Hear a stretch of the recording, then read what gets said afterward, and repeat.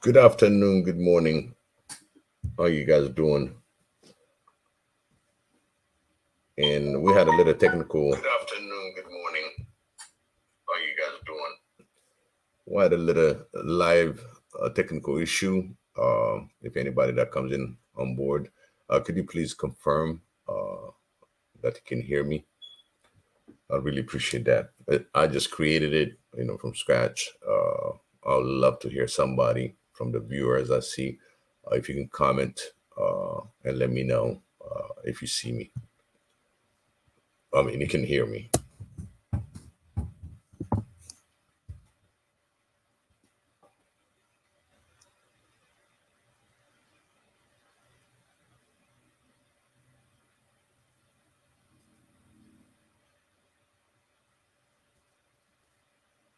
Oh, excellent.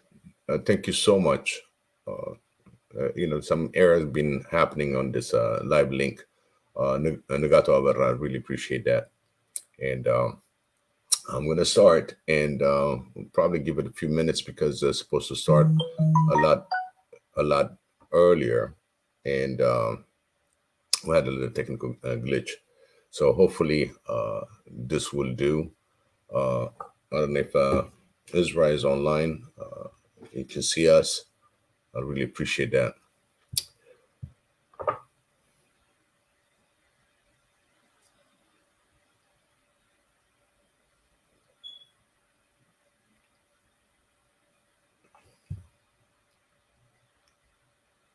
Just going to give a few minutes if Pastor Israel can see that. My sincere apology about this technical issue, but we're going to overcome it. And hopefully, let me test if I can get invites out. If I'm able to do that, just give me a second.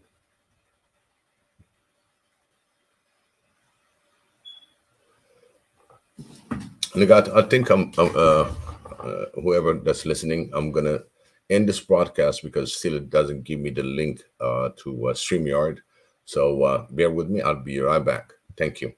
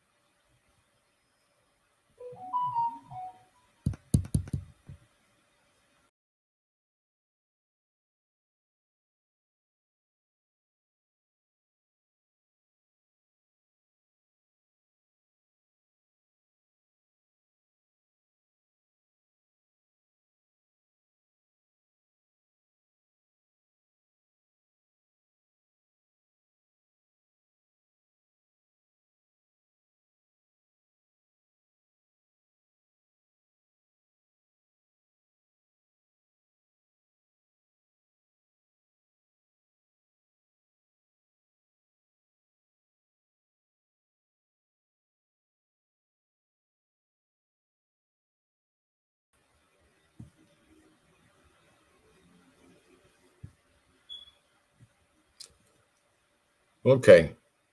Again, Nagato, you'll be Nagato Abaran. Thank you so much for commenting. If you can hear me again, can you please confirm? And at the same time, I'm going to test the on the text on the comment chat and see how it works. Excellent. Now we're on business. Again, my sincere apology for this late start of the Diaspora talk. Unfortunately, we had a little technical glitch, and now that we're online, and I have viewers, and again, Mr. Duckers, the navigator, I can see you. One Africa can hear me.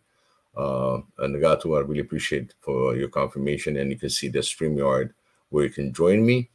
And I'm going to start.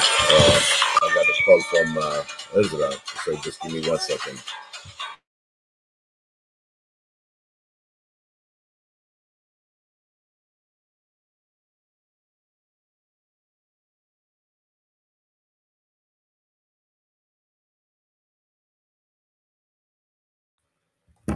Yes, Pastor Israel want to confirm that technically supported. So we're online, we're live. I'm so happy. Hey, Mika.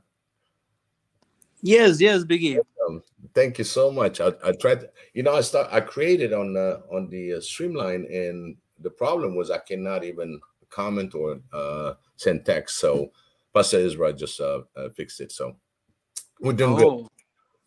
Oh, Again, okay, okay. welcome to Ethiopia. Again, you did some wonderful since you joined and you met Mama. I was so excited. Yay, man. Yeah, See, you Mama. beat me to it. You know, and she beat me to it. Yeah, It was just amazing. You look at how things move and how yeah, quickly they move, and yeah, this is unbelievable. You met a diaspora, the mama. yeah, yeah. I met Mama Diaspora. Yeah, mama diaspora. Mama Exactly, Diaspora, exactly. man. Yeah, she Yeah. was telling me. She said, I had to meet you because if I didn't meet you, uh, you know, Biggie would have killed me. And And actually, mm, she said, I'm gonna meet him. I'm gonna make sure I meet him. So she yeah, was very determined about it. She exactly. said, I could have done the 3 days. I said, well, he's in the conference, so it's very Mm. hard to get hold of him, and he's too busy. So I'm Yeah. so glad that you guys met up, and I Uh, like the bracelet that you got. I think we're gonna put it part of the logo. oh It yeah, looks nice. yeah. This It this looks is something nice. beautiful. It's I can't really, wait to really share those nice. pictures, man. Like Mama in person, she's just amazing. She's just gorgeous. She's just like, she has this amazing spirit that when you Mm. stand next to her, you can feel it, man. Like, Yeah, it was just amazing. she's love. I mean, Mm. she's really when you call her mama, really, she's really a Yeah, mama. She's yeah. really take care of family, take care of friends. Mm. Her whole energy, Uh, as you saw her in the Ethiopian diaspora uh, demonstration, how enthusiastic she was, and she was yeah, really she didn't falter from helping me out, holding the exactly. cameras and what I'm doing interview. So Yeah, she engaged herself and she follows. I don't know if she told you, she listens on the background, and once in yeah. a while she gives me some comments, and Mm. which is Mm. good. When you have two Yeah, to tango, indeed. and your creativity start developing much more Yeah, elaborately, because she's not going to be kidding. She's going to tell me straight absolutely. out, straight in Mm. my eyes, say, hey, this has to be done. So Yeah, yeah. that's how I get my little powers. Mm. Whenever I come Mm. into the shows, Yeah. she blesses me and she said, good luck to your show. Uh, Make sure people understand where we come yeah. from, our heritage, and all that. So Mm. she's very good into really motivating me and keep me abreast. It's a collaboration. I'm a Yeah, married yeah. man, and the wife doesn't support you, you're gonna have some problem. Ex- And exactly, exactly. she is African as it can be. I mean, she's Oh like, man. she's very deep. I saw her and I was like, wow, this is how I want my wife to be. You know what I'm saying? Like every Right. single detail. It's just, man. People they might not understand here, but you guys just meet Mama Diaspora. You understand what I'm saying? Yep. Yeah. It was an experience, And actually, the audience, I was planning to meet Mika. It's just the Mhm. schedule shifted, and there was some family issue. That's why she is there now, take care of Mm, her sister. And mm, that whole dynamic changed on me because I was going to surprise you. Hey, Mika, I'm down. Where you mm. at? Wow. Yeah, that was the schedule. We were supposed to be going during Mm, that sport moves, dang. and it would be in January in that aspect. Mm. Actually, December we were gonna go December, Yeah, yeah. then stay about another 6 weeks or so. But Mm. it didn't happen because of certain things that happened in the family. So just Yeah, in yeah, yeah. short, I just send her back because she wants to see the well-being of her sister. So Wow. mama is checking in, making sure that Always. she represent. Yeah, yeah, she, yeah. she Trust. represent. I met her and I knew, like, I felt that I met you already. You know what I'm saying? Because of that oneness of you and Mama. I just felt, I was Absolutely. like, She didn't have a and hard your time to pick smile. you either. You know. Yeah, and your smile was priceless when Mama called you. I've never seen that kind Right. of smile. I knew, oh, now, Mama, Mama is talking. That smile was Yep. priceless, Biggie. I've never seen Killing that me smile on from that. you. Yeah, you killing me on that. Oh man, yeah, she cracked me up, man. and, and one thing that Mama did, guys, the one thing that Mama did. So after she called Biggie, she was hugging me and give me this little kiss on my cheek, and she was like, "Oh, Biggie, are you jealous now? Are you jealous now?" Hey, as long Mika received it, I received it, that you was know? priceless. Yep, absolutely, absolutely. And I told you, watch out if other ladies are gonna watch. Oh, we know where Mika's going. Uh-huh. It's like, they probably watch on the Oh, side, you know. Oh, we know this guy. yeah, yeah. Oh, he's got a mama here we didn't know about. Yeah. Yeah, it was so awesome. That's how she is. She's pure love. Yeah.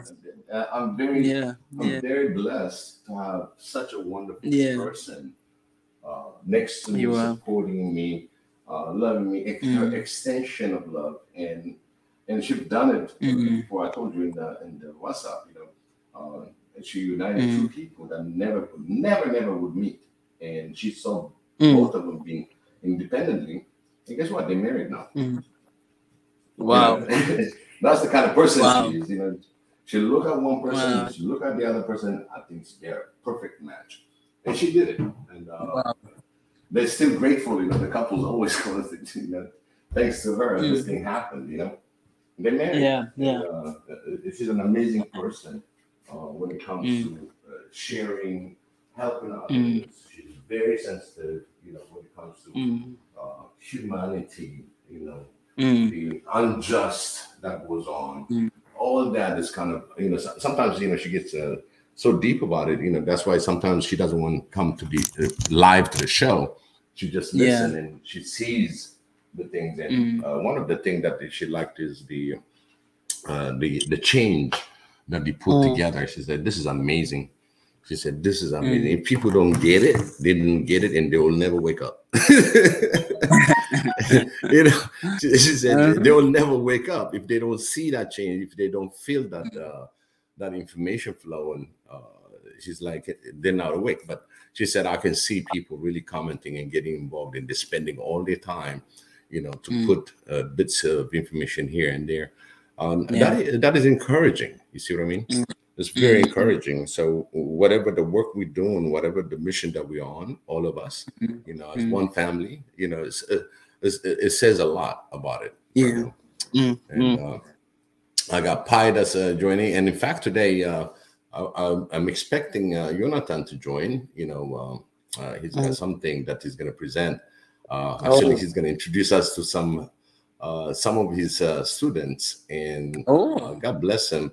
God bless him, because he's showing them the Africans, and he's showing them how the Memorial Day weekend is celebrated in the U.S. And he did show off a little bit of the beef patty that he prepared the Ethiopian way, and how showing them the barbecues and stuff like that. So I said, man, you're doing wonderful. Somebody that extend himself. And bringing them home and feed them a home cooked meal. And Jonathan cooks, so there's no doubt about it. So there was food question yesterday. I think we talked too much about food. Isn't I run away? We tried to keep him in. By the way, yesterday off record between me, Pi, and Jonathan, we went another 4-6 hours, almost another 6. Off record, and it was deep discussion and things that we're seeing today, and what we're going to be broadcasting or looking at the forecast on what the future goes on. It's very important that everybody understands.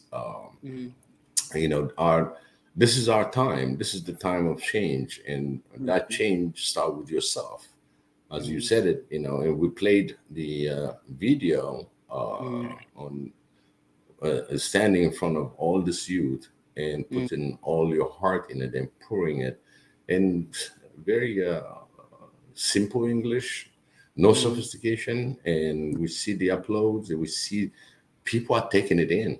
People are really taking it in, and they taking this mission seriously. And it's very important on what we're doing.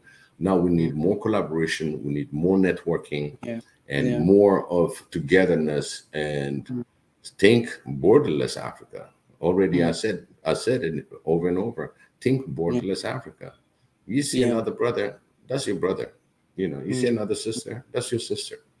Be respectful. Let's grow together. Let's do something together.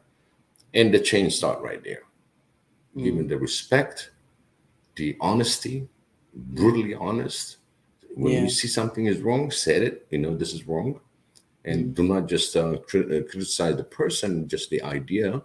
Again, that respect, that whole thing, our upbringing as Africans, we are born and niched in respect environment. We respected our elders all the time. No matter where you're gonna go, we always respect. This is something in our blood. It's very thick, actually, when it comes to respect of the elder. Of course, the junior, the young is going to have his own grievance, his own way of doing things. But right now, you cannot do it by yourself. You present what you can do, and you change yourself. You accept which way everybody collectively for a better Africa, how you're going to move together, hand to hand.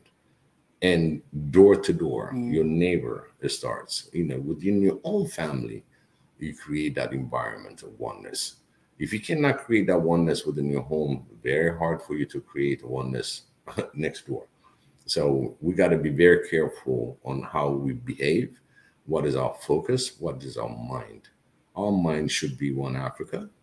And that one Africa, we don't care how it's going to happen. As long we're pitching in, we're putting a little bit of work here and there, and put ideas, a network, getting people together, we will create the future leaders. The future leaders can be created right out of this channel. Swahili Nation, this was something that we were talking about. Pi, correct me, but that's what we talked about. The next future coming through Swahili Nation, One Africa. We will have leaders. We will have people that's going to come in, and we will grow actually on what we intend to grow to. So that is a little bit forecast. I'm not going to infringe on my brother Mika that already put in that vision straightforward. And again, we change first. You change, then we can see the changes. Without a change, expecting a change is insanity. We have to make sure. You got it right. We have to make sure we are on the same page, the same direction, and having a very strong Africa, decolonize our mind. Our mission statement is always there, and we don't budge from it. And we see some of the things that's coming in action. The fact that we're demanding all the heritage that's been stolen from Africa, or those letters that's been out there, they're really getting effective. People are looking at it and they're like, wow, we robbed Africa for this, So even the people are like, well, no, you cannot do that within, it's fighting it within. And seeing some of the stuff returning back to Africa. So that mission statement already is encouraging and recovering our heritage that's been stolen and bringing it back. So that authenticity, the love and peace for one Africa itself is moving. Now, whatever the diaspora, this is a diaspora talk, at the same time as a diaspora, I want everything for Africa.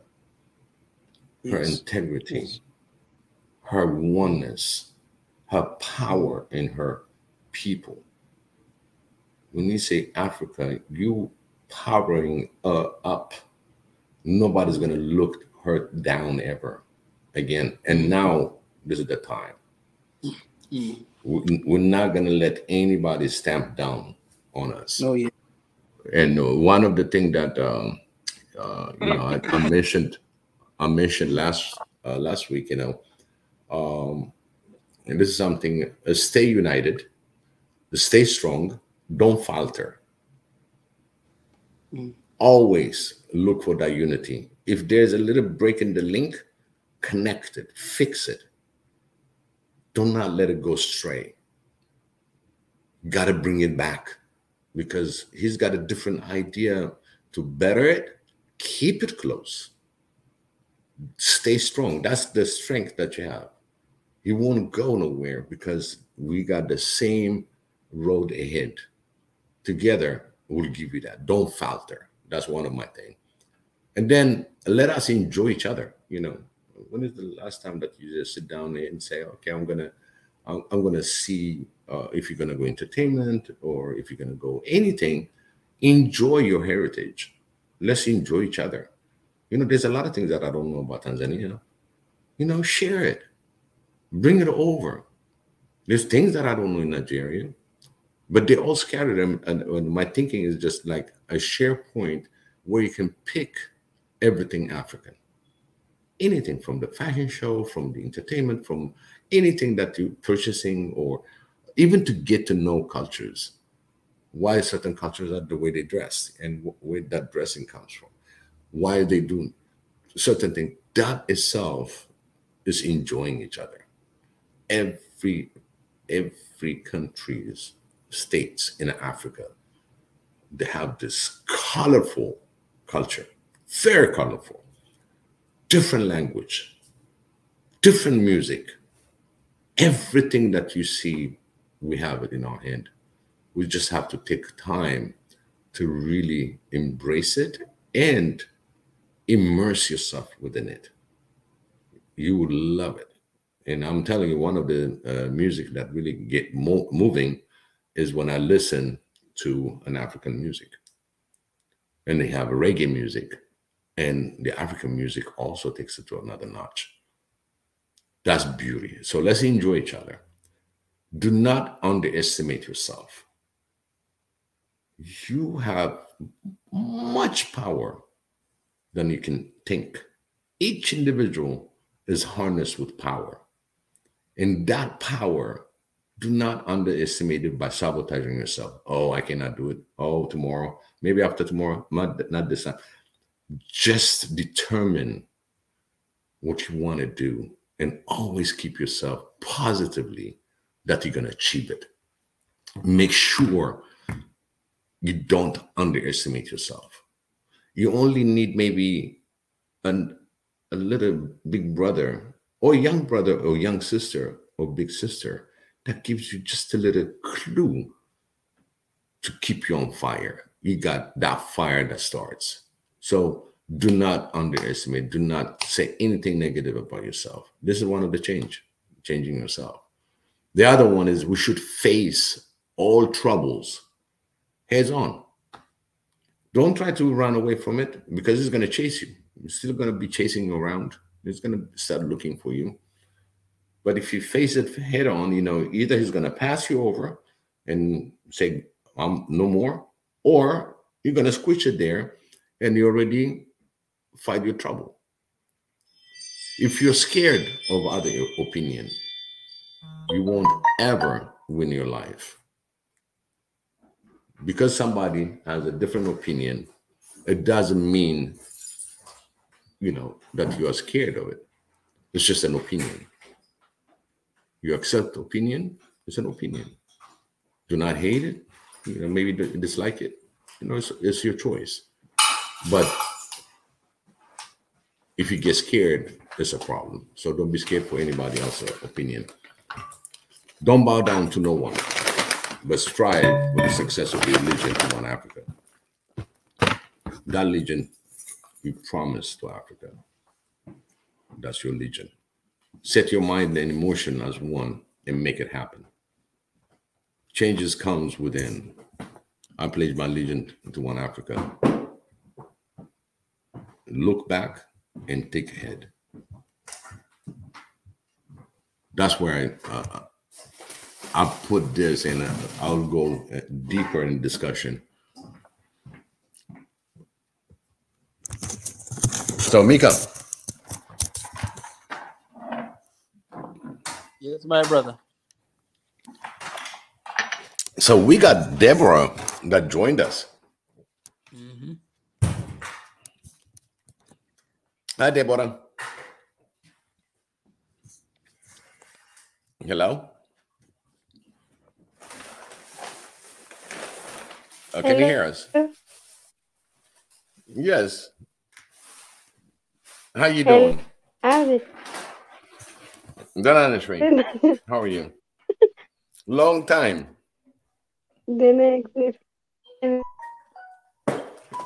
Oh. You good?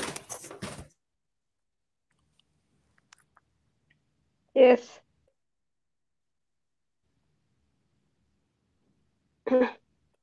Okay. Okay. Today,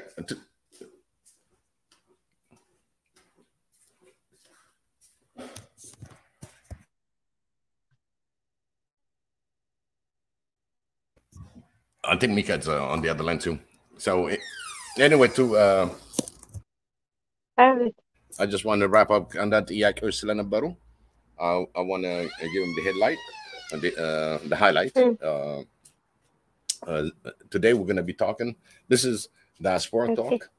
What Diaspora can do within these changes and how things can change for better Africa. So in a nutshell, we're going to be talking about the relation and what Diaspora can do for Africa, and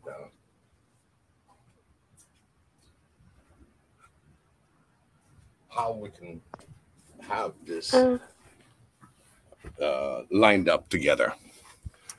So does it answer you? Hold on 1 second, Mrs. H.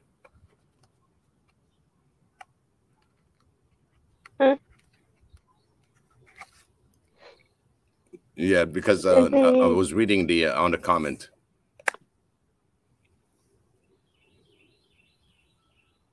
Okay, Deborah, go ahead.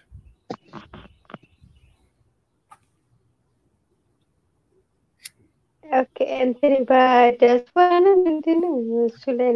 Yes, so Diaspora.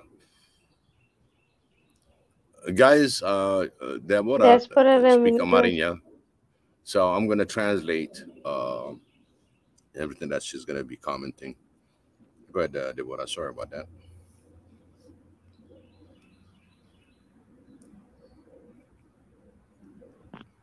Go ahead, Deborah.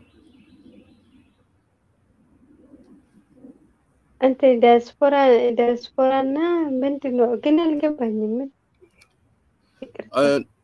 ስለ ዲያስፖራ ውጭ ሆነሽ ኤክስፒሪየንስ ያደረግሻቸው ነገሮች ካሉ አፍሪካ ጋር ምን መስራት እንደምትችይ ትልቅ ነው ጨዋታው እና ቶፒክ ብለሽ የምትጀምሪው ነገር ካለ የመጀመሪያው ነሽ ባናል ውስጥ የገባሽው ከያገሩ አለ ኦኬ ከያገሩ አለ አሁን ለኢትዮጵያ ዲያስፖራ አለ የኤርትራ ዲያስፖራ አለ ሌላ ሀገር አለ አንድ ላይ ነው ለብቻ ነው እንደፈለግሽው ለብቻም ይሁን አብሮም ይሁን ኮሚኒቲም ፈጥሮም ይሁን እንዴት ነው ለአፍሪካ ቤኔፊት ይሄ የዲያስፖራ ቶክ ዛሬ የምናወራው ስለ በዲያስፖራ ለሚኖሩት ነው ለምሳሌ አሁን ዲያስፖራ አሁን አገሪቱ ጋር እንዴት ነው የሚሰራ ማለት ነው ወይም ደግሞ የአፍሪካ ህብረት ጋር እንዴት ነው በሱ ላይ በፈለግሽው ቶፒክ ማውራት እንችላለን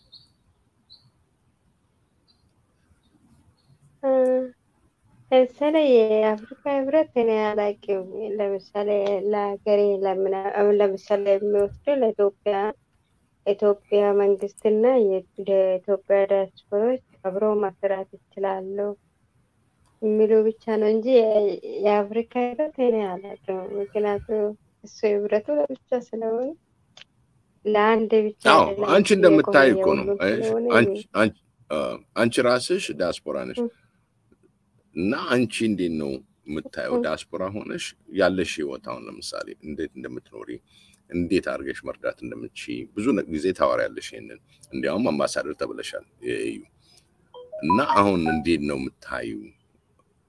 ምንስ መደረግ አለበት? ለምሳሌ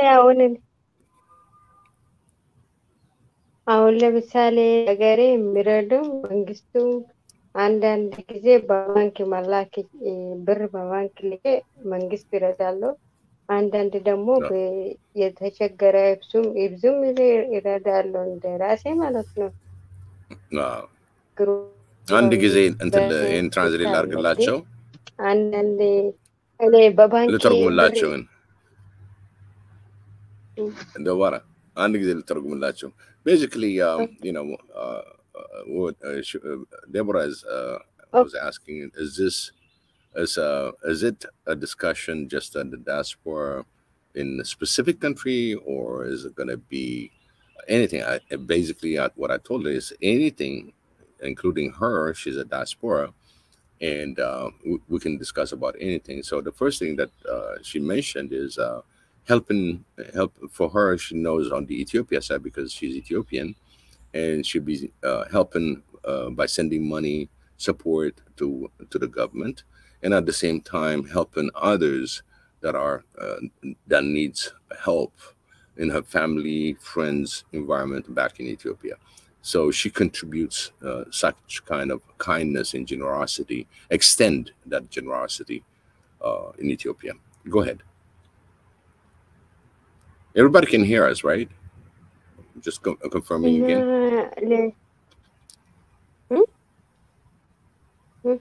I confirm አድርጓልኳቸው on the comment section.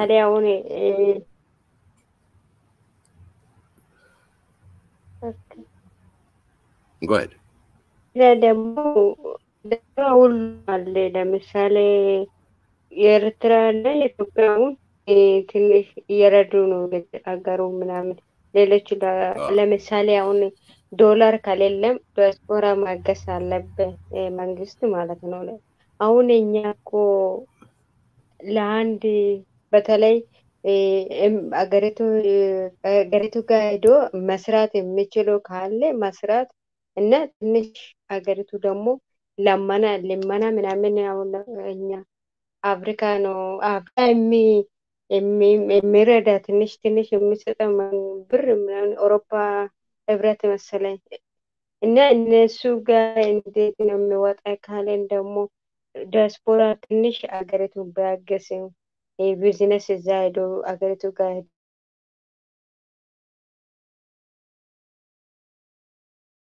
ይሰማሻል?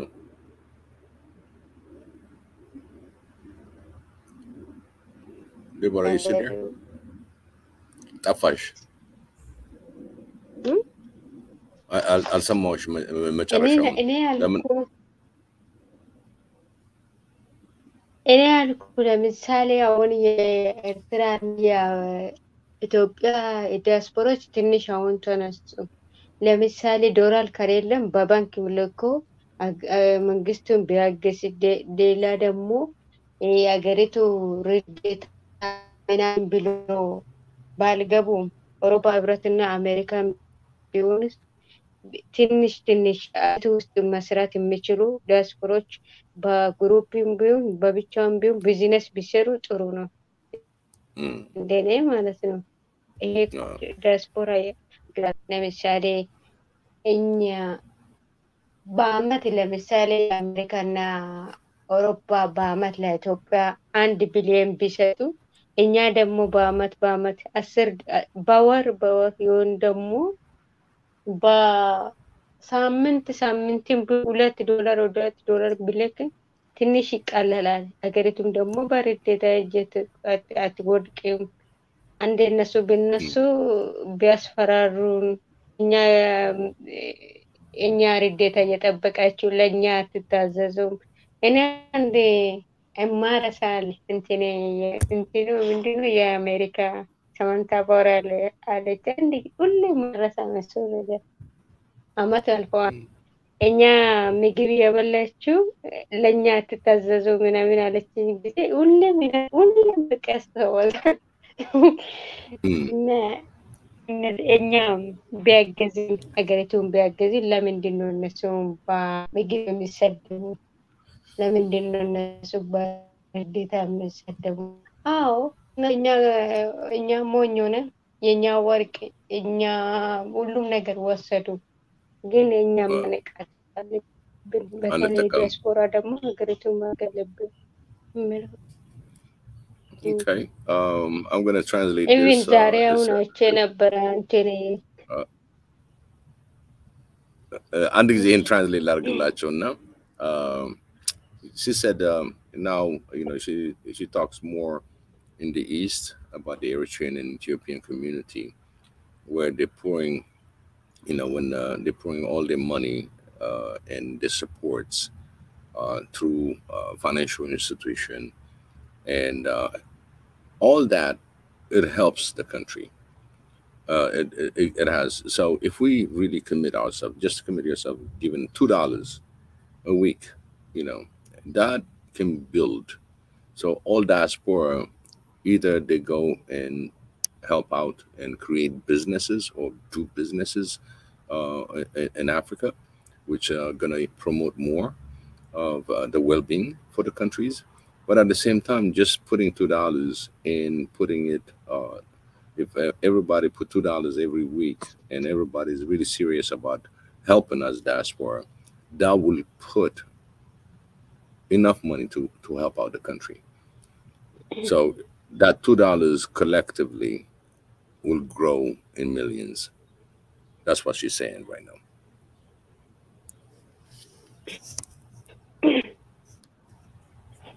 እና ሌላ ደግሞ ዛሬ ወደ አይቼ ነበረ የስፔን እና ምንድን ነው ስፔን እና ዩኬ መሰለኝ አውሮፓ ህብረት ውስጥ ነው እንትን አፍሪካ እንትን አፍሪካ ወደ ሩሲያ እየተጠጉ ነው እና ሩሲያ ደግሞ አፍሪካ ውስጥ ልተሸበር ነው ልተጠቀልል ነው ምናምን ያሉ እኛ አንዳንድ ጊዜ ለምንድን ነው እኛ ላይ ምን እርስ በርሳቸው እነሱ የሚፎካከሩ? እኛ ምንድን ነው መቼ ነው እኛ የምነቀር?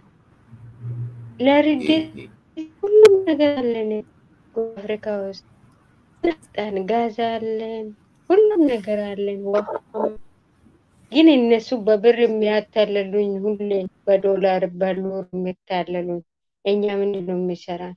በምግብ የምታለሉን በኋላ ደግሞ ለኛ አልተዘዛችሁም ብሎ የሚሰደቡን እኛ ምንድን ነው? በተለይ ዲያስፖራ ለምንድን ነው የውጭ ባንክ ውስጥ ብራቸውን የምታስቀምጡ? ቢዝነስ ስሩ።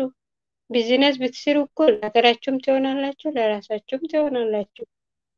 ደግሞ ነገ ደግሞ ያ ብር የጠረቀሙ እኮ ነገ መወሰድ ይችላሉ። አታዩም እንደ የሩሲያ ባለሀብቶች ምን እንዳያደርጉ?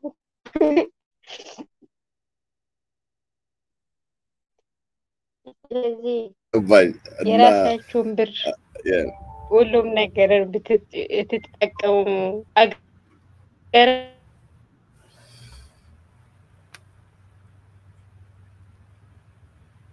ጠፋሽ Deborah.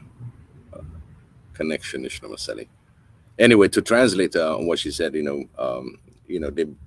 they're being given us grains and support. business No, ጠፍተሽ ነበረ በመሃል. Sorry. Not translate ማድረግ ጀምሬ ነበረ. Basically, people that invest, putting in their bank account, and she mentioned also about what's going on now within the war and looking for the Holy Guard that, someday you may lose everything and they might take it away from you. But at the same time, the highlight that she puts in is that we have all these resources coming out from Africa looking for foreign currency. But at the same time, they give you just food and like a big deal. But by the time they supply you, they really want more, which is your resources more like than just helping the countries, helping the continent itself. In a nutshell. So if anybody want to join me, I'd really appreciate it. That can help me also translating Deborah's thought. Deborah has been one family member that really put her thoughts, her hearts, and everything for One Africa. And one of the things she always is and helping is on the humanitarian side of the house. And we nominated her on one of the shows that she should be the ambassador in the AU. That can simply said she's got a very simple, non-sophisticated, wholehearted, really helping us to have discussion. Sometimes it makes you wonder if we all think we have that in us, but how practical are we? How we use it. So Deborah really is a great support in this channel, and as well, her heart always has respect among all of us that listen to her. She's a good sister. I would say this is my sister. Really, I like to hear her words. It's really sometimes she go on things, and that makes me feel my younger sisters the way they give. So she gives a real herself to this panel. Go ahead, Devi. Deborah. እና በተለይ እኔ መልእክት ያለኝ ለኤርትራና ለኢትዮጵያ ዲያስፖራዎች በደንብ እውነት የራሳቸውን ጠንቅቁበት። እነሱ ምንድነው አሜሪካና አውሮፓ እኮ እኛ ስለማወቅ ነው እንጂ እነሱ የሚፈልገው ሁለቱ ሀገር መሰበር ይፈልጋሉ። እነሱ ሁለቱን ሀገር ካስደከሙ ቀጥታ ይገባሉ አፍሪካ ውስጥ። ማንም እንደኛና እንደ ኤርትራ እየታገለ እነሱ ጋር እየታገለ የለም። እውነት መናገር እውነት ነው፣ ውሸት ነው። ግን እነሱ ሁሌ የሚፈልጉ ሁለቱ ነገር መዳከም ይፈልጋሉ። ሁሌም እኛ ላይ ነው እነሱ የሚፈልጉ ደግሞ ያ እንትኑ ባህሩን መቆጣጠር። ሶማሌም ቢሆን እንደፈለጉ አገኙ። የሶማሌ መንግስት አነሱ። አንድ ደግሞ አፍሪካ አንድ ላይ መቆም አይችሉም። እና ይቅርታ አድርግልን፣ አንድ ላይ መቆም አይችሉም። አንዱ ቢታገል አንዱ ይወድቃል፣ አንዱ ቢታገል አንዱ እነሱ ጋር አይቆምም።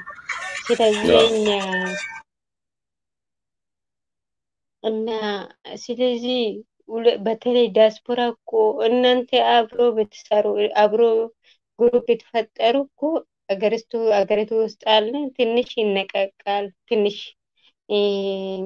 በእንቅልፍ ይነሳል። ግን እናንተ አብሮ ብትሰሩ ጥሩ ነው።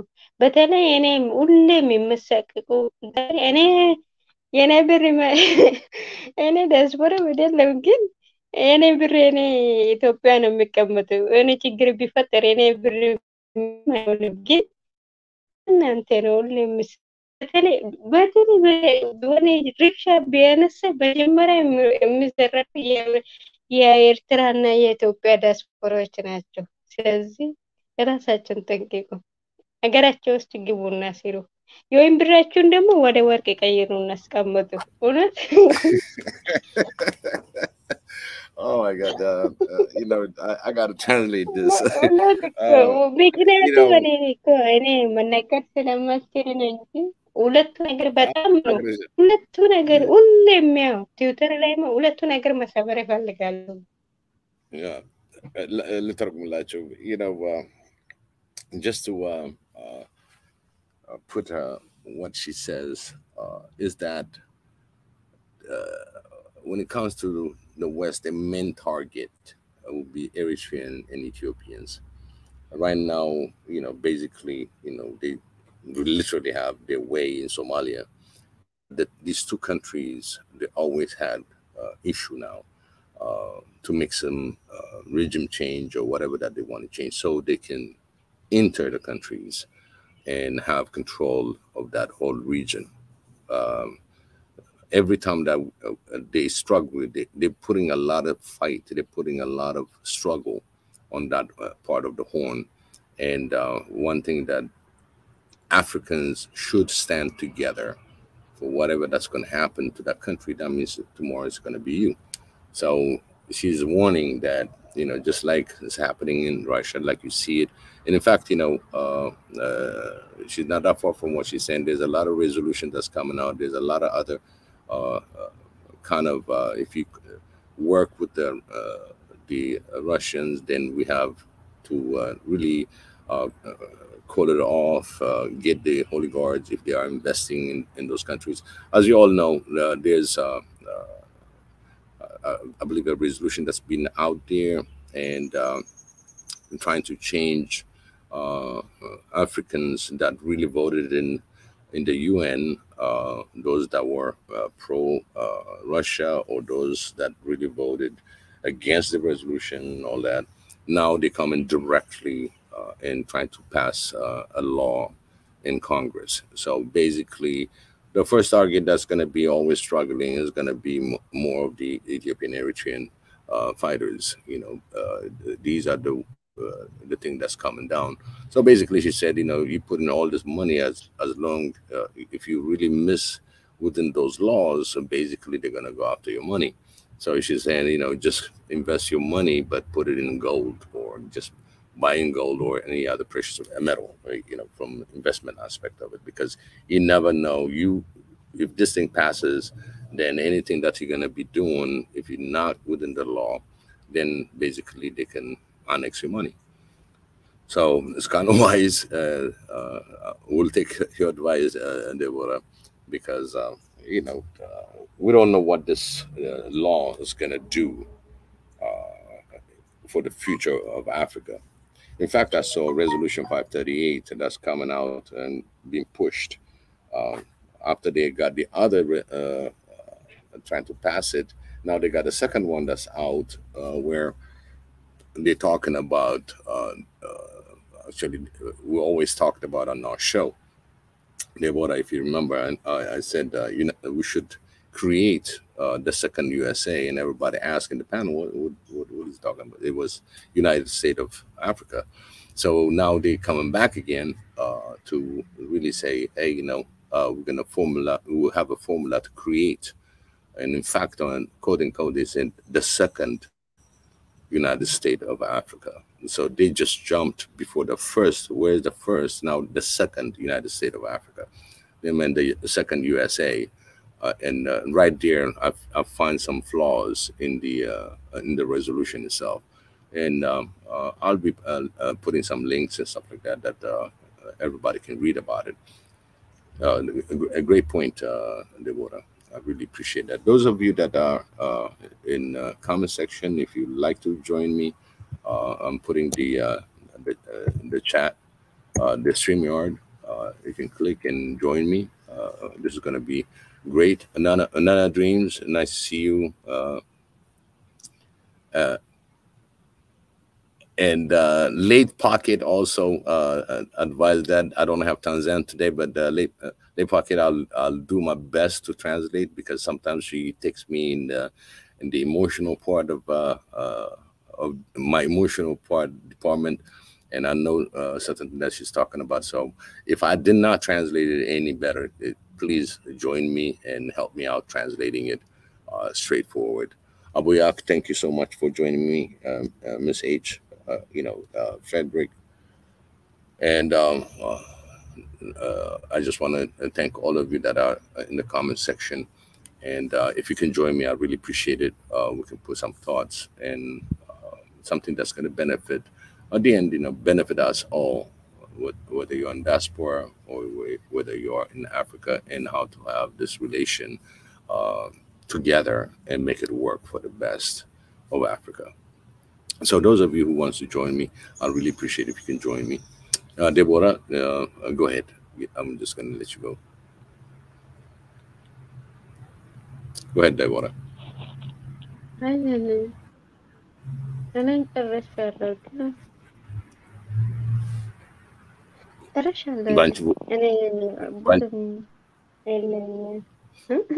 አሁን የተናገርኩት ትራንስሌት ያላረኩት ነገር ሚስ ያረኩት ነገር አለ አንቺ የምታስቢው?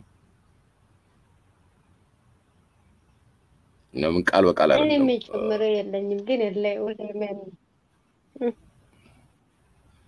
No, basically, I asked her if there's anything that I didn't put, but she said she doesn't have anything more to add right now.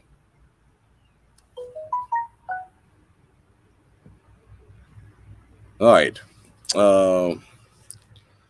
Okay, and this is the Diaspora talk that Davey, I'm just gonna go through my thing that I mentioned earlier.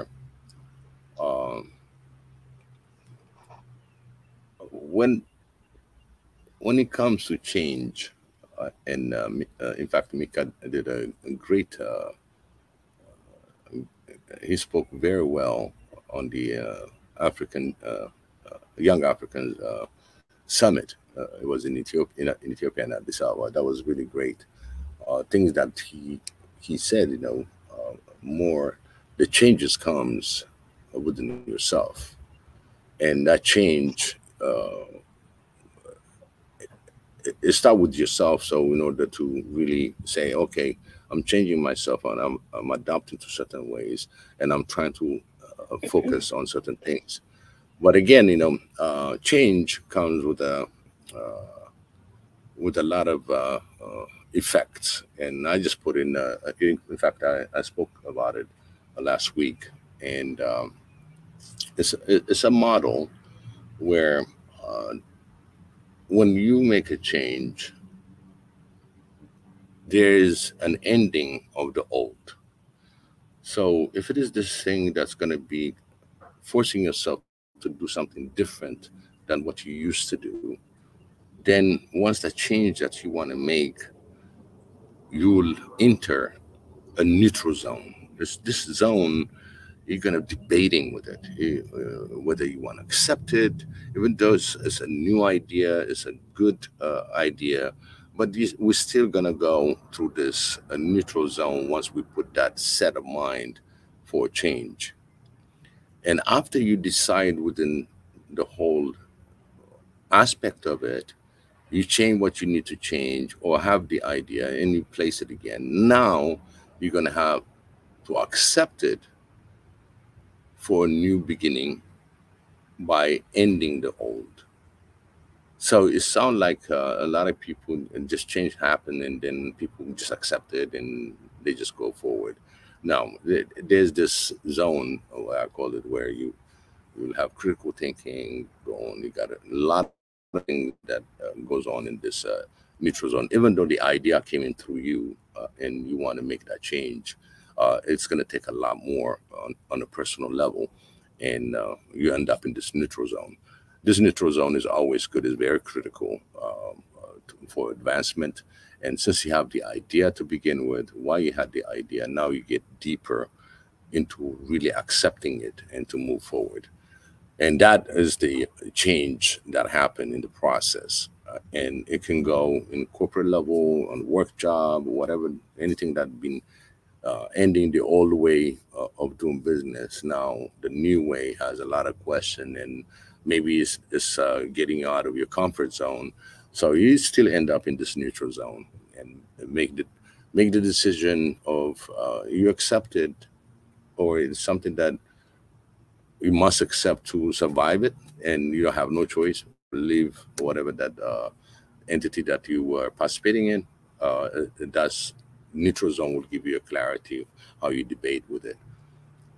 Some people don't accept the new change. Some people will accept the change, whether they like it. It might be a financial gain or anything personal that, hey, I don't want to lose my job.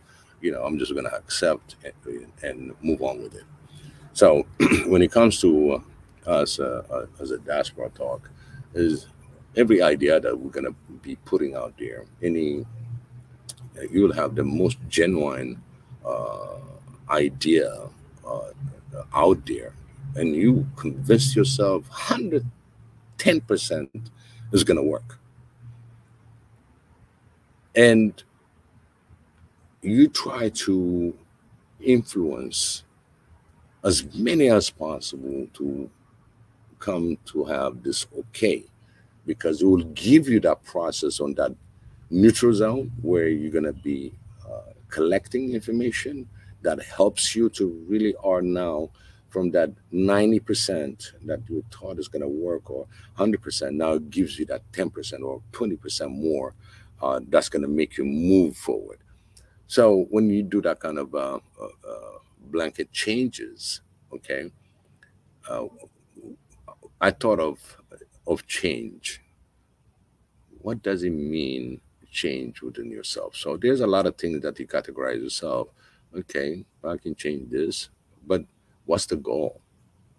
The goal is for African unity, and that unity doesn't come easy because we're going to have a lot of other problems that's going to come with it. So people think that that one idea fits it all. So it becomes very critical that you analyze it really before you put the word out. Like one Africa, as stated, as one Africa, the unity of Africa. The end result is power, a powerful Africa. It is a collaboration of her children and to get our respect back as a continent. So it's a good idea. It's a good idea. How we're going to do it? We're going to work from the bottom to the top. In order to work with the bottom, if I am not going to change myself to be aligning to change from the bottom, if I'm thinking in the middle, if I'm thinking on the top, then I'm going to have to really go down where I can plant my seeds, good seeds. We're talking about education, we're talking about agriculture, science, name it. Even on the labor aspect of it, what I need to create in order to make this easy. All that we start at the bottom.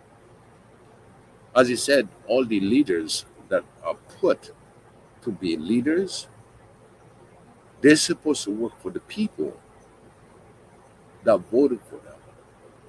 But most unfortunate thing is they derail from being the true leaders that they're supposed to be working, because there's no connection between the leaders and the people. So if people voted and they believed that he's going to be a leader, he also needs a help from the bottom and to fulfill the demand of what the constituency requires, wants, and keep him on his toe, because the leader is not our boss. We are his boss. He's a public servant to serve us. And if we don't know what we want to get served, then whatever that's in the menu, that's what you're going to be served. But you are specific on what you want to get served, and this is how I'm going to get it done. And then you make that change of acceptance without going head to head with him, and just put it in different ways, in writing, in vocally, and all that. If you put it in escalating it properly, I think we can make a change. For me, the change is when we accept, we as an individual, start changing, start having a different thinkings, what's going to be better. Your idea might be good, but again, is it going to be working for everybody? Is it something that will say definitely 99%? Well, I can go about 85%, 70%, because it depends on your participants, what kind of change they want. But once you put the leader out there, and then suddenly, I don't think I wanted you to go that route. I want you to go this way. And then you become stray, and everybody has his own idea, his own way of changing things. But again, the best thing is to start at the bottom. To start writing your own menu. What do you want? And then collectively, you'll see the want is going to be coming, That's the thing that the people want. People want security, number one. Number one, when we have a government, is the security of the people. So throughout the history of African history, we lack that security. The citizen should be secured. Whether they talk nonsense, it doesn't matter. It's talk. But if they become violent because some of the violence is not heard and they become violent. And in fact, they'll go out and really revolt on what's going on. So we need to be very careful on when we choose to do something. For me, is the errors that get committed by so-called leadership. They get the upper hand. Now they can do whatever they want to do, but they forgot that they serve that same person that you just lynched, you just beat up, you just put in prison. You're supposed to represent him. And that is without any court, nothing. Just being brutal. So these are the things that Africa really look to focus on, this security. For me as a diaspora, also one thing that I always said is food security. We need to secure our food, and that the people working with this elect, whether you're going to get some piece of land, you don't get it. We see a lot of lands that's been leased,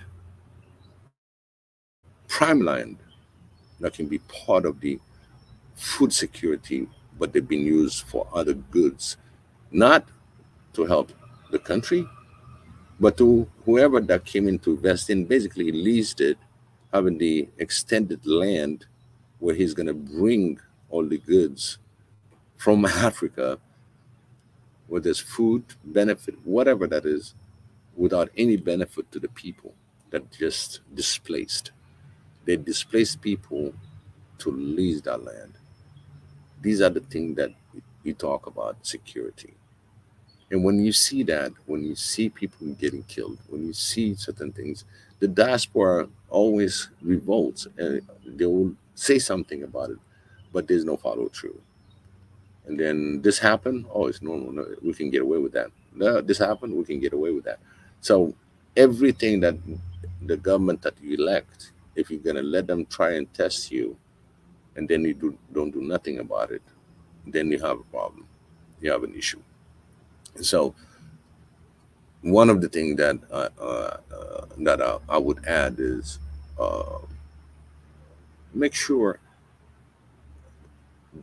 the safety that you experience within your area is well understood and expand within the area for their safety, because safety is very important. Sometimes you're a small village and things happen and nobody pays attention to you, and the whole village is missing. And I'm talking about through Africa. There are a lot of examples, and everybody understands. So please join me again, Diaspora Talk with Biggie. And I want to hear your comment. I want to hear your thoughts, your voice. I really appreciate everybody. And at the same time, I see another dreams. I always ask to join. That'll be great. So that's one of the major things that I see in a nutshell. Security, food security. This is very important for an African to live. We need those two. If you really look deep, if just the diaspora, the power that they have, a purchasing power is $1.3 trillion. The from the DA and everything else, the whole Africa is 2.9. What is that? $2.9 trillion. Look at the difference. And again, our sister Deborah, she put it in. She said, if we put just $2 in just some account, $2 a week, then all the diaspora participating, as many as you can. If you got 1 million diaspora that participate, that $2 a week, that's $2 million. That can help move something, and it can be done as long the money is allocated to the proper channels and have somebody on the ground as it gets achieved, just like any project, making sure that both ends, and then have another independent person that can really witness on what happened on the ground. We can do that. In fact, there was a topic last week. We said we probably just put some money together and close down some of those enormous unnecessary debts that certain African countries have. They're so small that they cannot even afford to pay back. But at least we can help, so they won't be burdened with this much debts. We have the power. Again, Deborah said she just went on $2 a week. It's $8 a week, a month. So with $8 a month, 1 million, we have more than millions out there, over 50 million. So I'm talking about just 1 million. That's $50 million. You can go across the whole Africa, 54 states, and go 54 months. Imagine that one time that you're sending $8 million per each state, and depending on the urgency, to the people, direct to the people, because they're getting robbed blindly. So we can help them and have a certain charter that's going to be listed just how this fund is going to be funneling and how we can help on the ground. $2 is not even representing coffees. We can do that if we put our mindset, our goal, right, our perspective, what we're going to be spending on these monies, because now we have food shortage that's going to come, and it's right around the corner. So we should collaborate and create the environment to start saving money for the whole continent, the whole Africa. And whatever the grain that we can collect, even ship collectively, it will help. This is not easy. And we feel this all over the globe. It's not just Africa, but Africa is going to be hit more because of the price of the oil, the price. There's no grain coming out. You don't have any fertilizers. I mean, a lot of people say that, yeah, we can do fertilizer, but the growth of the population is so high that they're not going to sustain it. The first thing that China did is make sure they got their food security, and they went at it day in, day out, just make sure that they have their own security for food. And we should do the same thing in order to secure food security. There are countries that can be a good example how they overcome it, and one of them is Eritrea. Eritrea makes sure that they create all these dams and collect water and make sure that they irrigate it and have your harvest to secure. And this happened during 20 years of sanction. But the first thing they did is secure their food, make sure that they collect as many raindrops they can collect. And that is the effort of the people.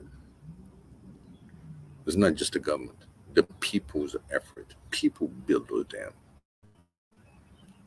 So really, that's how Eritrea survived.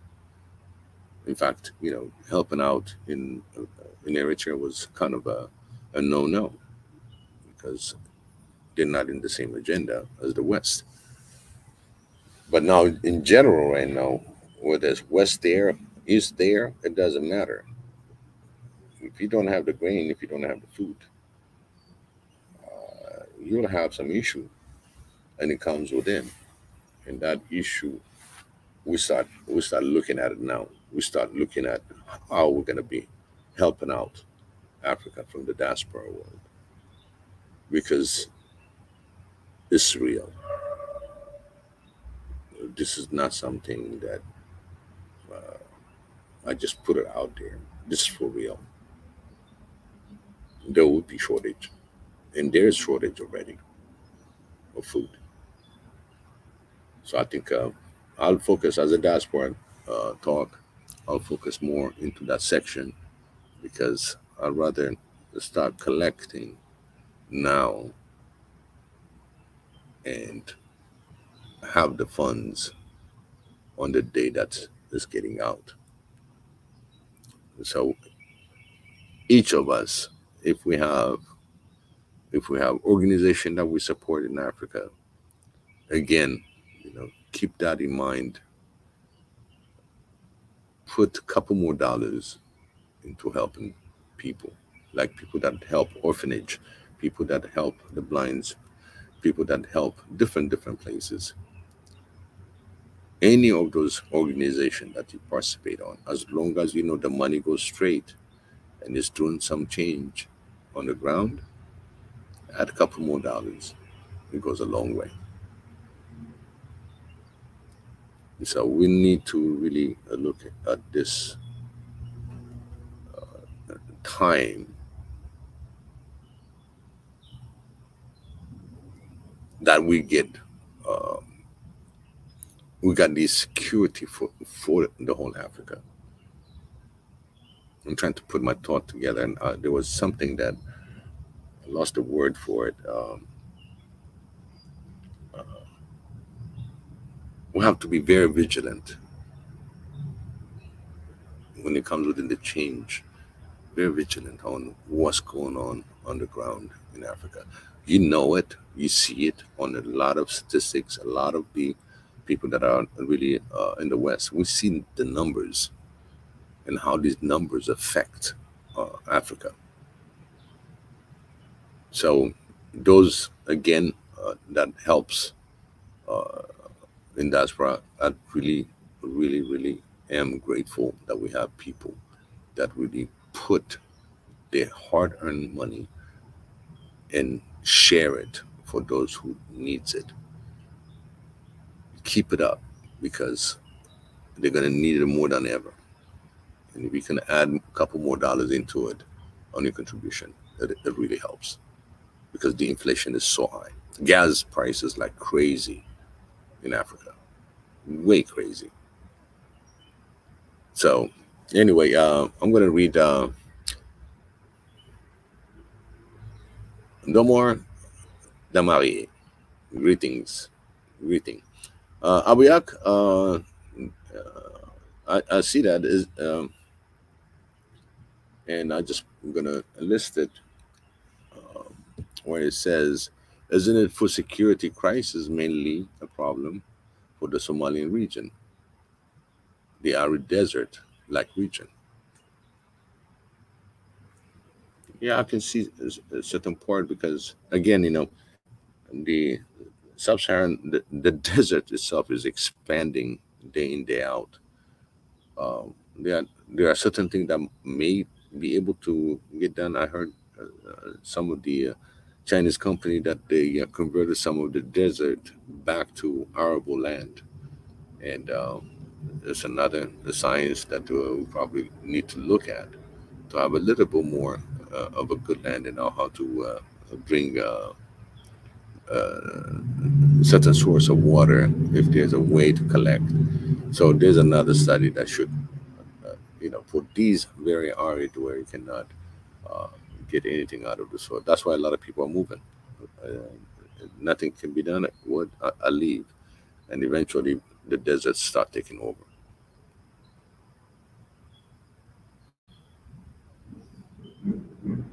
Abuyak. Do you have the answer, or you want to talk about it? If you can join me, I really appreciate that. Let me put that link again for those of you who wants to join.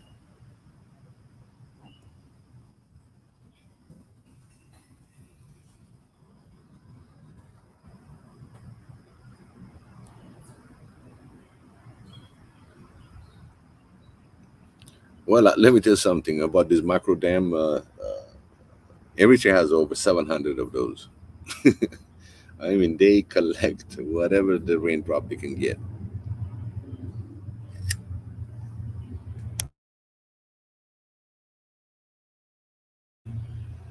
The 700, those are made by the people. So it's really something, a collaboration, and people that have the idea. You just don't build a dam everywhere you want. But when you see there's a rain, there's something that's coming, you're going to need it.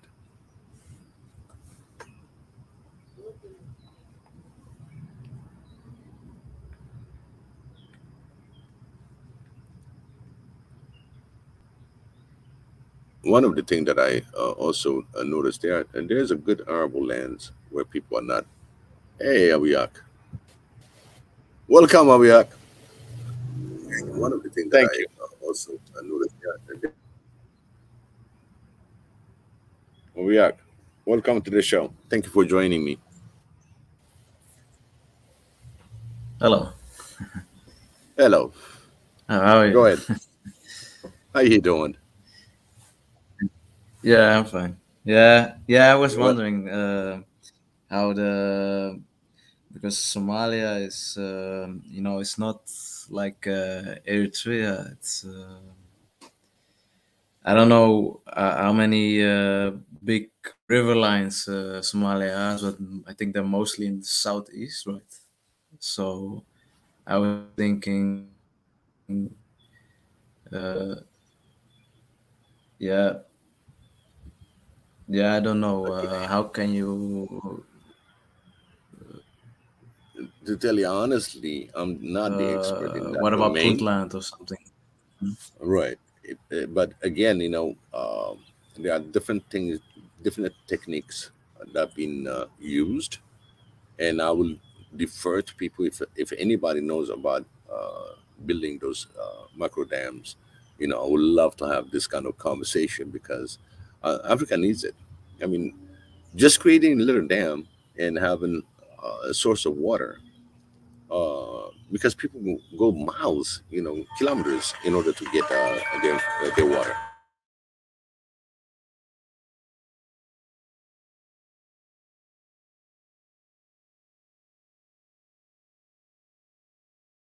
Yeah, that's true. But you mentioned something about Africa population is growing, don't we have to also think about keeping stabilizing the population level in certain parts, perhaps? Mostly the desert-like parts. I mean, they were never that densely populated, I think. I mean, you cannot compare them to China. Yeah. Sorry. Yeah, go ahead. I just had you heard what I was saying? I mean, if I see a map and I see, East Africa, and then it's really brown or light brown. It's dry. How can it ever sustain a high population count? Like you mentioned, the population has to be stabilized. Maybe we should consider actually already from the get-go. We should think about maybe not that extreme as a one-child policy, but right. have like a policy of keeping the reproductive levels not that high. Right. And I think again, when you talk about these dams, definitely we need those dams, and because there's the water conservation, all that is not there on a lot of the places. It rains, to a certain extent, but whatever that rain is not accumulated. You see what I mean? It's not whenever you got the raining season and everything. That's the time that you really can collect a lot of rains, and then the rest of throughout the year, is going to be drought. But if you collected enough, at least you got water.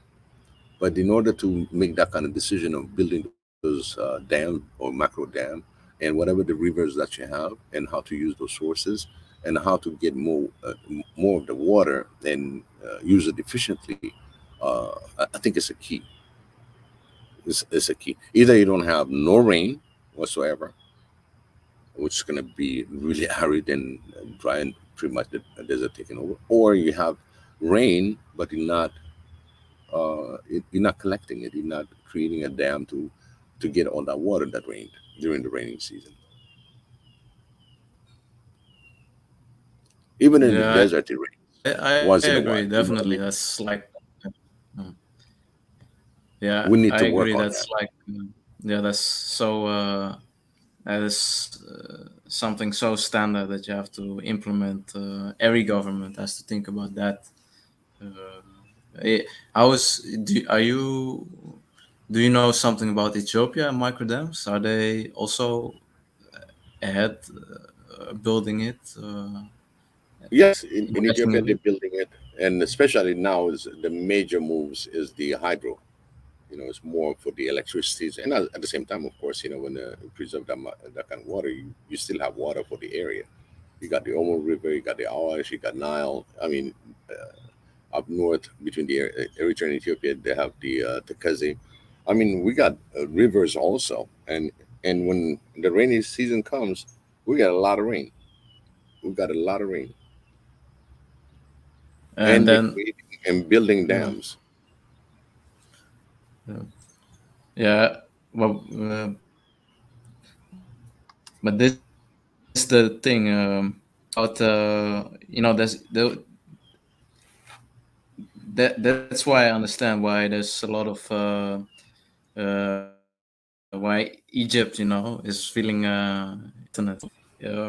What do you think about Egypt's right? It's not what I understand about the big dam is that it's not taking it's not storing meant for storing, but for taking energy. But if Ethiopia advances, then I would think that more the water discharge level is gonna drop eventually with the coming decade in the bottom of the Nile. So, what is your thought about Egypt's share? Actually, I know it's yeah, Egypt is part of Africa. In fact, right. At the beginning, there's so many things. The minute you said you're going to build a dam at the Nile, oh my God, right there, the opposition right off, oh my God, they're going to hold all the water. There's no way that Ethiopia can keep all that water. No way. Even the dam cannot handle it. Yes. Yeah, So that's there are true. different sources, uh, different ideas, and how to implement. Even on there are other adjacent rivers. Okay, this is one thing that they can work with the adjacent rivers to be the affluent. If there's a deficiency, there's affluence that they can divert. Okay, so Ethiopia has water. Okay, and that's why they build a dam anyway. But again, it's a benefit. And down the stream, you know, Egypt doesn't manage their water. That's their problem. They don't have any conservation, anything that passed that river. It goes right into the sand. But guess what? On the other side, other country will come and pick up the leftover, and they even made a deal to sell 50. What was that? 50 million, 50,000 something 1,000 cubic ton or whatever water that they were selling to Jordan. So that shows you, that they're wasting more water than what they complain. That the deficiency of 10 to they said 5 to 10%, they already have that water, but they waste it. And they do certain planning, certain other things that, it's not publicly informed, but there are different options. Okay. When this dam issue came in, Egypt is building a superhighway that goes across from north, from Alexandria through Cairo, comes down to Khartoum, and then bypass Ethiopia.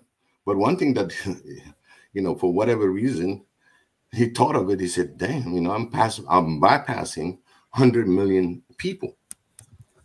So they had to reconsider on how they're going to build that highway. So it comes really close to Addis Ababa, but basically through Addis, and it goes straight through Kenya. Because they have fruits, they have merchandise that they want to sell along those routes. So they even changed their mind, even though they had a very tense conversation about the dam. Okay. Yeah. But I could, maybe one thought is the dam. I hear this one time that it's is blocking the some content of in the water is getting blocked by the dam. Is that could cause like fertility problems for the crops they grow in downstream in in Alexandria, those areas? Maybe that was not why they could be worried. Even the certain accumulation that you have, you ever notice once in a while they have to open the bottom because of the sedimentation. They have to let it go. They're not gonna keep that to build inside the dam. So the technology itself, it has a measurement where you start opening the bottom of the dam, because all that sludge is going to keep building, and you don't want it at a certain level. It's a problem, and it's a weight, and the more weight you're going to build on that. So from the dam technology, my understanding is they have to let go of the sludge from the bottom, but they have a certain algorithm and certain things. So this is going to get the sludge that comes with the Nile, because when the Nile went, they got the sludge and as well the water. Okay, but still that not going to change. They're still going to have to release it.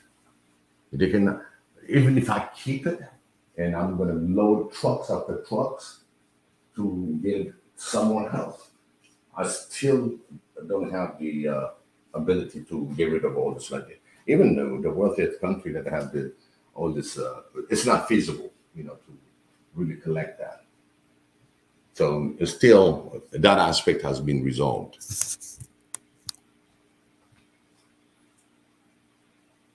One thought. I got Damor Damarie. He said, I once did a paper while receiving my higher education.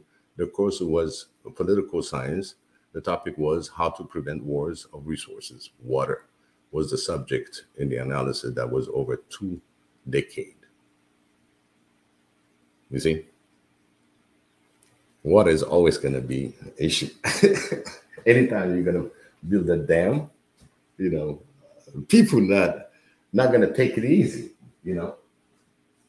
But again, if you look at the end of the Nile, after all this flow, okay, they still waste money. Waste water. Isn't that sad? Yeah. But in that thought, what about if micro dams can help. Notably, can be helpful for the issue in Somalia. What about building canals, like from more canals from water paths from Ethiopia up highland to Somalia? Would that not be a solution making? Or if there's too much excess water?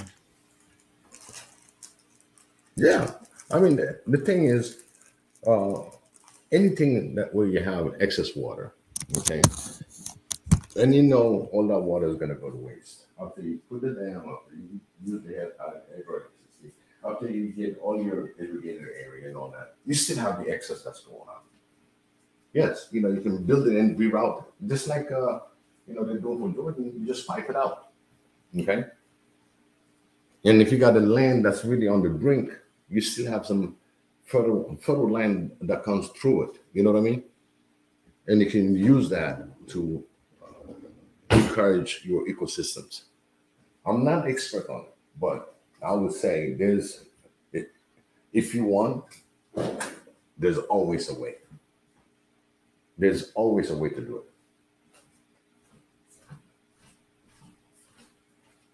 Yeah. A lot of times, you know, we underestimate the power that we have. And that's one of my things. Do not underestimate yourself.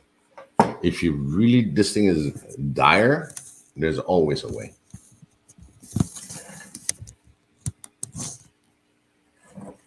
And I got Jonathan that said, you know, I'm supposed to have a guest coming in also. That was from Jonathan team. So they just got to his place. So hopefully we're going to hear from them too. They probably put the inputs. So Jonathan, I'm expecting you to come in and join. It'll be an excellent topic. Okay, cool.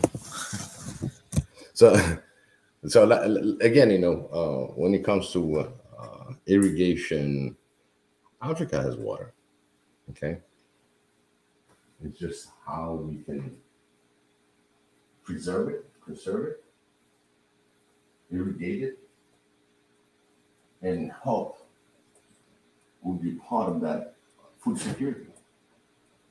Now you got crops, you have water, you have the land, and that would help across Africa. And when I say across Africa, we're talking about 1.3 billion population. You know what I mean? We're not talking about, look at China. China is what, 1.6, 1.7? And they still have food security. But they have some shortage in certain places. But they do what they do best. They make sure that we have this going. Does it make sense? That's the first thing they did. Food security. I don't know if you've seen some of the old videos, you know, the way China was. And what do you see now? The new China. They all started somewhere. And we're just going to have to make sure that we do that, pretty much a replication. If it is working for them, we can get it to work for us, you know. So that means there's not that many people to feed in that large continent. I mean, this thing, you can fit the whole United States, you can put the whole China, India, Europe, all those lands, and it would fit well inside Africa. And look at the population. We're not overpopulated. They make it sound like, oh, it's overpopulation. No, we're not overpopulated. We're underpopulation. Africa is underpopulated. But people make it sound like, oh, you know, too many people. Where? Because you see it in the city. That whole vast land is empty. There's nobody. Nobody there. So that means we got a great opportunity to really use all the arable lands and feed the whole Africa. We do have that. That I guarantee you. We got enough the soil to feed the whole Africa and secure. When I say secure, it's all collectively, all of us together. If I got certain grain, I'll get the grain. We got resources, other resources, we trade. But at least there won't be no food shortage we're going to expect from anywhere else. We'll be self-sustaining. We secure our food. So they won't come like Deborah said. Every time they give you little hands out, you know, they want more. So we want to be independent. We don't want no handouts anymore. And this is what we are right now, just expecting the hands out because we don't have the infrastructure or anything else to support our desire. You know what I mean? Yeah. You say it's underpopulated. How far do you think it's Africa is underpopulated. underpopulated? How far do you like I told you, okay? I just gave you the grand picture, okay? Africa, the continent itself, right? You can bring the whole United States map, okay? The whole China map, the whole India map, the whole European map, and still some land left over. So add all this population.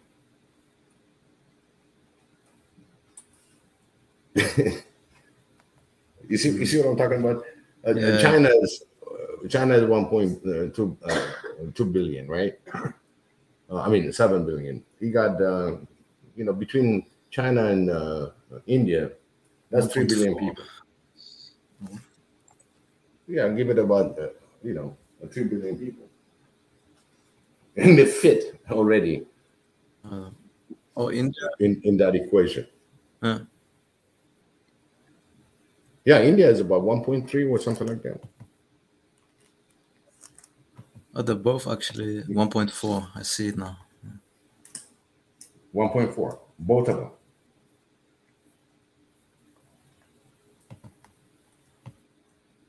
So imagine between the two countries, they're over the African population.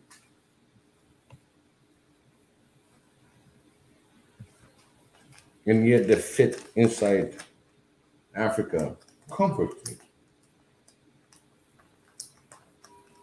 Imagine you got Europe that you fit into. So that's what I said is underpopulated.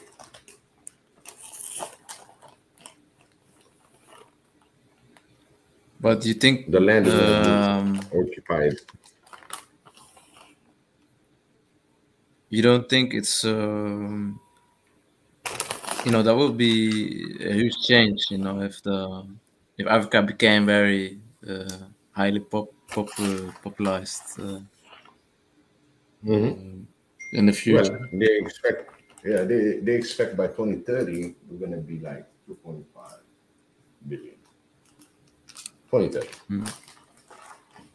Still, compared to others, I don't know how many they're going to be.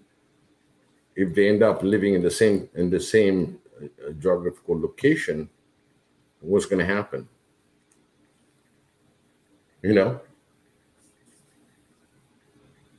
We're still going to be underpopulated.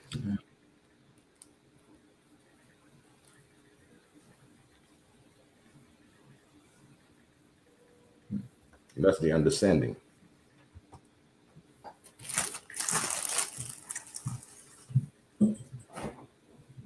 So every time because Africa is overpopulated. No, they're not. It's not overpopulated. It's just the drama to really what they're doing is going after African women and getting them sterilized. They're doing all kind of crazy things in the name of medicine. Again, who's going to fight that? We're the one that's going to need to fight.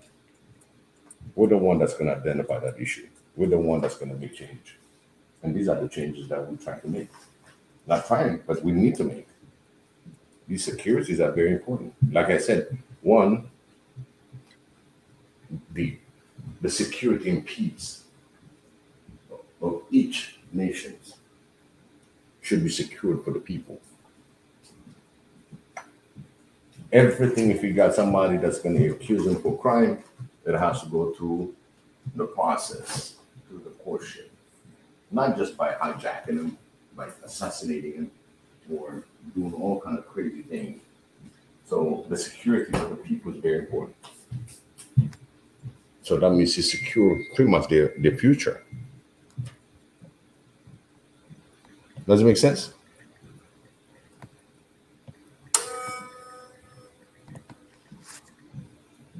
Yeah. Yeah, but I'm thinking like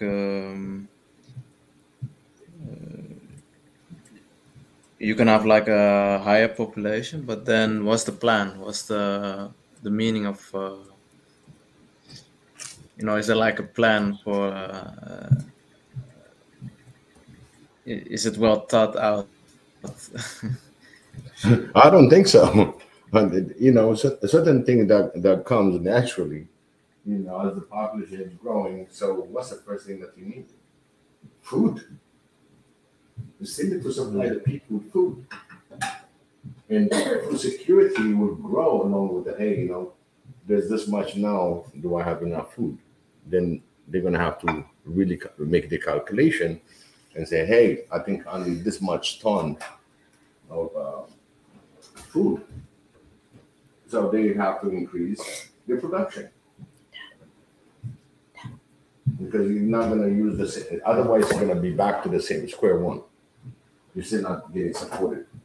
You're not supporting your people. Not the population that's growing, but nothing more.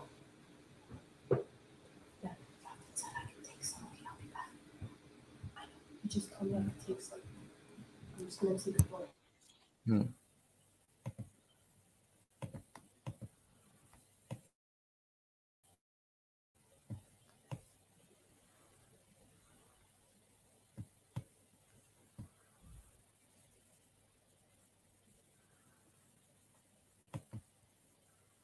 You still there? No, I'm still here. I'm still here. Sorry about that. I just got my daughter that showed up, and I'm like, wait a minute. She's trying to talk to me. I'm like, oh no, I'm on the show. Sorry about that. So anyway, I see the Damarie. She said, if we are allotted to, yes, the land is a mass and the opportunity is plenty. Self-sufficient nation. See, we always look into that, being self-sufficient. Everything that we have, we just use it, without any efficiency. Just even the resources, when they come in and get certain resources, they pollute the land with chemical, and nobody says anything. Now they're being caught, and a lot of people are really concluding that they've been abusing our land and good lands, and in fact they destroyed lands because of the desire just for the goods. You see what I'm saying? They're taking out, like taking the gold. Now they have a chemical that you use to get the gold out. But again, that really goes into the water source, and people are getting sick. But again, who allowed them? The government. Yeah. And who's the government? It's supposed to be by the people. And the people, when they complain, they should be heard. Not after you kill so many people and then, I think this is a bad thing. And you knew it's a bad thing. You knew all that bad water was going to be flowing. It's going to be to the water that you drink. So you had already heads up and not being able to identify it just for this quick money, for this investment that's out there, and you're allowing these industries coming in and destroying your people. That is sad. And that's a fact too. Where is this occurring? Do you notice? One of them was in Ethiopia, and whoever that same company that doing the extraction of gold throughout the continent, they're using it, but it stopped. Certain countries are catching up with them. It's just how our resources are being exploited. They're going to be putting a bad chemical that's going to affect the health of your people. What good is it for them to take your resource while you're killing your people? Literally, it's not a good trade. And a lot of people are really catching up with that, saying, hey, how are you getting the water? How are you getting this extraction? Is there something that you're going to do in the water? And what does it do? The effect of, well, we decimated the whole village. They got sick. So it's how we're going to handle our business with these investors too. Because really, there's a way to take it out safely, and there's a way by destroying everything. So which road are we going to go? Are we going to stop them? Yeah, we can stop them. How we stop them is just the people and having the collaboration of the rest of Africa. All Africans should rise at the same time. If one country, one state get hurt, all Africa should rise. So this is a change. This is a change where people are really screaming, hey, we need to make sure that our voice is heard as Africans. You see Somalia getting hurt and you see things coming, the whole Africa should stand together and say, hey, what you're doing is not right. Ethiopia, the same thing. Eritrea, the same thing. It doesn't give you, it keep the leaders accountable. Okay. And the whole Africa is watching each other. That's the change. Yes, a lot of people don't believe that this one Africa is not going to happen. Yeah, I wouldn't say it's going to happen overnight. It's going to happen eventually. Eventually, they just wrote a resolution 538 calling us United States of Africa. But the plan is to go, according to AU, we'll see a blink of things changing in 2065. We're 2022. They're trying to put in one United Africa.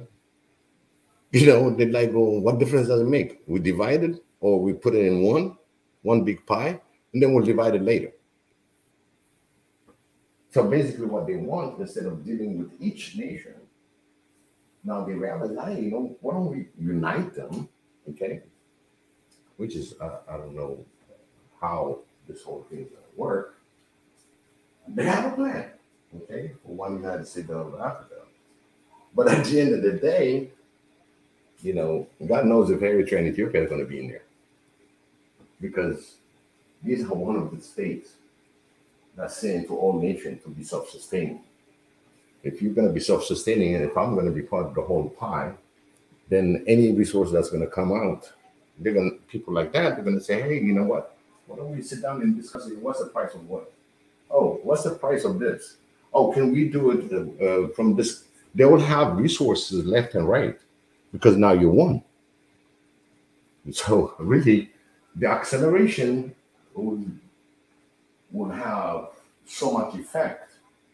But if there's no money behind it, they realize 2.9 trillion economy-wise in Africa. They say, we'll put another 5 trillion on it, and we'll have Africa our way.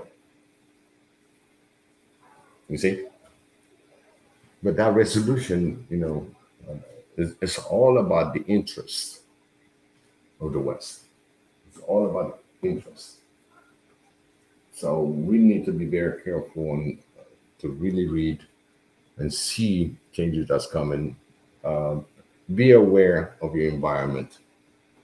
Be aware of geopolitics, things that might affect you. It can be in the agriculture sector, it can be in the education sector, it can be just simple housing sectors. These are basic necessity in life. So if they're gonna take this land and take you out for another investor, or they can build some condominium or whatever, and it's a fertile land, instead of building it somewhere else, you as an African should put your voice together out. Why should I have a condominium on a prime land that I can really put out a good agriculture in? Yes, the city expand, but when the city expand, look for some other efficient way of building those things where you're not going to be interfering with your supply routes for your food. Because they're converting all these farmland, really into condominium.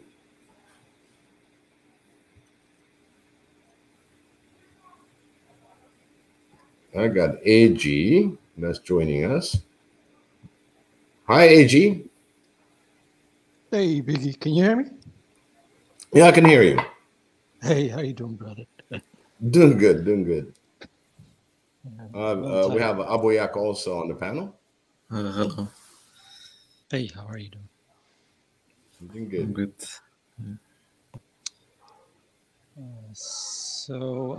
I was kind of in and out and didn't really pick out on the actual topic. So maybe you can brief me a bit, and so I don't steer off of topic. And Yes, we went down the stream to it. One is about change, okay, and everybody's screaming for change. But one of the thing is, we as an African has to change.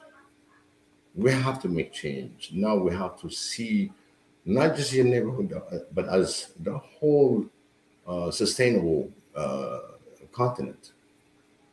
And how I'm going to start. I got to change myself. I'm going to start in the local level. And first, I change myself. Is that acceptable? Can I make this change? So you make the change yourself. That's one thing that we talked about. Before Abiyak, there was a Deborah that talked about the diaspora has to put, has to kind of contribute. She was talking about $2 a week, okay, into some account to help the continent, okay. So if you got 1 million people that's going to contribute $2, it's $2 million, and then it's going to grow. But there are over 50 million diasporas out there. Yeah, exactly. So I just gave it a little number. And when she said $2, I mean, it's, I don't know if you know about Deborah. Oops, somebody just dropped. Yeah. I think he dropped. But anyway, AG tried to join us again. But in a nutshell, I don't know if you can hear me, is that we can do a lot from diaspora, helping the continent. And one of the, here you go, you're back again. yeah, sorry. Hello? Networks. Yep. Can you hear me now? Yes, we can hear you. So Yes. what a diaspora can do to help the Africa. And then one of the things that we said is people security. People wants to be secured. Everything has to be legit. Everything got to be protected and have a right. That's security. The next one is food security. I think I would, if the people are secured, I think you can do the production when it comes to food security. That's where we're at right now. And we're talking about dam also, micro dam, where we can build them, and what certain dams are built in Africa.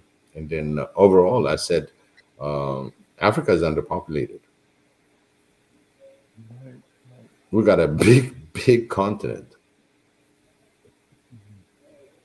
They almost make it look like the size of United States in the north and south. It's bigger than that. Oh yeah, right. Okay. Yeah. And so if you put India and what was the number you said about India and 1.4? 1.4. Yeah, India and China. Yeah, 1.4. That's 2.8. That's more than the African population by combining them, and they still fit nicely. Just in the north, they don't even go further down more in the south. Just putting the two together, and then you put the United States. Even the United States is underpopulated. 500, what is that? 500 million, if I'm not mistaken, or 450. It's a huge land. So that's where we're at right now. How can we get our food security? And what change do we need? Actually, let's start with the change. What change do we need? That's a very good I should question. mention Go ahead. the dams. First step. First step, securing water storage. Then I think the next step would be making sure the pipelines, the directions toward the cities are made. Mm-hmm. Basic. I don't know. I'm not from the civil engineering direction, but yeah, water storage. That's one thing. That's important thing, and the next level would be, advanced filtration systems, perhaps, and to analytical upping our analytical techniques of the water. That is, but that's another level. I think the first step is just to make the micro dams to store enough water in the backyard. Mm-hmm. And what about as you mentioned, with some companies extracting or doing polluting the region? I think that goes by trial and error. If you see that something goes wrong, we're becoming intoxicated by the methods they use, and you got to pull back and look for other means to find commodities. I think in that sense, as a contract signer, I think you just have to know. You just have to. There has to be some awareness to signing these contracts, I think. Absolutely. We need to evaluate. In fact, they know the harm, okay? But they don't tell you about it. You see? They don't explain to you the whole thing. And as they're doing it, is put it this way, like even the government investigating that, and they have, okay, they balance out, okay, how much damage is going to be. We got about maybe 5 to 6%, but that's the number that they give you. Still, you're polluting that watershed. So we need to be more aggressive and really know when it comes to extraction of the resources, it has to be safe for the environment, safe for the people. Would you agree? Yeah, definitely. But certain things you'll just not expect. you know, there's certain. There was a movie about DuPont or something about toxic chemical release. I think the CEOs, I think they were aware that was what they were stating on the movie about the release of perfluorocarbonates,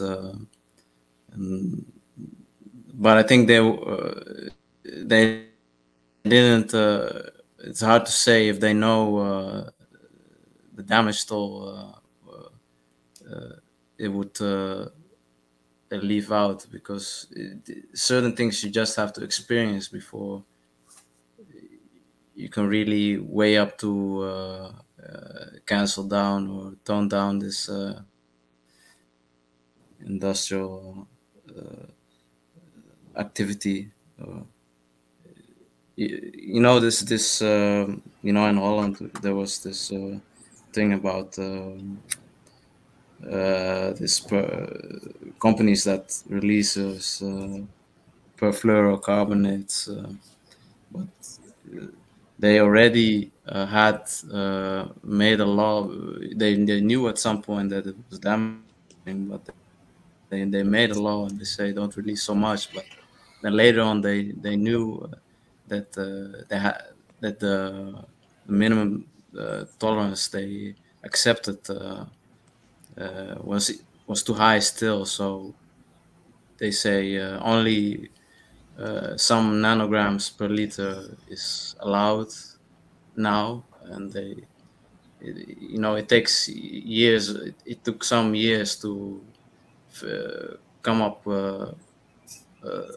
with this law, and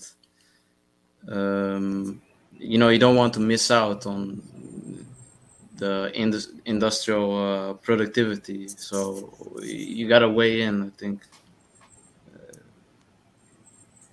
Yeah, and the problem is, I'll let AG answer that.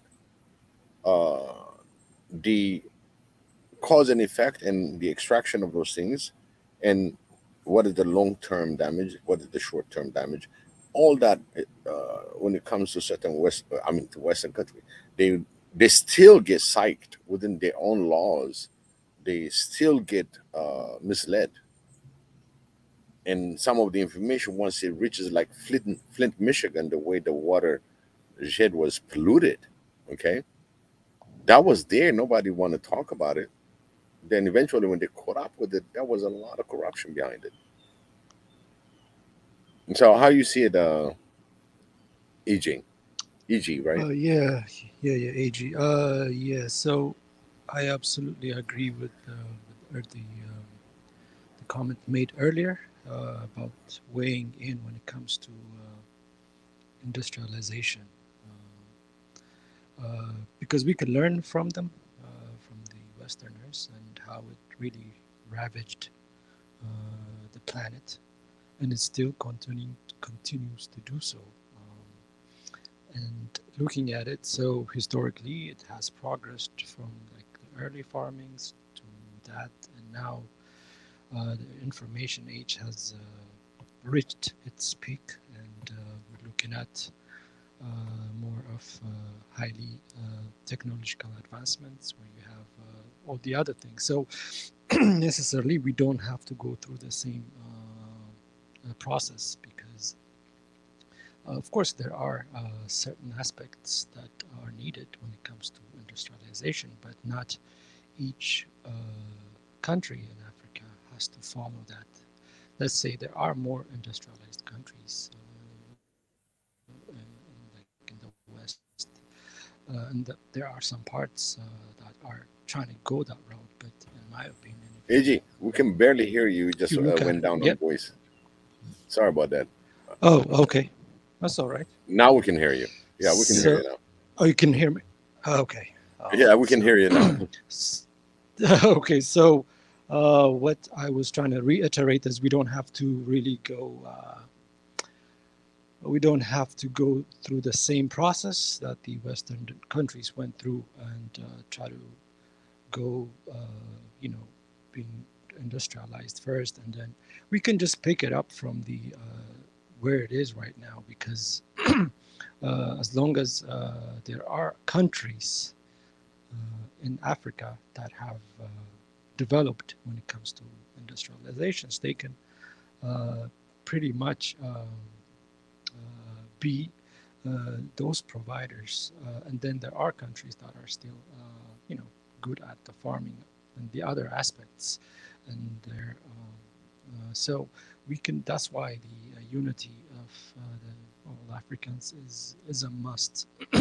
Otherwise, if we are going to wait for everybody to go that same route, it's going to again pollute the planet. It's going to be just a whole lot of mess. So sharing resources, because it's the information age, more than that, we have advancements, you know, with the IoT and all that, and so we can pick it up from where it is and be able to integrate,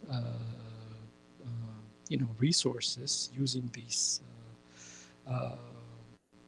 technological advancements, like, you know, the currencies and all that. For me, there are so many things we can pick and choose and be able to succeed without really having to go through the mess and all the catastrophe that is caused by, you know, by the industrialization, and because that's basically the problem to the world right now. We see it, so we don't have to do that. So yeah, so my take on that is basically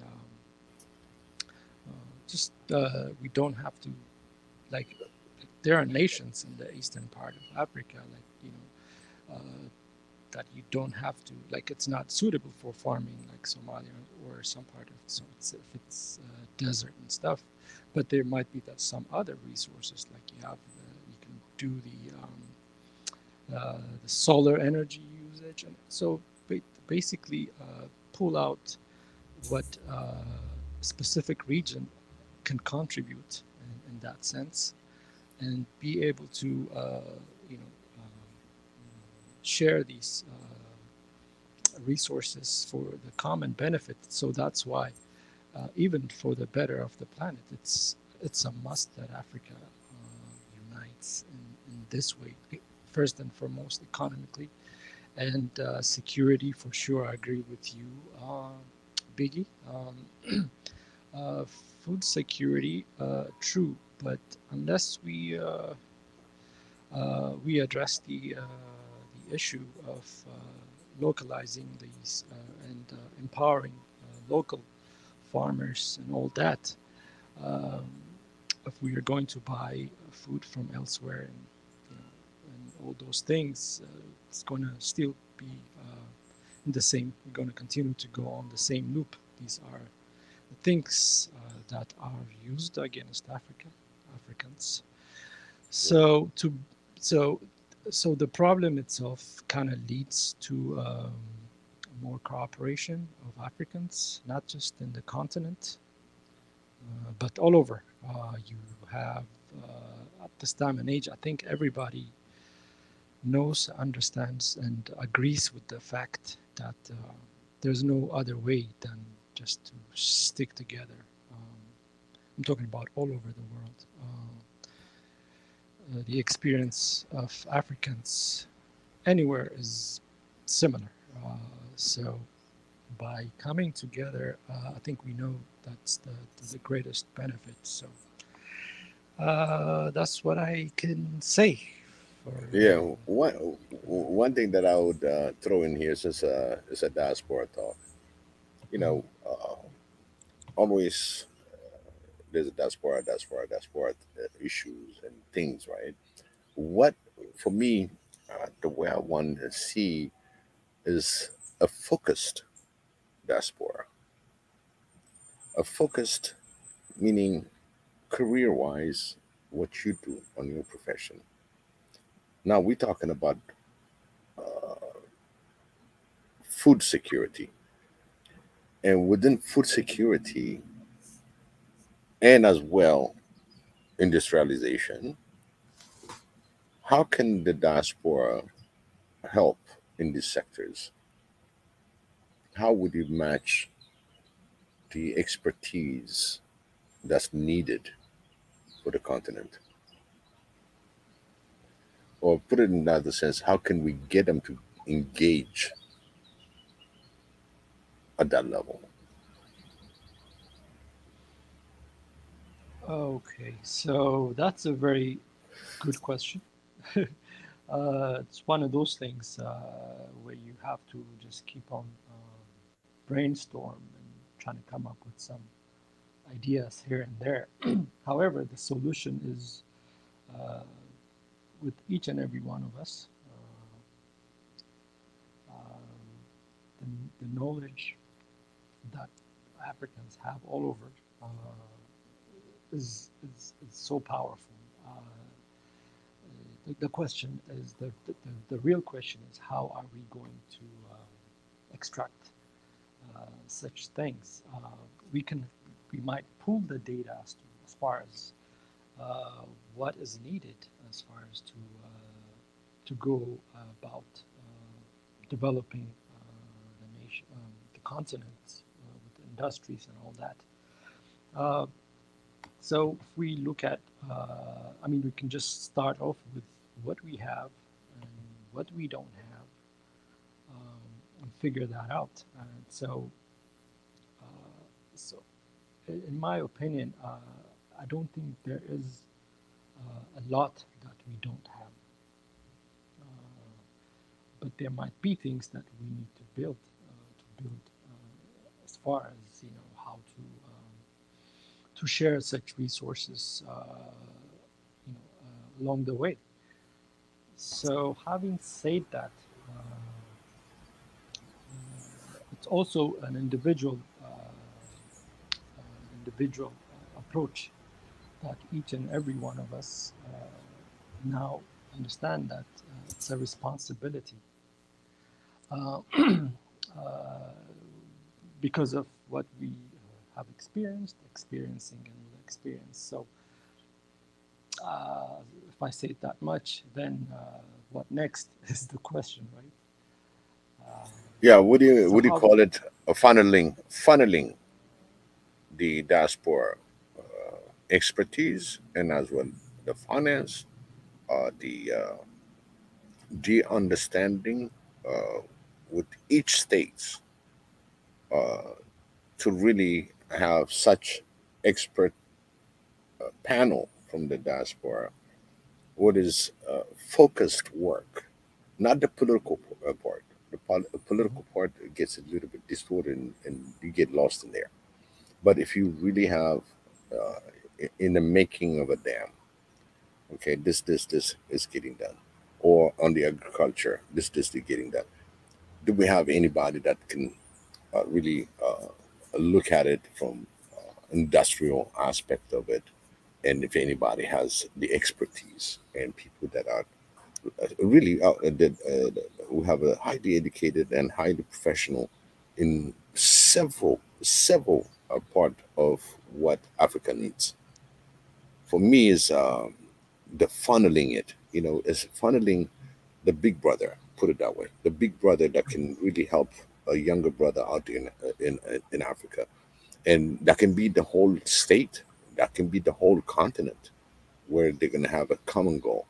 And I think we are all over the place from the diaspora aspect. They do a lot of help, a lot of works, a lot of organization out there helping out into the continent, but it's very scattered. It's not concentrated. You see what I'm saying? People just pick on what they can do, and they do what they do and help out. From our sister Deborah, from us being diaspora, she does her do contribute to the government, and as well help others in needs as an individual. You see what I mean? But when it comes to the high professional level, I think what I want to get the diaspora to get engaged is for the protection and or the security of the continent, what's been thrown by other nations, outside the continent. The influence they do. Okay, you getting $1 billion. What is that for? And people in the diaspora are really analyzing it, dissecting it, and getting back that information to the government right there. This is what's going to cost you. Your $1 billion is going to cost you $2 billion, basically, from interest or whatever that the interest was. How much for that 1 billion? You're just losing that much money. You're always under. You're always going to be trying to. Is it important? Is it something that you work? Something that can be done with local collaboration with the diaspora. That's what I see. The diaspora and the continent should be interlaced for the better of Africa. What do you think? Yeah, you're absolutely right. That's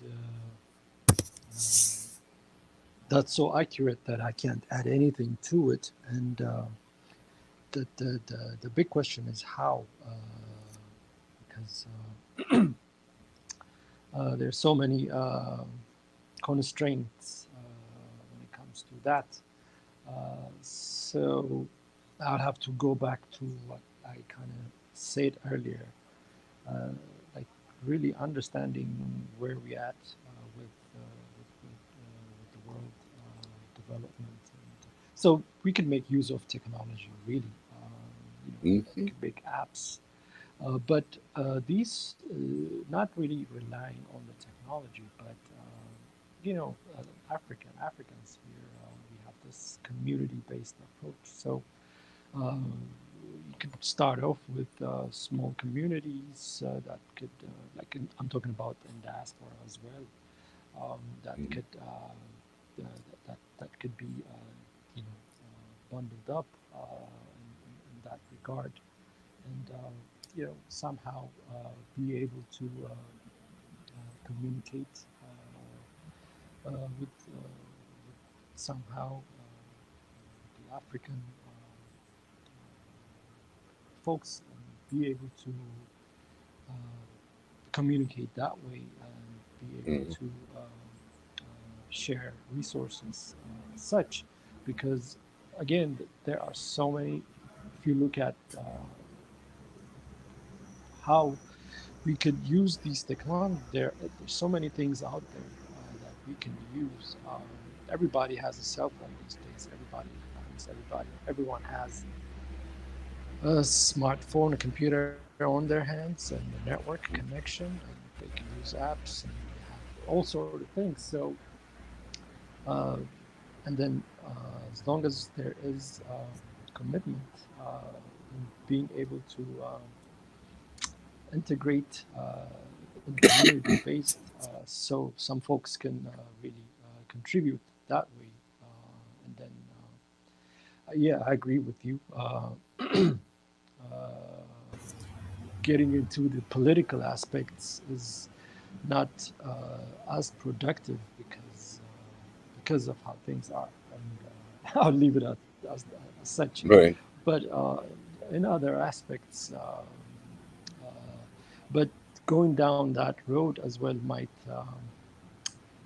create, because some problems need to be solved politically, but again, don't have to have the cooperation of heads of states of all 54 countries. Just might be 3 of them willing that can basically help out in that area, and work out, just like everybody else is focused on, those that can really focus on that aspect. And I'm sure when it comes to such cause, I'm sure there would be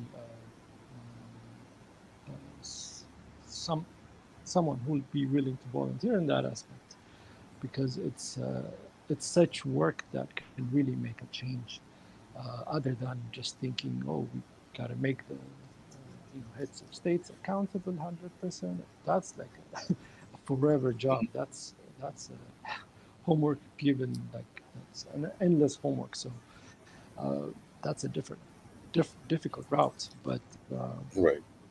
getting a little bit of assistance from three, but then again, be able to use technology. I'm sure there are like so many programmers, so many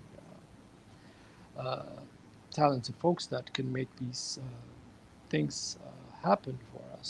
So once that is done, then being able to integrate amongst one another as based on community, because as you said, food security and all that is interrelated with it. So people can be fully engaged once they're in such communities that they can fully invest upon. So, and then you can have those ideas centralized and basically depending That's the upon keyword how. right there. Yeah. That's the keyword. Yeah. Centralized. I was expecting that word from you. I don't know.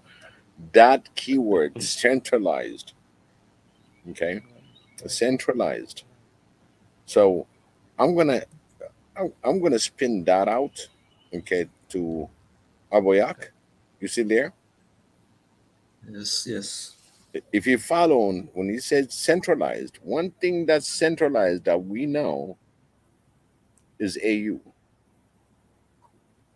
What do Yes. you think if that is really centralized? AU is supposed to be a functional governing body of the whole African Union.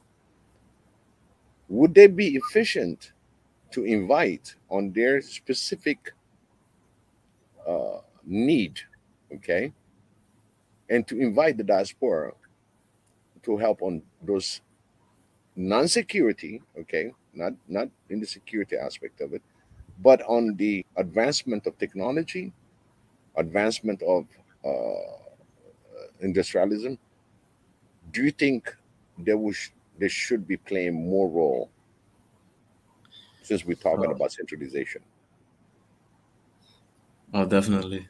Yeah, but I think the AU is should actually really help us with connecting our human resources through technology by perhaps uh,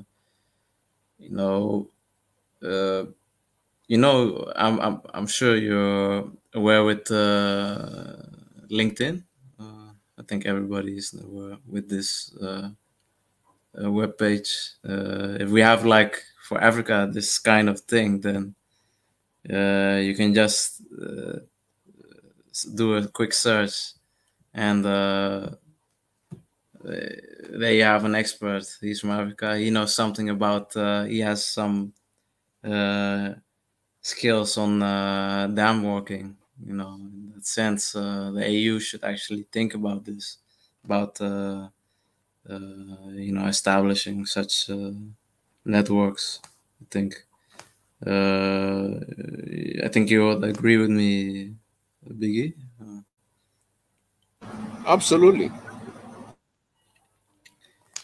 Yeah, maybe for is that actually an idea to have like not a web page per se, but for this channel you can also think about making a Discord and everybody can join and have like some profile or something, put themselves on a section of his expertise and share some and be called on to share his in his information.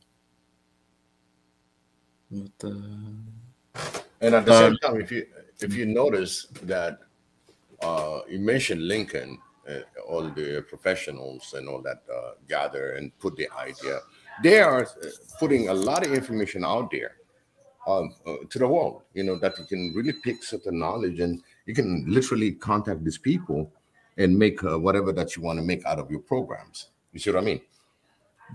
So there's basically they're working and they're given that information for free. But if we concentrated on the need when it comes to this centralized entity, it will be a lot more elaborated and get benefit out of it. Would you say that, EJ? AJ? Yeah, definitely. See, the thing is, we can even reverse engineer what we just said. Think about it. As powerful as the AU can be when it comes to such things, it's not. It's somehow, uh, as not as dysfunctional for me. I'm sorry to say that, but then we can really approach and see what areas are, are they lacking. If it's so, we can basically have these.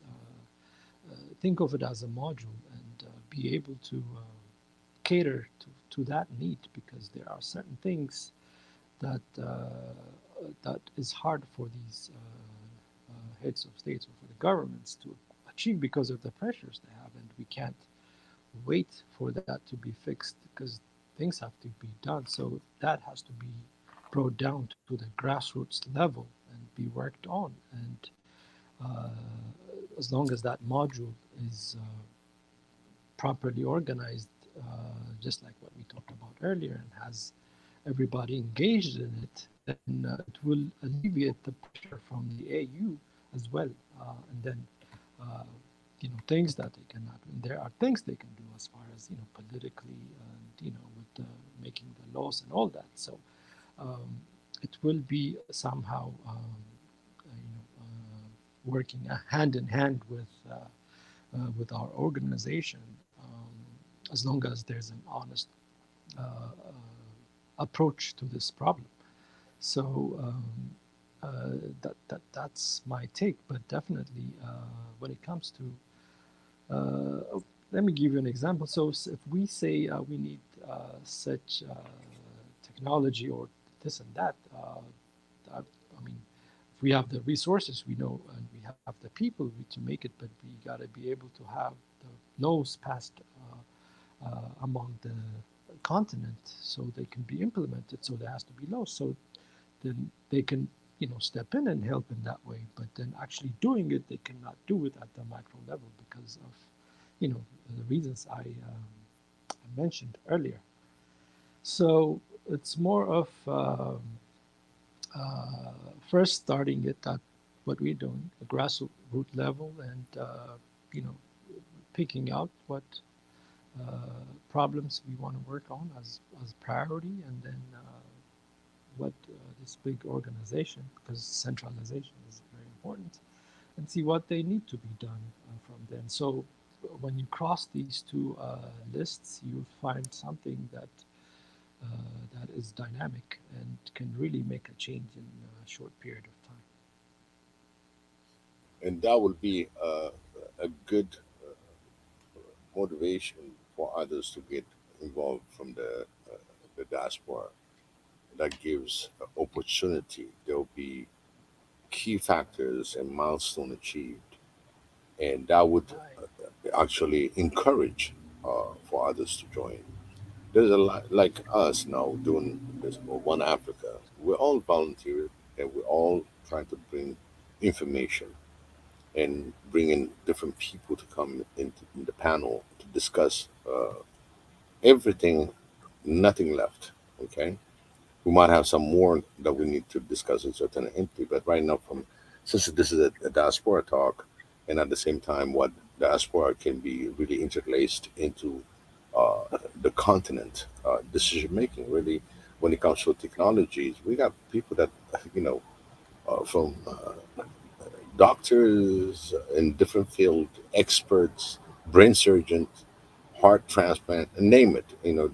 We have a variety of experts that are in different part of the West, or it could be the East. It doesn't matter. But we have this many people, but they would love to connect, to share their expertise. At any level. Okay, from the the layman all the way to the most needed, which is not political, okay, non-political, but expertise in domain, because we want to feed from the bottom to the top. One of the things you mentioned is about decentralization. A lot of people go, oh, they're talking about AU, they're not doing this, they're not doing that.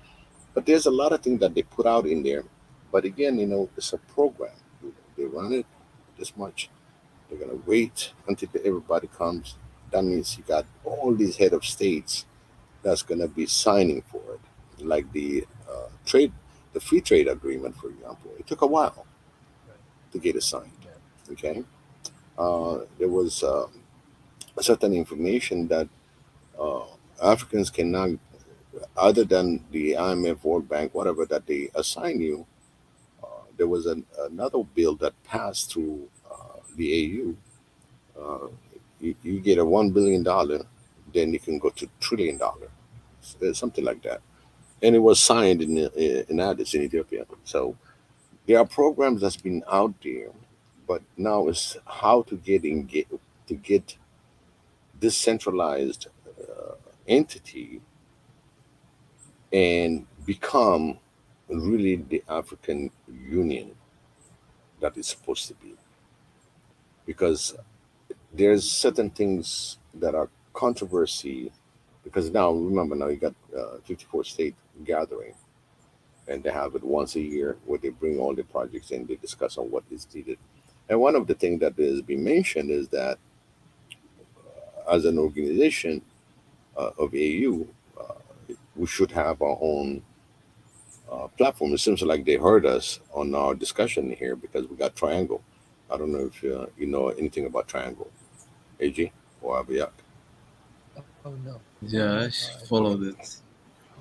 Yeah, Triangle is going to be our African platform, okay, from One Africa, along with us, and embrace everything from news, from projects, distribution, individual contribution. Everybody can pick in, and whatever the project that might be needed funding, or Big Brother or Whole Hand will be there. You see, that means you can see it online. You go in there and you can get your news. You can chat. You can have basically all about Africa, but made by Africans. And we, Ridge is the owner of Triangle, that's working on it on his own. And it takes years to develop and getting the codes and all that. But again, we got a little demo that was shown in the African uh, Youth Summit this past 2 days, and Mika presented it. So now everybody understand where we headed. So again, as a YouTube channel, this is not just a YouTube channel. This is a working channel. We have a lot of things that we've been achieving, and there's more to come before the end of the year. So we really are actively working in the background, and people even that comment that you see on the comments also been helping out with ideas, and this is what is going to advance us forward. It's something that uh, enhance what we are here for. We're not just going to be just the talk. The fact that we're talking is finding resolution to those major topics, and we Right. start covering Monday through Sunday. Every day there's different show, because we believe it's very important. We cannot have all these 7 shows in one, trying to figure out all the end and meets. So we started already sectionalizing it, concentrated, and everybody discuss with that specific uh, agendas. You know what I mean? So really, thanks to uh, you, Biak, and others, and we're very grateful to have people that are really sincere about these issues. If it was not important, we wouldn't be on this platform. And this platform is overdue. It should have been done a long time ago. But technology, as it comes available, then we took advantage of this. So we all can put our thoughts, some voice, and ideas into it. I believe, and I've been talking to all my co-hosts and everybody. I believe we're gonna have some serious leader coming out from One Africa from this channel. You'll be very surprised. There are people that are really uh, making difference. I already hear things.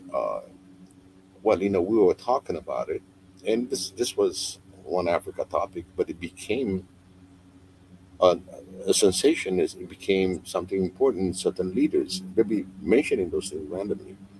Uh, and when we talk about Triangle the software, um, here we go on the African Union. The first thing that uh, Dr. Ali said, we need to have our own platform because we've been bombarded from this negative uh, narratives and putting Africa down. But if we've got our own, then we can communicate clearly and have the opportunity to build something. So this is where it is. When you said centralized, they are definitely a centralized where we can funnel the ideas, supports from the diaspora and going into these different channels, like certain hearts transplant or anything else. You know, we can have virtual heart transplant while having a doctor out there being the hand and looking at it. We can do virtual surgery. That's holding hands because the diaspora want to give, but they underestimate sometimes how capable they are if they open these channels. So that's the opportunity that we need to open up from the centralization all the way to the bottom on individual states on what they need. Any feedback, Abiyak?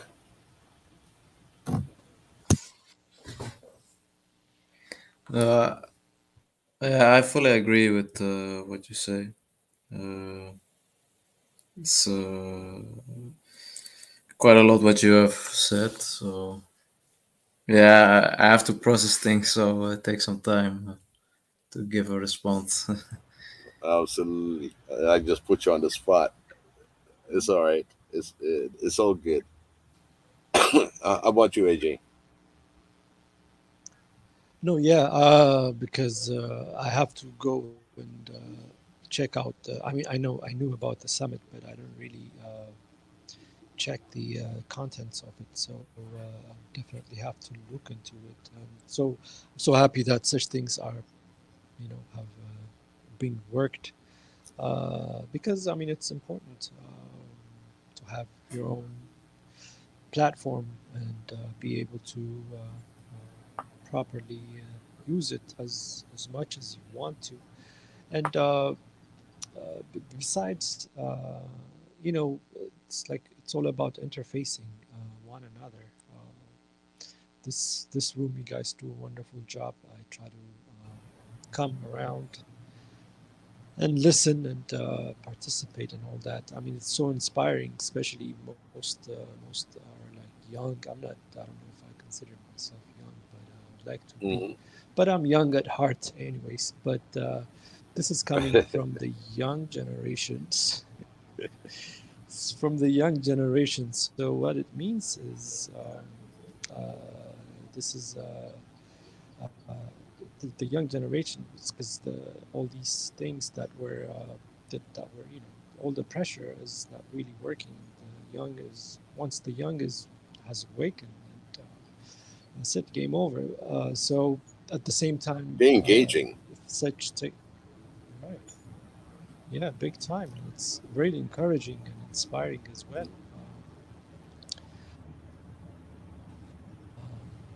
And The other thing is, moreover, Mika did that. Mika was there, while we do and that, right? and he did a Yeah, he's an amazing wonderful man. He delivered what it needs to be said. And the fact is, in Ethiopia and all these, there were people, dignitaries, meaning people that had different part of government and everything else were there from Africa, all over, and as well from Ethiopia. So delivering such speech in a very brutally honest, and the way he laid it, it was just amazing. It's something that you need to really watch it, because it was very interesting.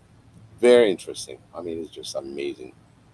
The fact that it happened 2 days. Imagine, he left Tanzania and he just went to be president, and he cannot be president anywhere like he was president at that time. It was amazing. That's one thing I think everybody should watch his video. I think that he really delivered a message to all youth, and it should be uploaded. It should be really recognized. He did a wonderful job. That's one thing I would say about what Mika did. He's awesome.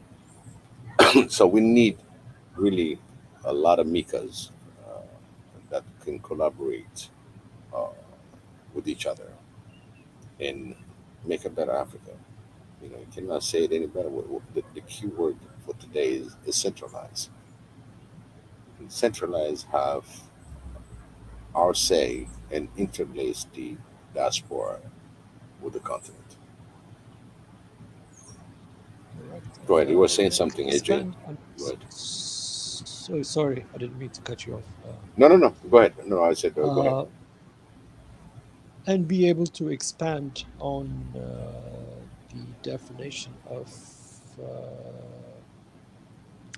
unified Africa and all over. I mean, as far as not just those of us. I mean, we're talking about the other Africans and other continents.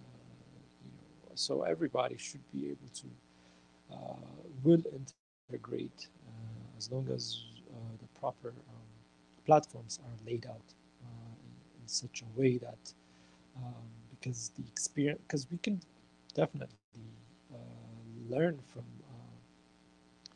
the other African diaspora experiences that we haven't experienced, not just in terms of professional maneuvers and all that, but as far as understanding and learning how things work, and so that way we don't have to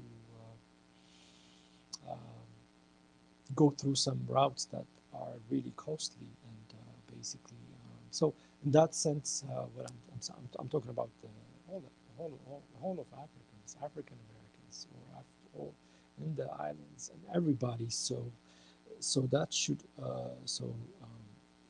talking about diaspora is also that. It's just that what makes the difference is the time extension of the experiences, and the intentional divides that were put amongst people. But putting all that aside, yeah, definitely this is good news in a way that that can integrate everybody all over, and I think that should be the ultimate goal, fully integrate every African all over the globe, or if there are any other planets too.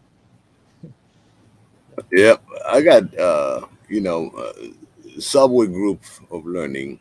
He said we must work for the development of Africa. Major countries need to invest more in Africa. One thing that I would ask Subway, which major country would you give as an example? And at the same time, he answered, what do you guys think?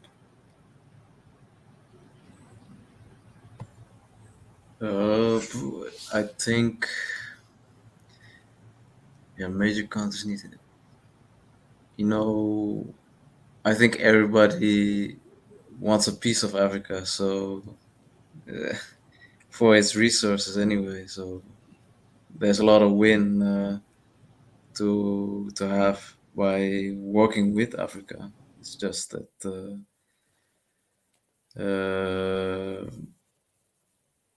yeah, which countries do we want to work with the most? Is it China, or is it Europe, India? Yeah, I think for sure we must work ourselves. It's the other than just talk. There's a lot of work for us to do.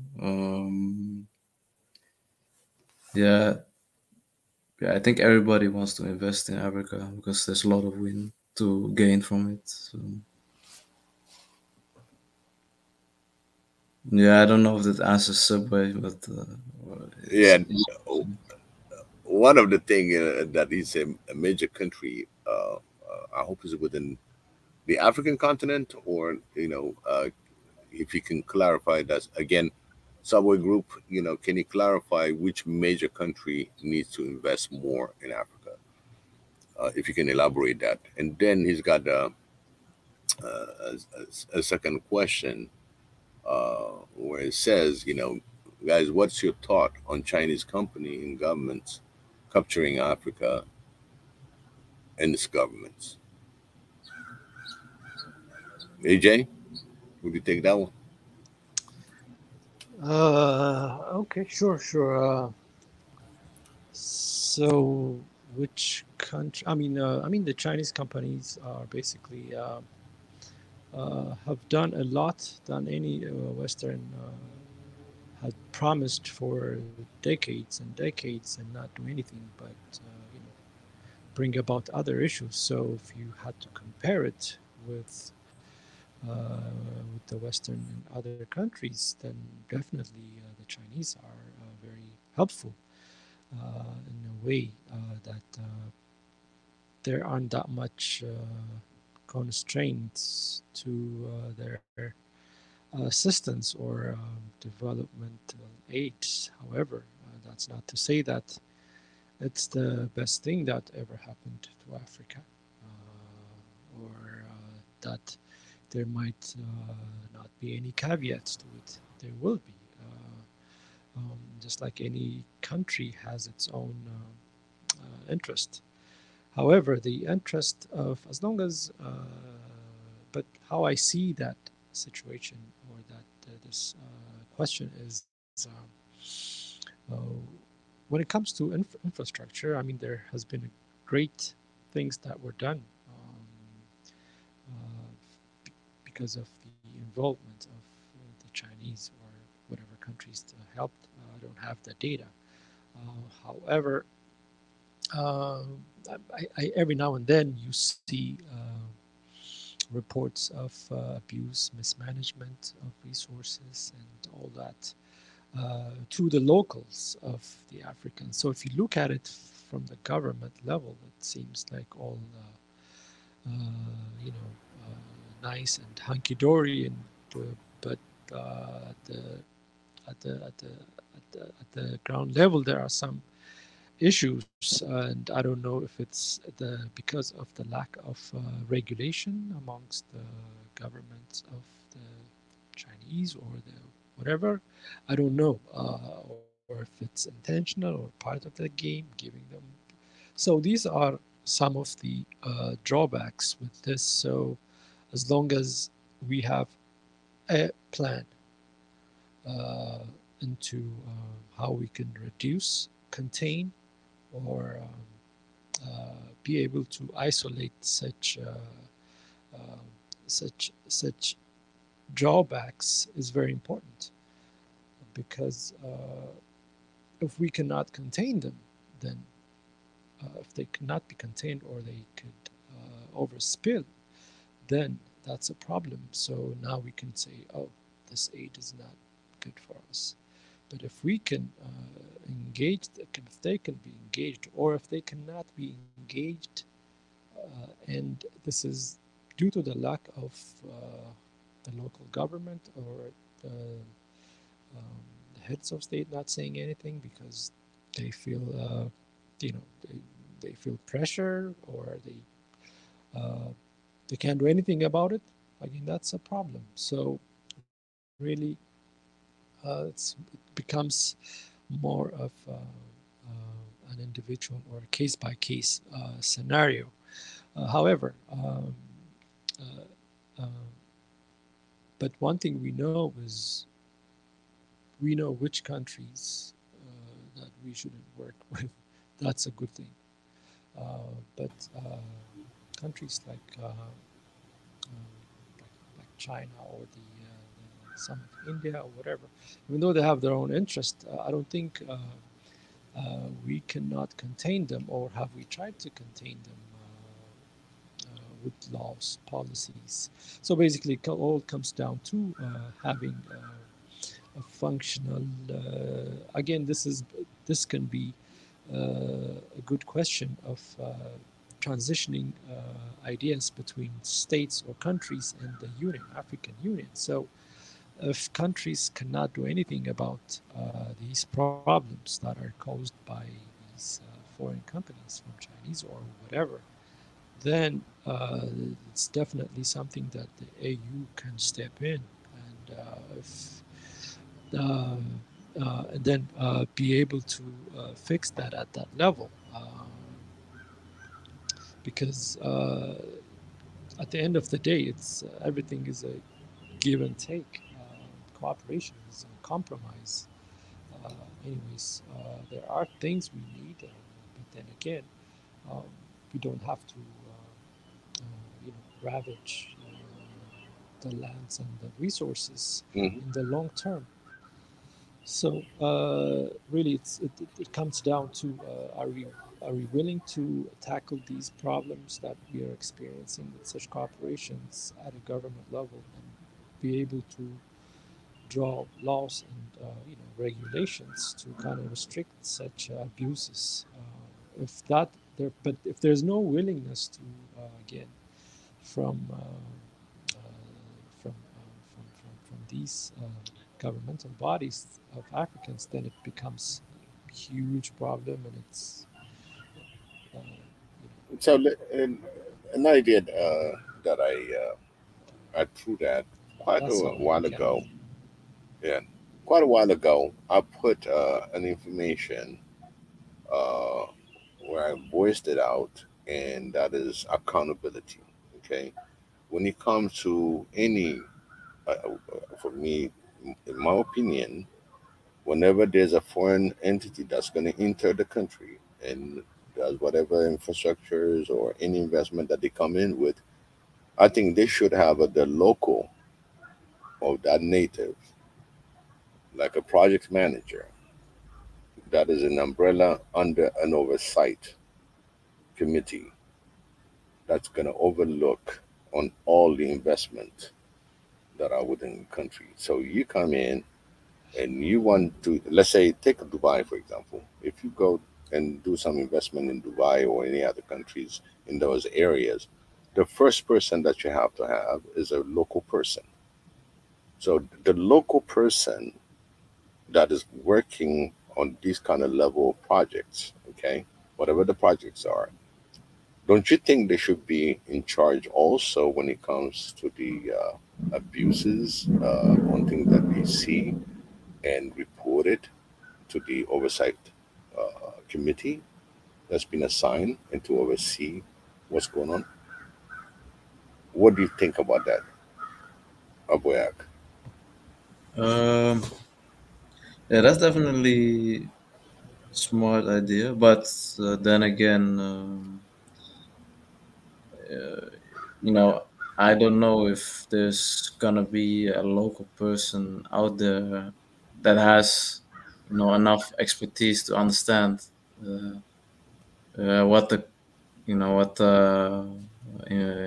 foreign company is doing. So maybe it would be a thing for the AU to have like to establish a network of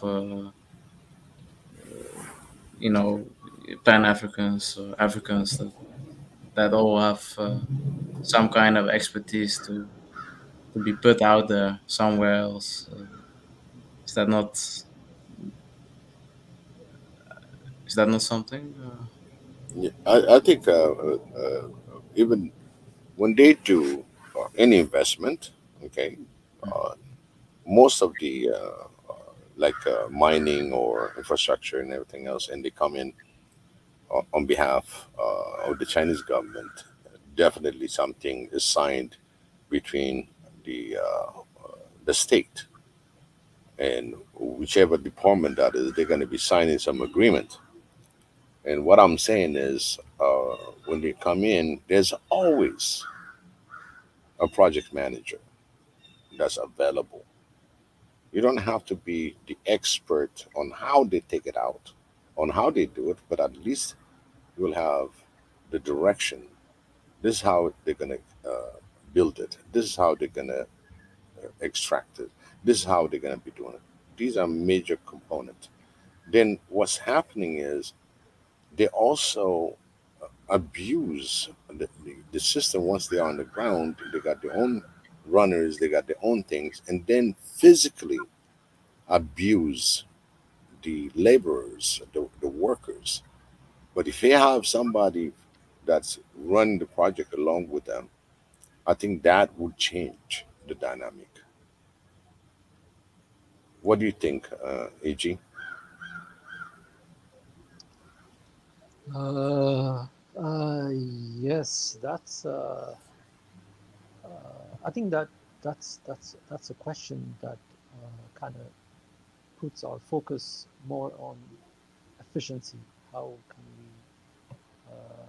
resist or avoid such or tackle such problems, uh, being, at the same time not hindering progress and all that. Um, Hmm. so, uh, like you can, if you, so it's kind of hard to kind of put that in, like some committee that can work on those things. But definitely, you can have an investigative committee, like hey, Swahili Nation. Hmm. Here or anybody. So if there are reports, then they can report to that, and there should be someone that goes there, investigates the problem, and then really talk to those individuals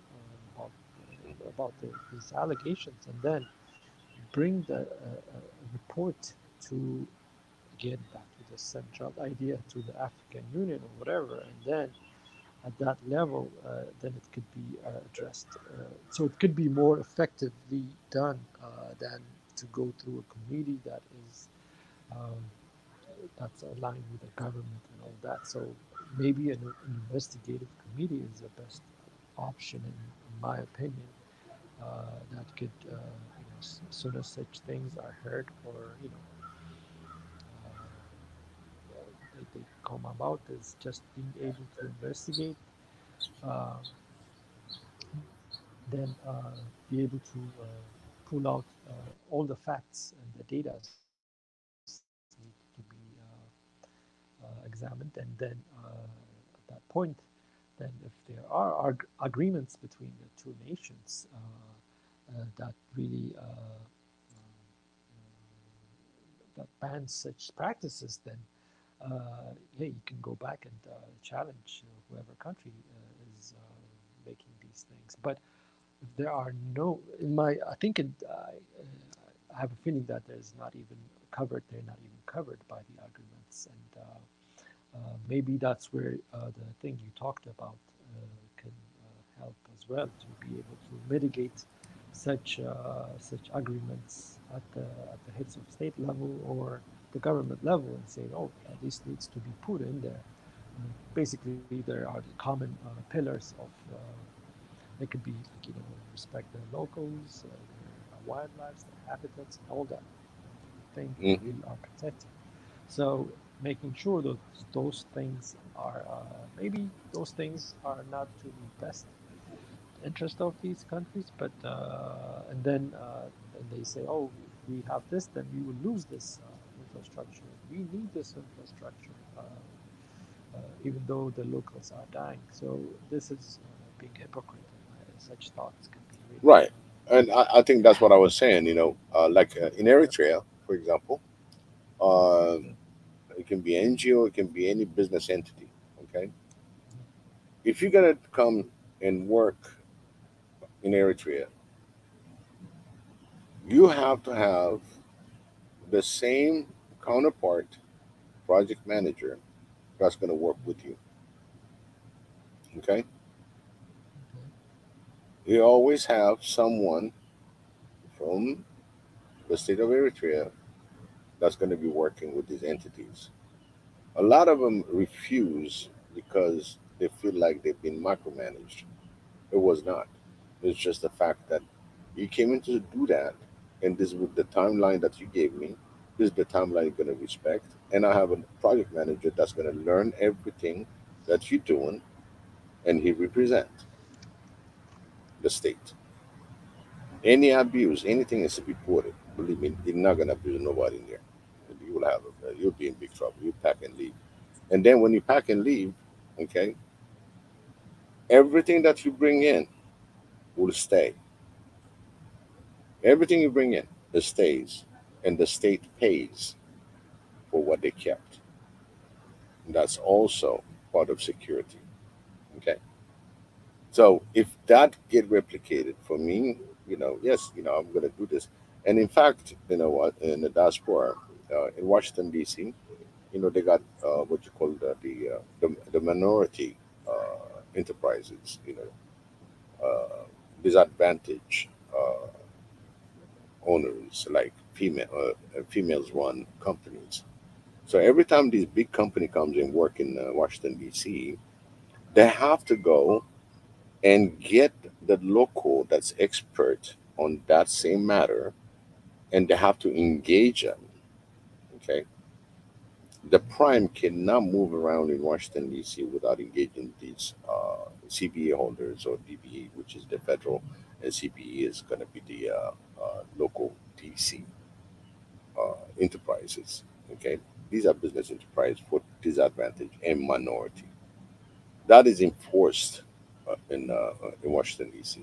And as well, different state has its own laws for minority to have the opportunity from prime vendors, prime vendors that would be selling things for the state and specific county. So that works also, even in the West. Now, that idea also is very understandable that you have this foreign entity that's coming in. There's nobody that's going to represent from the local except the government directly that's signed, and they're on the loose. Okay. And the other thing is, we don't have a record of all the bad companies. That means if I can kick you out from Ivory Coast and you come in Ethiopia like nothing happened, so that means it's like we don't have that serious database on really putting these companies on a rating. So I'll take all the companies that I've ever worked in Africa. You'll see a lot of them are not supposed to be ever working in Africa unless they mitigated it and they trained the personnel, and they made some changes. This is what we did as a change from the past experience. I don't want them in my country, okay, and I don't want them any part of the continent. So these are the things like the diaspora can help mitigate and make sure that, especially when it comes to workers, workers in Africa, uh, not to be abused by a foreign because they look at you down. It's like, oh, you're a laborer, so who cares? That kind of attitude. But that laborer is a citizen of the country, and you're working in this country. So there should be a line difference that you're not here to abuse. You're here to invest, get your interest, and as well, I want you to teach my people how these things are getting done. Every time there's something that's going to break, I don't have to call you. I have somebody internally that was trained to do such reparation or anything. that's what I want to see. What's your take in there? Any of you? Yeah, I definitely agree, and I think it would help to, to, if you have ideas like this, to send out like a letter perhaps to the AU and sign it, and as kind of a reminder of what the people are thinking, to remind the lawmakers out there. Yeah, I think that would be a step, because this how they, you have a platform, Diaspora Talk. If it becomes bigger and more, recognized, and I think that would be good to, the bigger you get, the more known you get, and to send out letters, and I think maybe that's a step. I don't know. I think that. Okay. EG? I think that's a very smart idea, man. Being able to find these companies accountable is one thing, and recording that is another thing, and that's a very important thing that you mentioned. So just like you have it, what's called, it's like a Better Business Bureau or something that rates companies. Exactly. Exactly. Exactly. In the US, yeah. Right. That's US, exactly so what we're talking about. Yep. Exactly.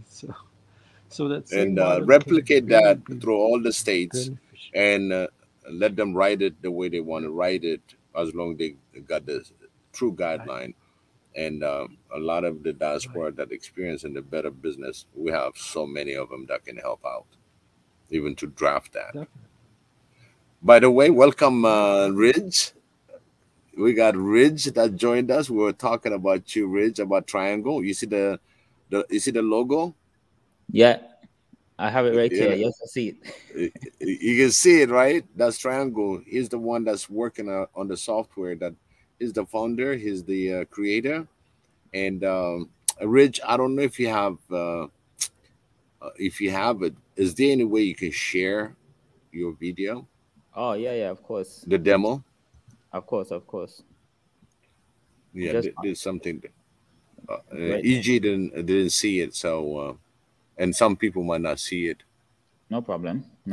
It's good to see you guys back here doing God's work again. Thank you, thank you, Rich. Biggie, I saw that. just put in that slide that I just put in the back there. I'll show them the video from here. Okay, go ahead. It's there, but you gotta put it to the front first. I don't think you can see it. Let me see. Just like how you invited me into the chat, the same way you have to invite this slide into the chat. Oh yeah, I see it below. Sorry about that. Yeah. It was below that. Okay. There you go. I think that I have the video in this file here.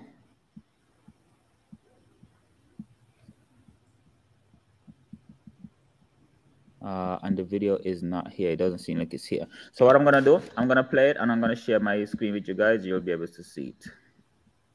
Yep. I hope I didn't jump in your guys' session prematurely. I didn't hear much what you guys. No. He came in. In fact, he came in right on time, because I was just telling him about it, and he just came in right there. Good. Okay, so I'm gonna share my screen with you instead of this file. Share screen. Share this screen. You guys can see this? I see that at the bottom coming in. Yeah. There we go. You can see, right? It's loading. Yeah. I'm trying to get to play. You know what? I'll just play the video right here. Okay, ready? It's right Ready. You want to support independent economic movements around the world but don't know how?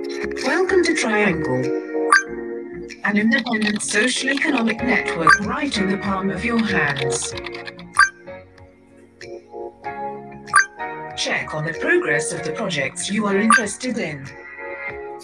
Watch live videos of the projects that you either donate to or are interested in. Comment on the project with your friends, or contribute to the project while it is live. Check the hottest business plan submission all around the globe.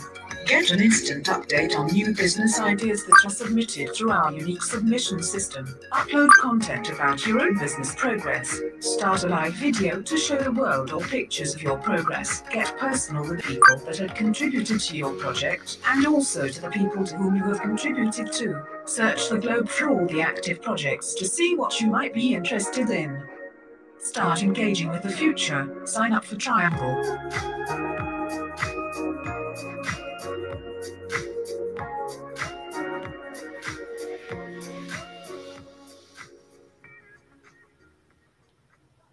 I can wait until you release it.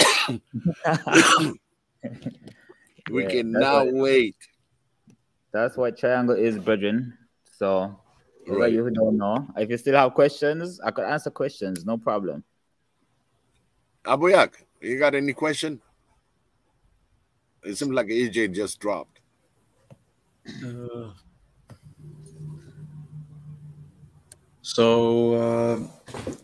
Triangle is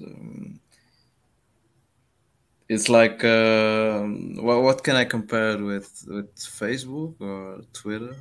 No, it can't be compared.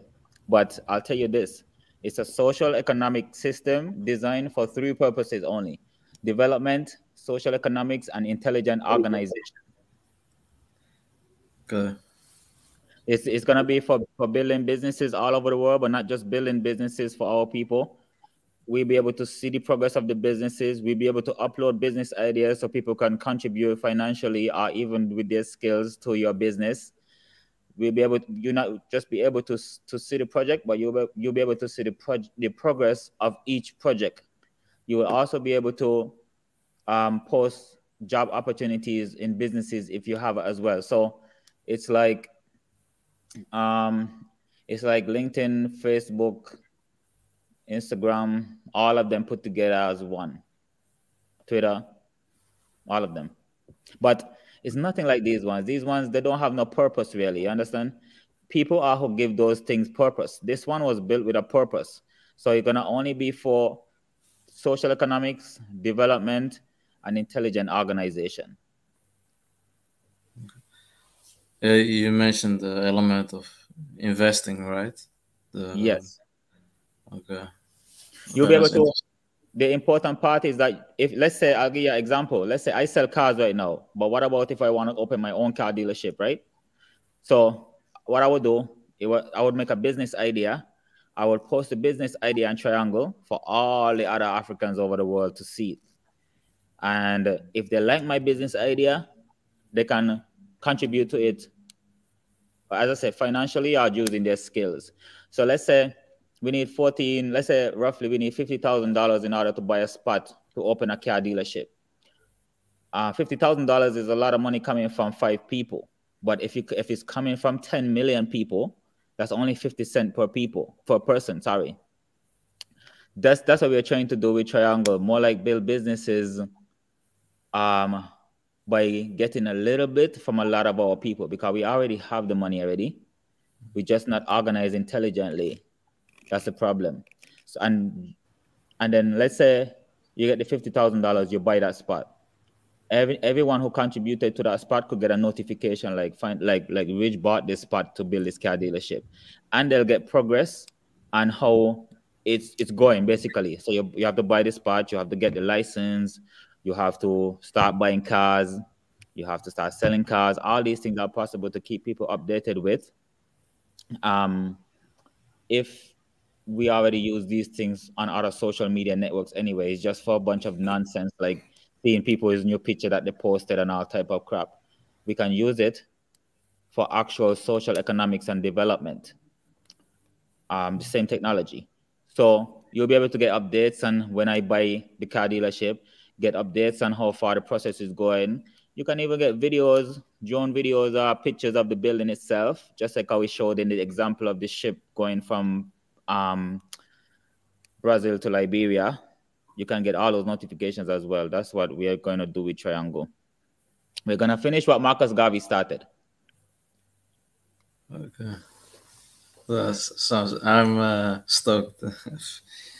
I'm very interested. Yes. Yeah, that's what I trying to put this thing and to be out there and really start the beta testing. I volunteer, you know that, right? I volunteered. Rich, Yes. Rich, you know, can you tell him how you came about? He's in Diaspora, okay?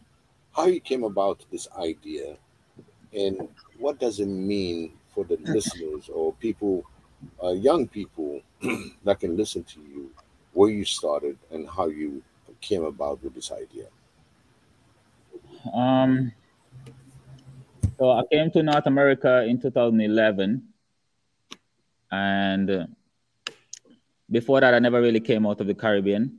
So all I knew about North America is what they tell us on TV. They always tell us, come and get a slice of the big apple, the American dream. Anybody who's never been to America, I'm telling you right now, it's a lie.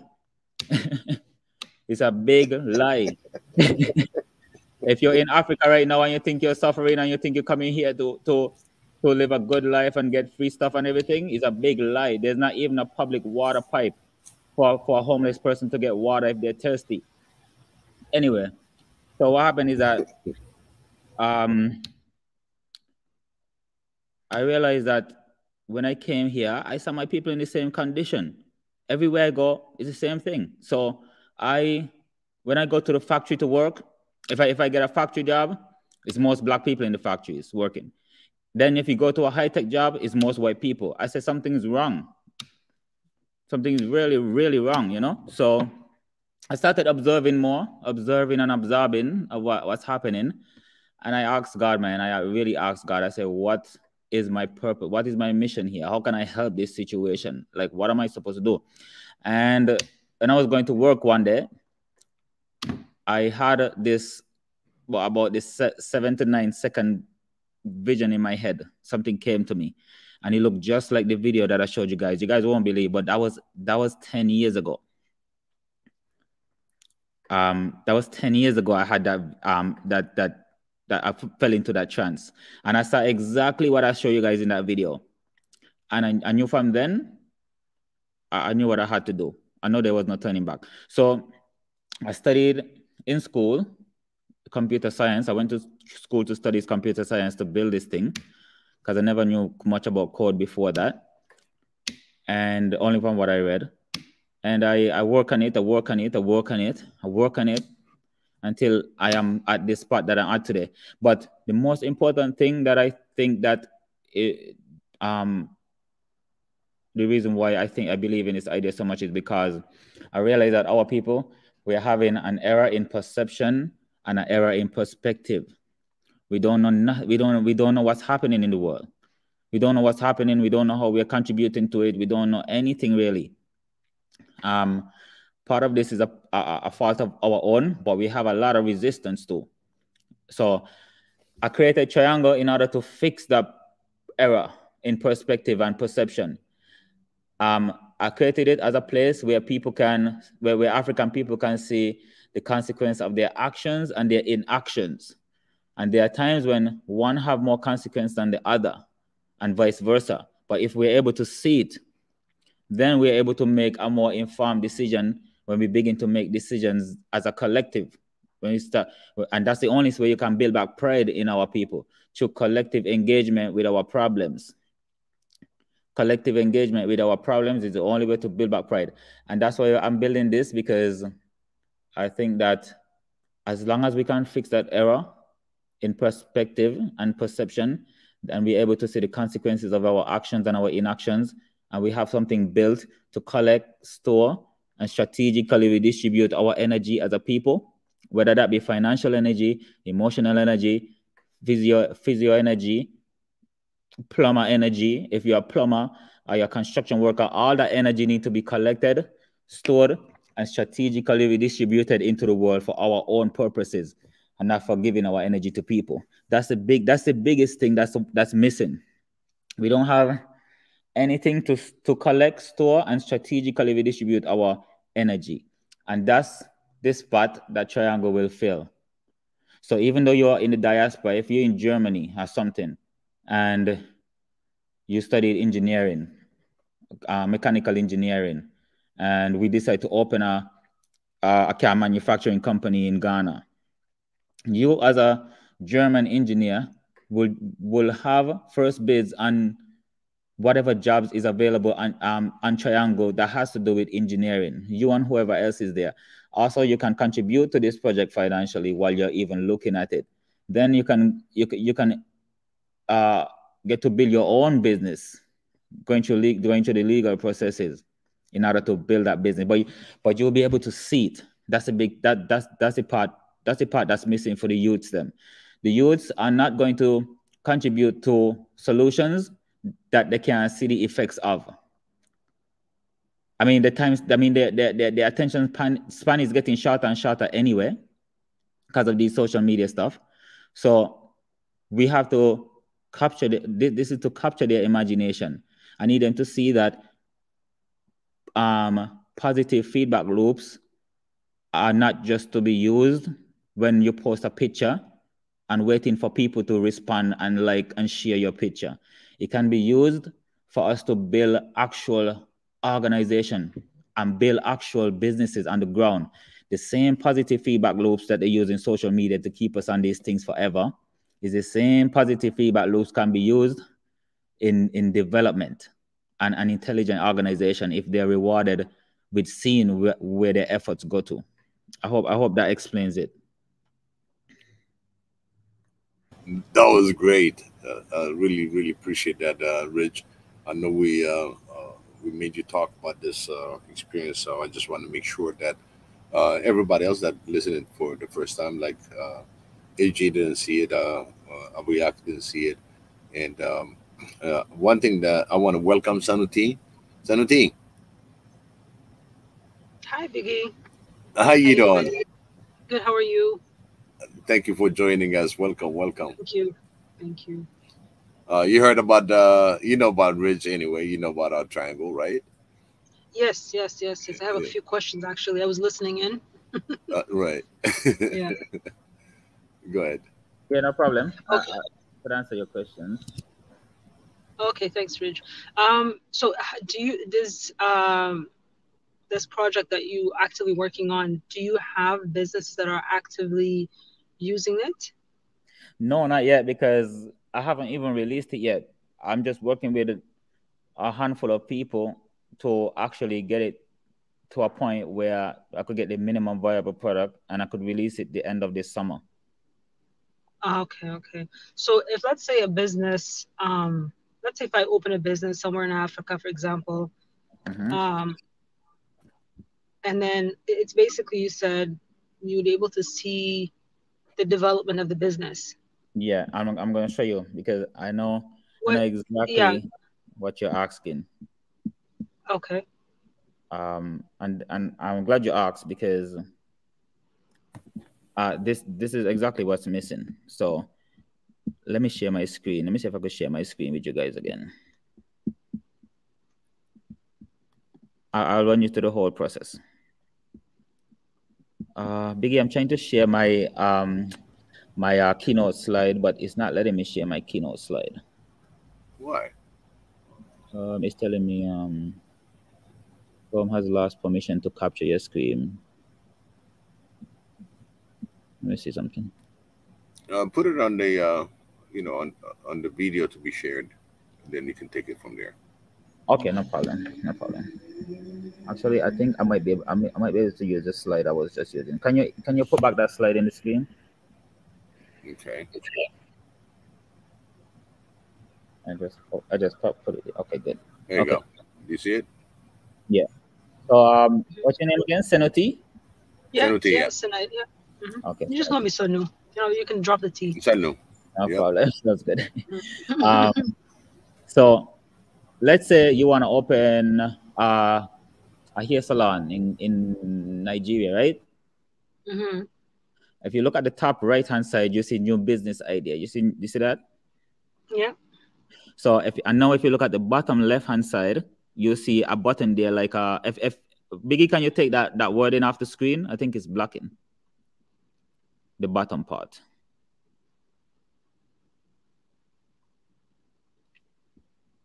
Hello? Biggie. Yeah, I'm trying to take it off. Okay, no problem. Let's see. All right, you know what, Biggie? Biggie, let me share my tab. It's better if I share my tab with them. Let me share my tab. Okay. Give me 1 second. It's going to be fast. I'll show you the live version, Senu. Then you'll see what I'm talking about. Can you see this? Yep. Okay, so this is live right now. I could search I could search for information anywhere in the world right now. So I'll show you. So let's say you want to open a hair salon in Nigeria, right? Mm-hmm. All right. So let me see.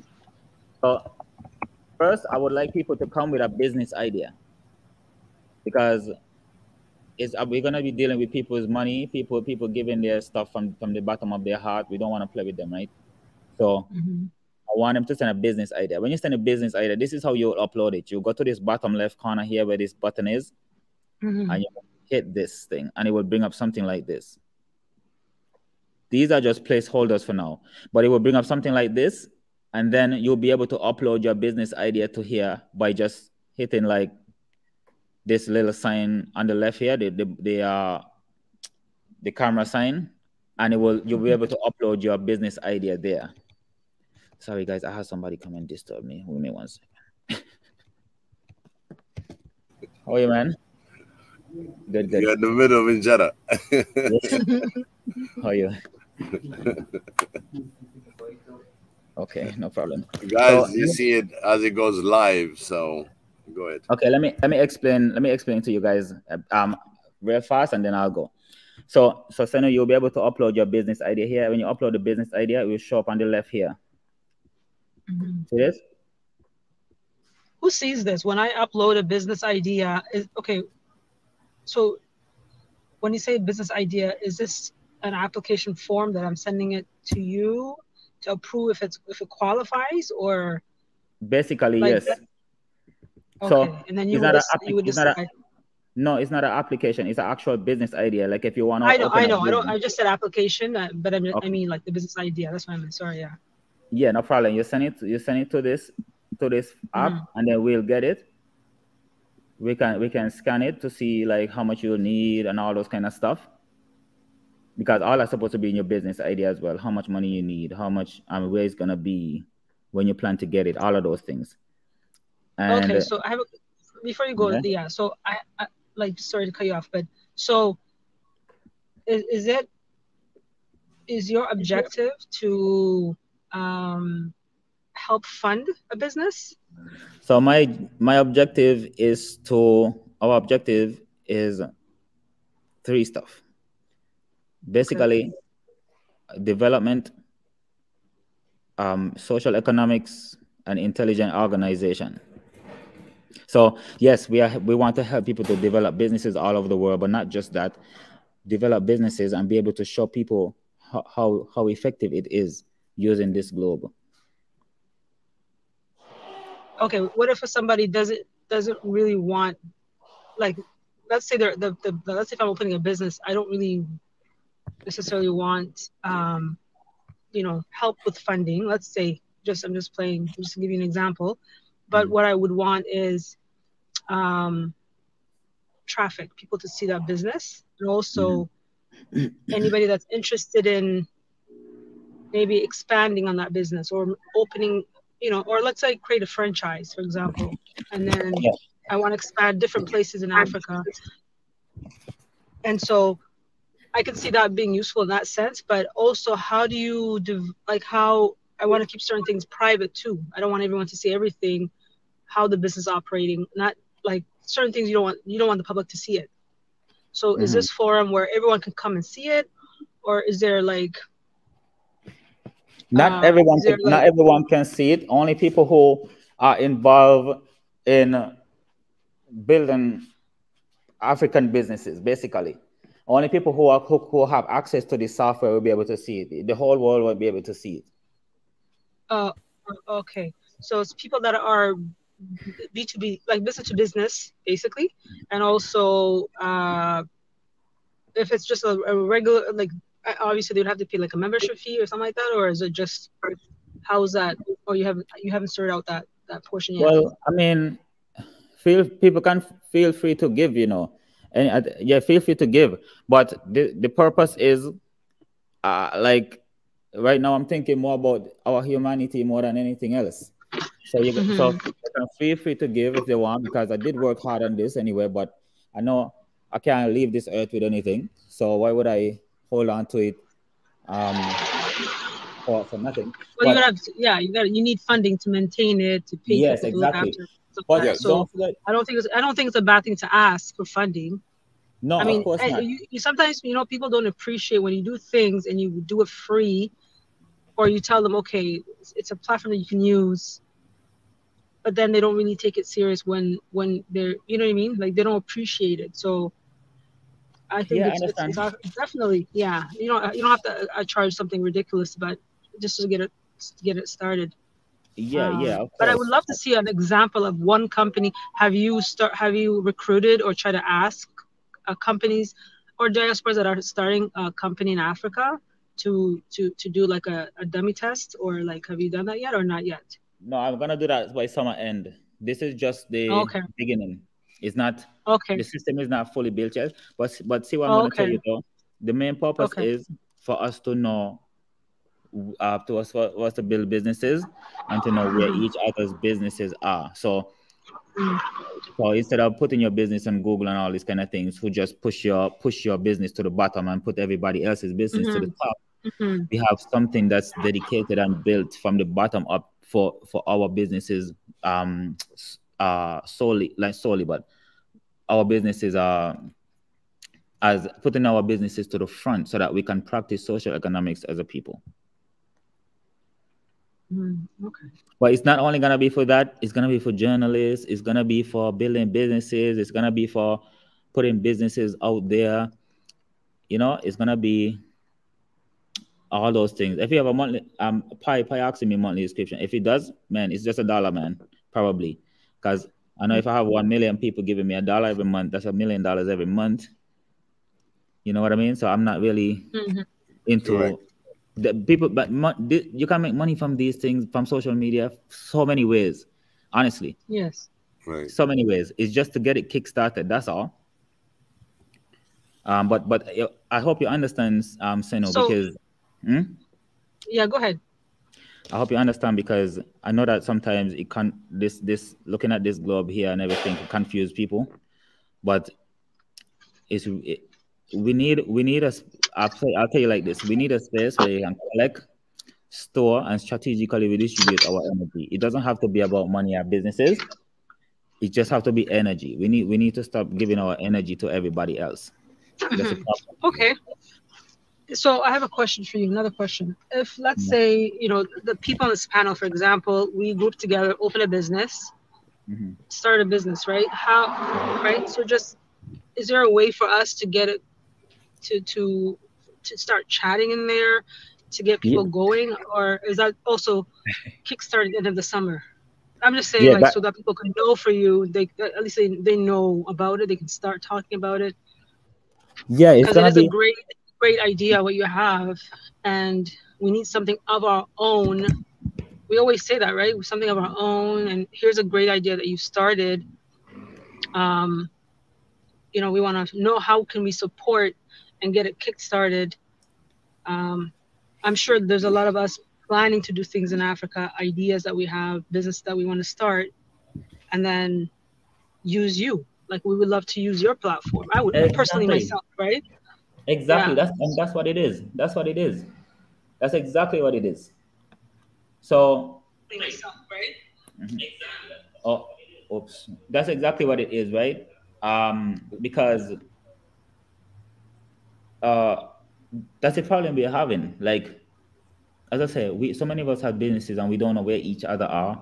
We don't have no central place where we can go to say, let me see who I can buy some clothing from that's in Washington right now, who is conscious, who is a African conscious person, so we can support each other. We don't have anything for that, you know. So that's what it's being built for. Now, to your question, you asked me if someone want to start a business and they want to have like chat with people and different things. If you saw that in the video I was just showing, it actually have an instant messaging feature in there as well. Okay, so we will be able to start doing that once you have it launched. Exactly. Okay. And also, it gives you those flash news, just in case you don't know what's happening, and suddenly something exactly. comes up. You'll have flash news. Yeah, let me show her. Where do you? No, that's great, because guess, like, all these other channels that's happening, like Swahili Nation, you've got African Diaspora channel, you've got all these actually YouTubers also that speak about Africa, that are very conscious, about Africa, African Americans, all these different people that are doing things, right? So imagine if they know about Triangle. Yes. They can, they're streaming it on YouTube, but they can also stream it here. I don't know if that's possible. Like you said, news and this and that, right? So have you had conversations with these big platforms such as African Diaspora and all those other ones? That way they know, because that's they have a huge I guess not customers, but huge people that watch them, right? Yes. A lot of Africans as well. So that's exactly what.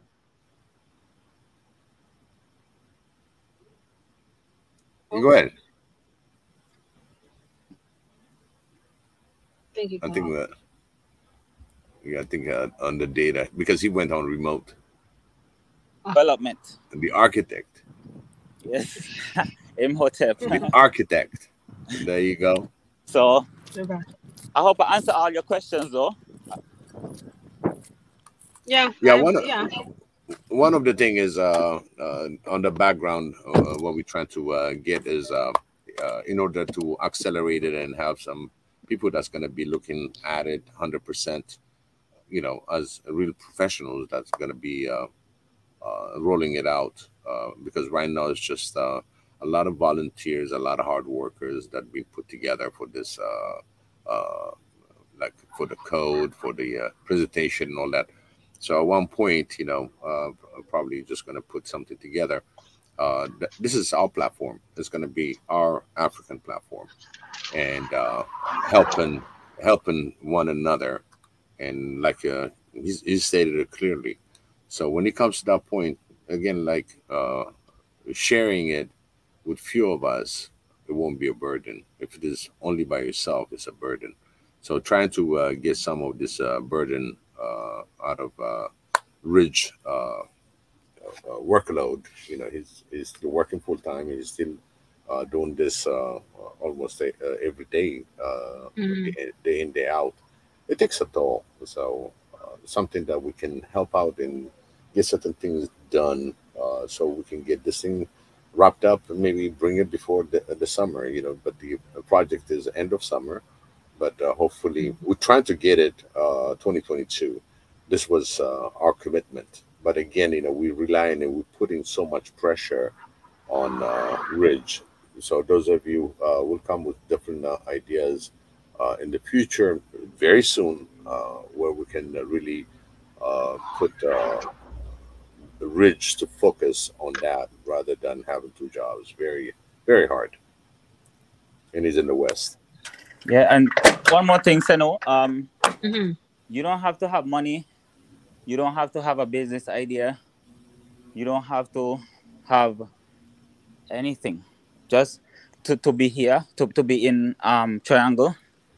You don't Mm-hmm. have to have any of those things. I need you to. I need what I need. At least I need everyone who's there to have some form of energy.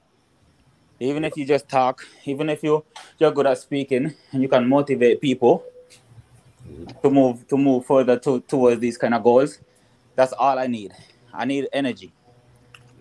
I don't need. You don't need to be rich. As I say, you don't need to have this. You don't have to have a business. I think that's one of your concerns from what you're asking me here. Like, how is it gonna play out if you don't have a business or you don't have that much money? All those kind of things. You don't have internet. You don't have to have anything. Just we need to put all our energy now into what we want to build here on this earth because we're running out of time now. Like for real. Mm-hmm. So I agree. Oh, Yeah. you know, that's one thing. Pi, Pi put a comment, and I think that was what we talked about 2 days ago. He said, we need Ridge to license Triangle from Africa. huh? Oh, You see that? yeah, that's right, yes. You know, he said, you remember we talked about this? Yeah, we do every day. Every day we do. and Pi, you see the energy is already there. You already felt it. So yes, it's gonna. Well, he said when it's gonna be released is gonna be end of summer. But hopefully, if we put this thing out in accelerated mode, we might get this thing done a lot earlier. Am I correct? Yes. Rich? I keep getting more and more youths. A lot of them a lot younger than me, but they're smart. Right. They're helping Yeah. me. Yeah. Especially, Sorry? yeah, you've got a lot of youth in, we underestimate, like, I'm sure in Ethiopia, I'm sure in Nigeria, Ghana, Tanzania, the youth in Kenya, very high tech, especially Kenya, like you can get these young youth. I know, like somehow, if I don't know if there's somebody on the ground there that can like get involved. And I know these youth, maybe they want a little pay as well. I'm sure that, because everything's about money nowadays, unfortunately. Some might see the big picture, but a lot of them have nothing to do. They are not employed, but there's a lot of intelligence. These young people. I'm not talking about the West, like in Africa. And so, if somehow you can get even some people that are on this channel that have connection in Kenya and Ethiopia, just to start off there's a lot of young people that have really sharp mind in coding and all that stuff. So if you can get your hands, let me welcome AJ also. AJ, I'll welcome you. Let me finish with this question. Rich, tell him that you're really actually working with the actual Africans. These are the part of the puzzle. People that are in the continent. Rich, elaborate on that. He'll be back. Welcome to the show, AJ. Because I think his Rich is doing a little bit in Jeddah at the same time that he's trying to explain us, elaborate a little bit more on Triangle. And every time on my show, I'm gonna start running it, just to show that, hey, the diaspora also is working to getting this, because this is one of the diaspora talks. So I can't wait. I'm so excited. I know what it does. I know what it can help. It's amazing. This thing is so genius. There are people in Africa helping them out. Biggie, I'm so sorry. I thought I was unmuted. I thought I was talking, but Right. I was telling Senu. Sorry, not to cut off anyone. No problem. Go ahead. I was telling her I'm working with a lot of smart Africans right now. A lot of them are a lot younger than me, 20 years old. Some of them still in high school. Nice, but they're smart. They know what they're doing. So that's wonderful. Ezra, I don't know if you know Ezra, the brains. He's the one that has been putting me onto a whole bunch of other Africans, mostly Ethiopians, because he's from Ethiopia. But I know about the Kenyans and the Rwandans and all the other African countries where people are so smart and they just don't have anything to do with their smartness until some Western powers call them and have them working to our own demise. Smash them. Yep. Right? So as much help as I can get, if they can bear with me through the period where I won't be able to pay them because I can't even pay myself from what I've worked on so far. If they can bear with me through that and we can get past that part, the money won't be a problem. Mm-hmm. Sorry? Yeah, once you have this, I'm just gonna say, once you have this kicked off, yeah, believe me, there's a lot of people that have similar mindset that are hungry to do things with our own. Like there's such a strong need for it right now too. To just use our own social media, to use our own to have that freedom to speak how we want, and to establish businesses. Mm-hmm. I am currently speaking with I'll let you know further, but with a Zimbabwean sister who's here with me, but she goes, 4 years ago, I'll give you an example. 4 years ago, I met this girl, and she's from Zimbabwe, and we would talk about Africa, this and that, and she wouldn't hear it because Zimbabwe. She goes, I'll never go back. It's she just had one brother. She goes, I'll never go back. Don't talk to me about Zimbabwe. And so we continue talking, and I would bring it up. They would laugh at me, and on and on. 4 years goes by. So last year she didn't tell me, but she does travel. Her business is basically booking travels, like a vacation package for people, Africa, Europe, different places. But Africa is like the least of her business that was, but now it's expanding more to Africa. So last year she actually went to Africa, which shocked me. She went to South Africa. She went to Zimbabwe. She went to Zambia. And she's trying to establish. Once she put her foot there, she saw the people's mindset has, not everybody, but it's changing. The air is changing, and she sees people are being creative, doing things, creating their own vacation spots for people to come, because all those places in South Africa or in Zimbabwe, Zambia, they're not owned by our people, but they work in that travel tourism industry. So, and the people that have that knowledge are our people, but they don't run it. They don't. The money doesn't come to them. They're just an employee. And that's but they energy. have the knowledge. That's energy being used against us, basically, indirectly or directly. Exactly. So, long story short, we had a meeting, and we have plans to expand on that, right?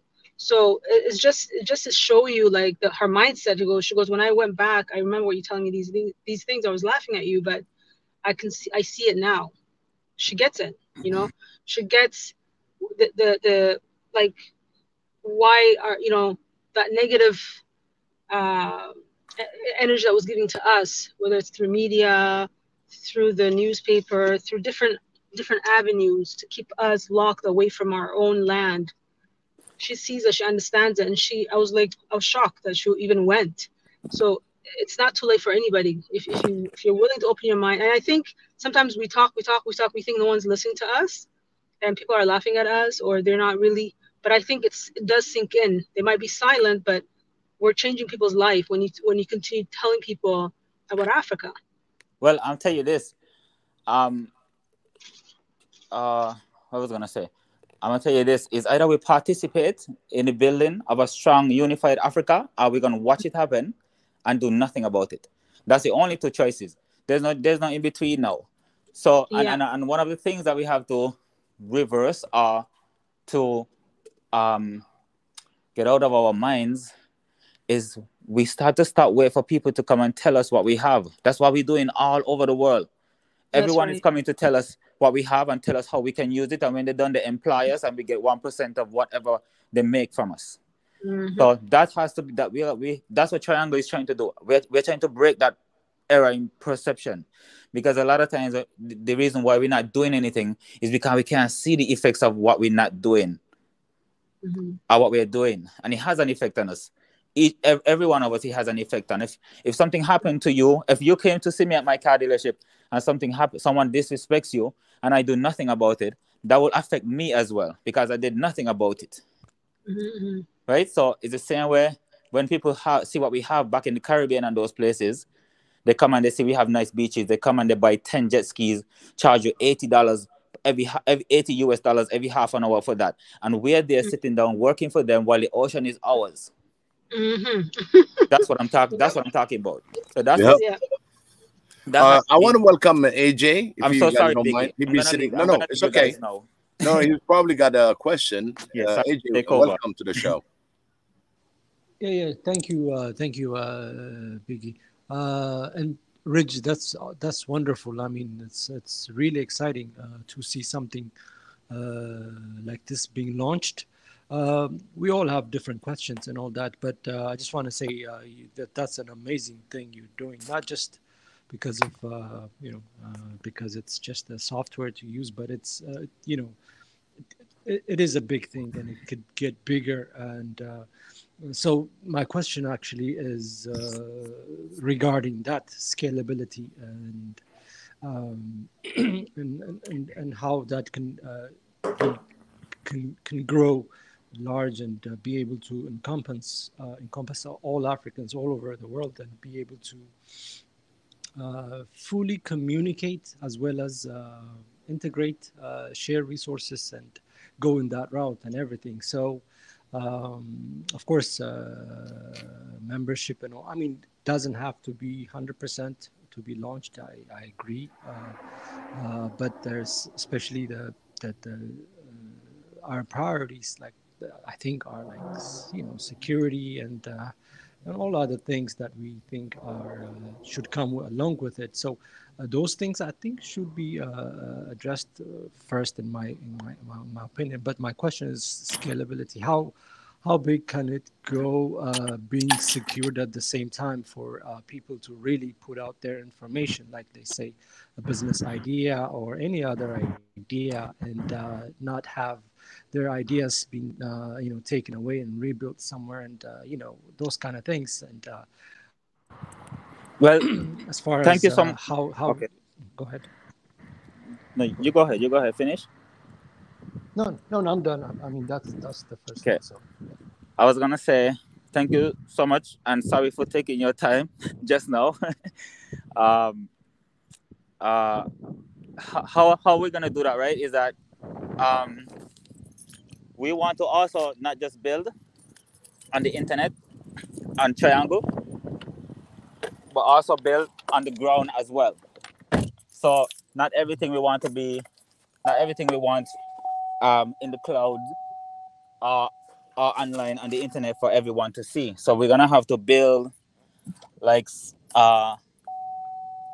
in that time when it reaches to that extent, we're gonna have to build actual servers on the ground in Africa, because that's where I'm gonna live anyway when this thing takes off, and that's what I want it to be. So that's one way we can protect ourselves, by building, not just building in the information world, but also building on the ground as well. So if something happened on the internet, we still have access to everything on the ground. That's one way.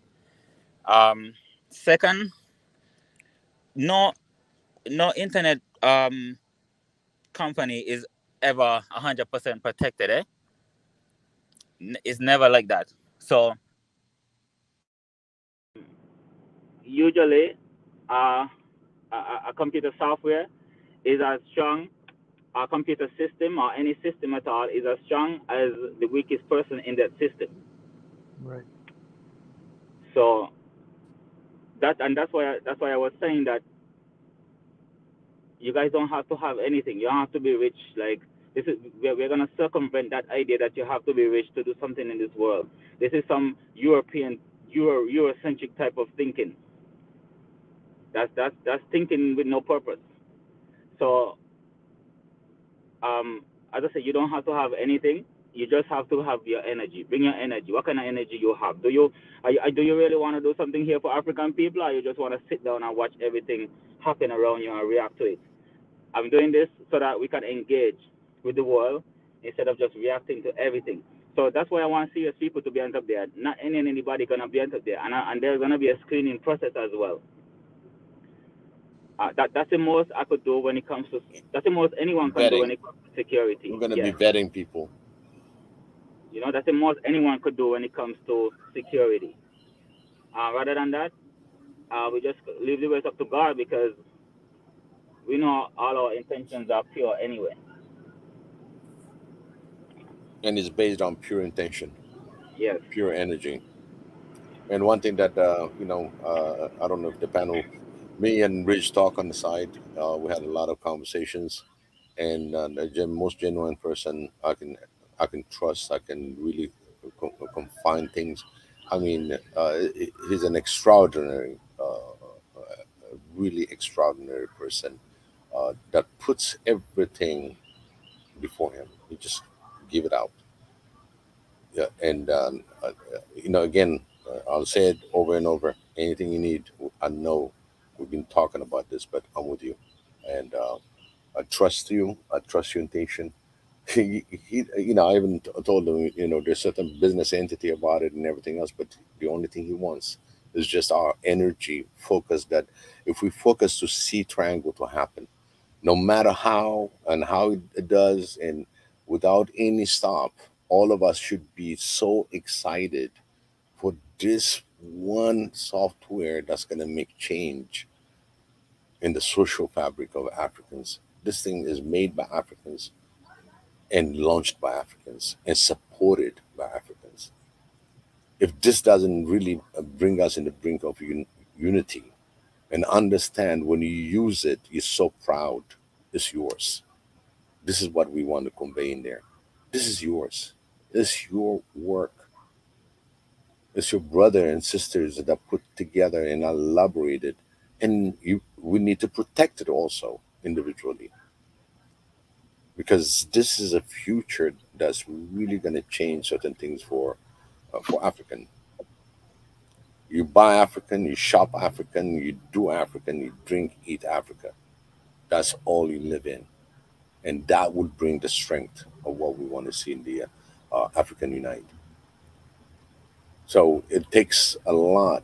I mean, the idea came out, and he put the demo. Oh my God! The first time that we saw the Ridge, even though we talked on the side when he launched it, I'm like, wow, just a little demo that was out there. It should make us so eager, to really this thing to launch. It is ours, It's made by our own people. So there's a lot of different things on the background that we talked when it comes to security, the cyber, and all that. And at the same time, the scalability, man, it's just. Imagine, I just want you guys, like, I know that the brother before me, AB, he had that's a serious question he have. That's good, but I'll tell you something, my friend. I believe we all have to play our part, because this is not about me. I'm just a vessel. This just came to me, and if anyone knows me, I'm not really a person that takes credit for anything. Like, I'm not a celebrity. So, it's just a vessel. That's what it is. What the brother said is actually really important, and that's why I'm trying to get as much people as I can who knows business, people who know coding, to help me out, because I'm an artist. That's all I am. I'm not a business person. As a matter of fact, I despise business. I know that is important, but I despise it because of the rules that business have. Like, if you're going, like, they have this foxhole principle in business. If you're going down, take as many people with you. That I can't do that. I can't work in a place or study something like that. I'm sorry for you guys to study it, but if you studied it, you're so important to me. That's all I gotta tell you. But I'm just an artist. That's all I am. If you guys can help me out with security, if you guys can help me with business, that would be great. Yeah, and that's what is gonna accelerate it. Go ahead, Sanu. Yeah, definitely. I question. mean, yeah. It's okay. Go ahead. No, I just want to have a few comments. So anything we can help with the idea and everything, we'll pass it along. I just want to reiterate the fact that this is big, huge, and big, like one big step and a game changer. So again, thank you, and this is wonderful. So go ahead. Okay. Can I? Okay, I have a question. Can I throw a challenge there for the people who are serious, and say, okay, implementation, right? Like we're just doing his part, which is great. Can we start something like that we can all be part of it? Because I see where Rich is going with this. It's not. It's about the community. It's about holistically the whole African. We all do our part to make it big, to work for everybody. It's not necessarily a business where it's for profit. It is a business, but at the same time, we're all in it to make it successful. Am I wrong, or would you say that? No, that's you're not wrong. The same, yeah, exactly. Okay, so now, for example, I've always thought of this, and I've always wanted to do this. If us here, like for example, whoever's serious, we could all even start like a company, or funding to start a company. So we can all put like $100 each, for example, or $150 or $200, whatever you guys agree, to start something, a small business, and we can start with that so everybody has a share, but it can start either whatever you guys want to, whatever you want to start with, but at least, because some people are like, oh, where do I start, or how I do this, or this or that, but at least you have something being implemented on the continent, whether it's in Ethiopia, Kenya, whatever, it doesn't matter. You start something small in that section, and then you can implement it in other locations across the continent, right? So this is something that we could all like if you ask me to join to do something like this, I would be so happy to do that, right? Us being if you got to be serious about it, you got to be about it, and then of course there's this thing about trust, this and that, but like if we all say, okay, let's put $100 each, if it's like 50 of us or 100 people, imagine how much that money could come up to, and then you start something small. You can start a small farm even, I'm just an example. It can be like a superfood farm. That's, because that's really big. It's very expensive here in the West. Even it's expensive to even in Europe as well, in different places. But it's so important for our health because everything is being genetically modified. Just as an example, I'm saying, right? So if we're about it, instead of just we could create that as an example and then have it implemented in Triangle, right? Because that's something that we started, and then you can continue expanding it to Congo, to different places and whatnot. Yes. Just throwing Triangle, an idea out there. No, that's good. That's good, and that's what Triangle is about to do. We're going to make it easier for people in the diaspora and in Africa to work together to build businesses in Africa itself and even out here, so that we can build a community of a social economic community, not just some neighborhood. Neighborhood don't have nothing but people. A community has everything you need.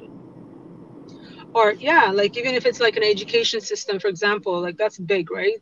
If it's like a coding class for children in the village somewhere, right? So if we all come up with something, or someone that as an educator somewhere in a village in Ethiopia that are these guys have been talking, or some other place or in Kenya, whatever, right? So people that we know that have been talking about it, doing something about it. That what's the change that we're doing? Are we just talking, or are we just implementing something to make It's something coming. happen? Senu, if you look at it, where we started, it was like what the hard that we take it is like November, and look at us now, where we have launched One Africa in Addis. We have Mika that went in there representing, and he putting in all his heart and money and understanding into it, and the YouTube and stuff like that. It's useless, from the return that he's getting. The algorithm changed. All the thing that he was hoping was not where we wanted. But now we are even on a bigger mission, launching the triangle, launching the One Africa, the whole org, the whole shebang, the whole thing. But it needs a support. Again, like you said, 30 cents, 50 cents here and there for each individual on that level, and everybody that really believe to make this thing happen. Both Mika and Ridge, they should focus on their work. Period. It's something that we need to really come up with the ideas. And one of the ideas that I have, I'm still discussing with both of them. So once it gets on official, I think this is I don't know, AJ. You saw it and you know what it is. You see, volunteer Mike Africa Unite is volunteering to get whatever you want. He said, "Let me know what kind of people you're looking for." Give him my email. Give him my email. I think I know this brother. I think I have his number. But man, right. as much as you guys could help, going to universities, find out who does programming. Let's grab them early and build those positive feedback loops with them. Sorry, Biggie, you can go. No, absolutely, because it's made by Africans and it's going to be secured by Africans. You see what I mean? When you venture this kind of ventures, specifically created by Africans, that it tells a whole lot. And even Pi was telling you, hey, we were talking about it 2 days ago. So, launch it in Africa. I have a question for you, or anyone. Is it easier to start a company in Africa or outside of Africa? The thing is, with the internet, it doesn't even really matter. Once you have an internet connection, this is why we use the internet. We're using the internet as a tool. It's just a tool, Once you have an internet connection, you can do it anywhere. It doesn't matter which part you do it. It's gonna spread all over the world anyway, right? So, if you ask me, I prefer to be somewhere on the continent because I've never been there, but I feel like I've worked for all of you all my life. So you guys got to give me a space when I come over there. You know what I mean? Yeah. So absolutely. So the thing is, I have a question in the sense. Sorry to cut you off. If you start a company in Africa, is it by country? Like, so if I have, let's say if I start in Kenya, I would open a company or an organization, I open in Kenya, would that be recognized across Africa? Or is that so let's say if I start a company, could it be across, can it be recognized across the continent? Yeah, yes, it can be, but go ahead. So, I don't know, does anyone know this? I don't know. Just to explain, we went through that with Mika. So they give you the option to be local, okay, or they give you, even when you get the licenses and stuff like that, they'll give you also a license for international. So you can choose the governments. Oh, because okay. if you're gonna be operating within the country, and then if you establishing a base, and then that base either is it a locality in any given, like Tanzania, Ethiopia, everybody has his own rules when you come into business, okay? And when you come as a non-profit, also has the same deal. So you can have it international, or you can have it on a local state base. So you have that option. Okay. And for Triangle, is international from the get-go. So it will be registered as an international company. And anyway, let's say we'll have Triangle representation east, west, south, north, central. We can pick, and really we will have people that's going to be playing it like a concert. You understand? Each region, each area, whoever that's taking certain parts of the triangle, they can be located in all this variety of countries. It doesn't matter, but at least we have the presence in a locality. Okay, thanks for asking. one question for the Go ahead, panel. Mickey. How you doing, Mickey? Welcome. Welcome to the panel. Thank you for joining us. Oops, he dropped. I had a question for the panel. Is that does Africa at this time has good the foundation for good internet connectivity? You know, for mass applications such as Triangle. Is it ready? Is Africa ready for such a thing? Well, it's not just only Africa, you know, brother. It's us out here. Is if we're ready for Africa. Because if we're not ready, I don't know. I don't think the future don't look too bright for African people if we're out here in the diaspora not ready. We are the most important piece to this puzzle.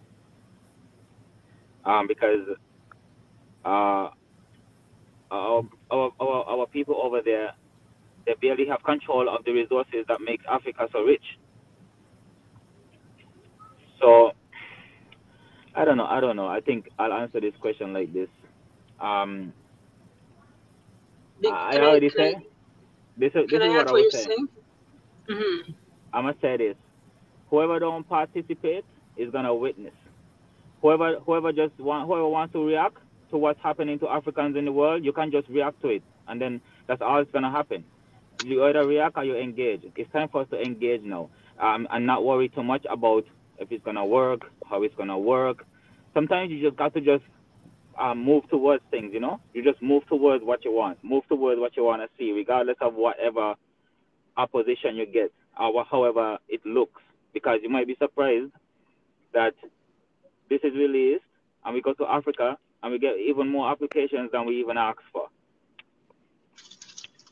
More businesses being built than we even thought was going to be built. And I'm not talking about big complicated businesses end up on the Forbes list business. Not that kind of business I'm talking about. That's some European business. I'm talking about business that is focused and centered on the philosophy of Ubuntu. That you should be good if I'm good. I should be good if you're good.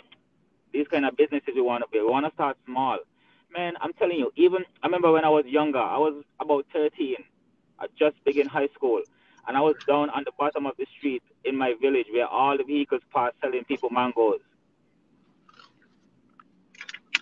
So, like, I'm just saying, like, it doesn't have to be no huge Fortune 500 things that we're going into Africa to bring. I don't think we should bring that European mindset in Africa in the first place. Because it's not going to work. But small things, brother. Start small and you grow.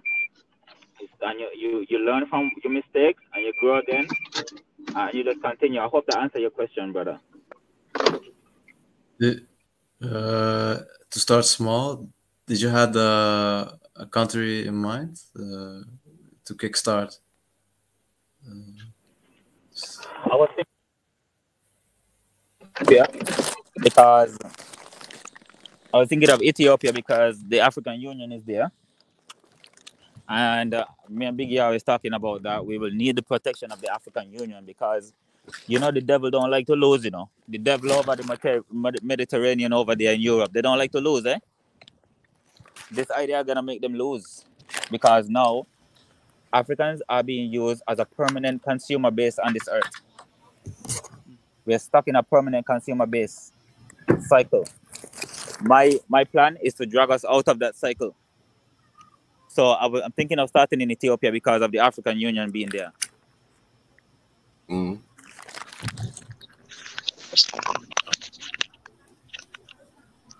Are you doing good? And Hi, go ahead. everybody.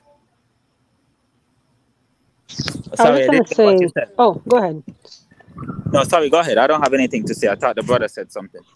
Yeah. No, I was just going to add to what you're saying when he said, is Africa going to be ready? Africa had been ready. It was just the people. The people. We have to, there's a lot of things happening. A lot of European companies, a lot of Chinese companies, a lot of them are doing great business, getting rich, getting wealthy. So it's been happening in Africa. It's just the people, the diasporas. We think it's not happening. We think it's not, is it going to be ready? We're waiting for it to be like the West. Then it's going to be too late. You won't even have a chance to get in. So you got to go there and do it now. Like yesterday, actually, not even now, yesterday. So we have to have that mindset to say that start small, like, Reggie said, like start whatever you can. Just having that mindset to put your money instead of investing in the West, having it in Africa, getting it started, having that mindset, having that right energy. So even the mindset, see, even the people that are on the continent, there's a disconnect.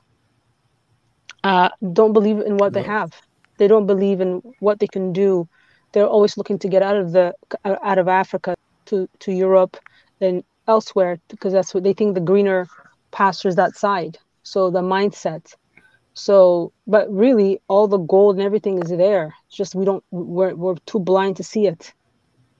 Just because you see the roads being clean and highways and better internet but we have it better in the West at the cost of our people in Africa. So we got to take it back and build in Africa and start small, having the right mindset, having a positive attitude, and saying that we can do it, and loving yourself and our people as well. All that tied into one. And I just wanted to add amazing that you said that, Senu. Senu, yes, can you yes, imagine this platform? Okay, this platform. yeah, this platform, Also, yeah, there you go. I'm not. Usually we reframe things, but I'll let you guys finish the sentence in your mind. What's going to happen to different things that Africa produce and having this platform? Just your imagination. There are certain things that I don't want to say because it's more public, but imagine the impact. Yes, Imagine the impact that it's small, right? But it's big. yeah, exactly. Like this channel you're saying has changed. I'm sure it has affected a lot of people's mindset as well. I'm pretty sure people, the way they were talking at the beginning, now it's not the same state of mind, right? So No, once you change that mindset, and you show people the value of our land, the value of our people, to unlearn what we learned, because we learned a lot of things that are not true. And so when you undo that and learn from our perspective, from our own history, our own everything, then it wakes the mind. It wakes I see it happening in my surroundings. Sometimes when you mention at the beginning, they're like looking at you like as if I'm crazy. But a year passes by, 6 months passes by, then they come back to you. Oh, I remember you telling me that. I remember this. Or they might not even say that to you. They just do it. So I think the conversation that alone is a big impact. Me personally, I'm a Taurus, so I like things to fast, get things done. So, but everybody is a different pace, right? And everyone, the mind, especially the mind, if we can set that straight, if we can, like, as an example, in Ethiopia, you've got 80 plus tribes. If those people can learn to love each other and respect each other and not fight amongst each other, where would Ethiopia be today? Right? Just as an example, Somalia, the same thing. Eritrea, the same thing. Kenya, the same thing. Kenya, as much as it's a very developed country, they have internal issues, like a lot of issues, like tribalism that was set in place by the West and is still in effect even now. You see, so those things we have to break it down so that we can wake up. We can work together and look and do better for our people, for ourselves and our people, and our future generation children as well. exactly. And one thing I just want to reflect back on the time of it was One Africa movement. It started as a movement and established itself, Swahili Nation, One Africa. Just if you really look the timeline on how serious this this one Africa is, and we showed the world literally on what we said, what we promised, we keep developing, we keep moving forward. Have you seen any YouTube channel that's going to be sharing this channel? We're sharing it 7 days. 7 days we have a show, and we're sharing our information. We're spending our time by specific, let alone to be just one person on the YouTube and trying to get things done. Mika News is bigger, a lot bigger. We wanted to make it 24 hours. But again, we said, you know what, 24 hours, we're going to have to allocate that and stuff like that. Yeah, I can have, with seven hosts throughout the week, we can put all seven of us and run 124 hours like crazy. But the value, when you look at it, is we put it in sections, and every host, again, all my co-hosts, I really, really appreciate you for me personally, and for people that comment. The tone is getting tighter in One Africa. People wants to get involved. Okay, they change algorithm, they change things on us, but it's okay. We're, we're not down. It's not the whole 1.33 billion people that we want. There are few, and I guarantee you. I always said that, and even Rich said, and Mika said, we're gonna have a leader out of One Africa. We'll build that leadership, because right now we're not wasting time. We're what coming June. We're like 6 months on the road, and look at how much has been achieved, thanks to Mhm. everybody that was collaborating. Look at the way things are coming. We're talking, but we're acting. We're trying to get things to work, and eventually, once this takes off the way it's supposed to take off, because it's very important that we still have the responsibility and accountability for ourselves to protect it. We need to protect this asset. This One Africa family, it represents the whole Africa. We're going to be the whole Africa, because we invite the whole Africa. This is not something just on one side, Tanzania, Ethiopia, and then you got the Nigeria and stuff like that. No, this is a, a well collaborated and action based platform. And you've seen it. Everybody sees it. The progress. Where we at right now? What we what are we talking about? Have you seen any YouTuber that's going to come and say that, okay, I'm going to create this for my beloved continent? No, it's in the work. You see in it. So I'll go to AJ. What do you think, AJ? And how long you've been following us? Something, that little question. How long has it been? Not for long, probably not more than a year. Actually, I came across the platform because I was checking some YouTube videos, and I saw the Tuchanaki's compiled African news, and I was so Right. much interested. I was like, wow, African news, that's wonderful. And it was around the Olympic time and all that, so I started following that, and I somehow stumbled across Swahili Nation, and then okay, and then I started listening. I was like, mostly it's young folks, and I was like, wow, really, this is where things happen, this is One Africa. It's like beyond beyond borders, beyond ideology, beliefs, and all that. So I start listening, and then I took some time before I started participating, because I just don't want to get off course. But yeah, so not more than a year, but I've learned that most of you guys know each other and work together, and I started watching other videos by the channel, and it was very, very interesting, and somehow it seemed to seem to match my ideals and values as far as how to be. Because at that time, I was right also in my own journey trying to figure out what I want to do, where should I go, this and that, so somehow it matched my ideals, because at the end of the day, uh, we are Africans, that's what it is.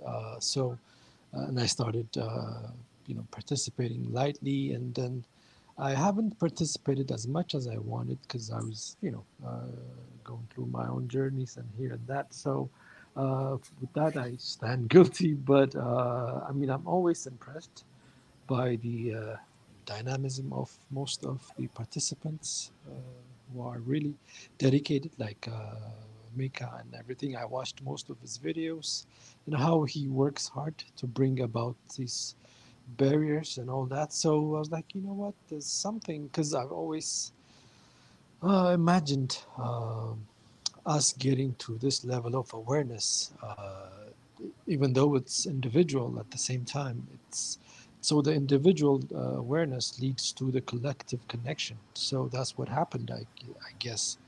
Every now and then you might sway off, get strayed a little bit, but then again, uh, for me, that's the true identity. And in fact, that's one and the most important things that can be used to solve most of the problems that Sanu described, the tribalism and all that, the other problems we have in other areas. This just not having, I'm not saying this is better or that. I respect any tribal opinions. I'm not saying it's better or not better, but it's a level of understanding. So it will even solve problems as we go along. So when people really come to their own understanding of who, I mean, the big problem is the perspective or the glasses that we use to see who we are. Usually we start off by these programming we have in our society culture, and if you don't go beyond that, then it's always a problem, because these things are, the designs. So, so this platform is what really should attract most of the young generation in those areas that are being conflicted. So once people understand, I mean, there's no tribe or whatever that dismisses his African heritage, but prioritizing it is the problem. But with with these platforms, can do a great job in bringing people up to that level of understanding, and be able to then move forward together, bringing about what we have always dreamed of. And I think we're seeing that happen as we speak. And so yeah, that's my take on that, on this platform. It's a wonderful thing. Wow, AJ.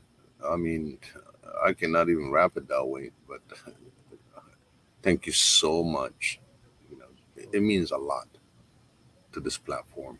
And given, I just randomly asked you that question, but your answer follows what you experienced and to today.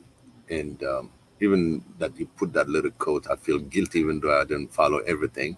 But even that, the passion that you showed and the support you showed, this is what Ridge is talking about, that pure energy. I mean, you are connected. You still know there's something going on in Swahili Nation, One Africa. You still have that in your back of the mind. Oh, maybe you might be busy or something. And that right there, I think is, I mean, it's priceless. This is it's an experience I think everybody experienced, because we all started slow, and then we got engaged, and we got more participation, more. Ridge came in. Ridge, even Ridge when he came in, and all his what he wants to build. It accelerated like, I don't know, Rich is like, he said, wow, I got this energy, this pure energy that's supporting him. He's really flying on the energy and what he can do.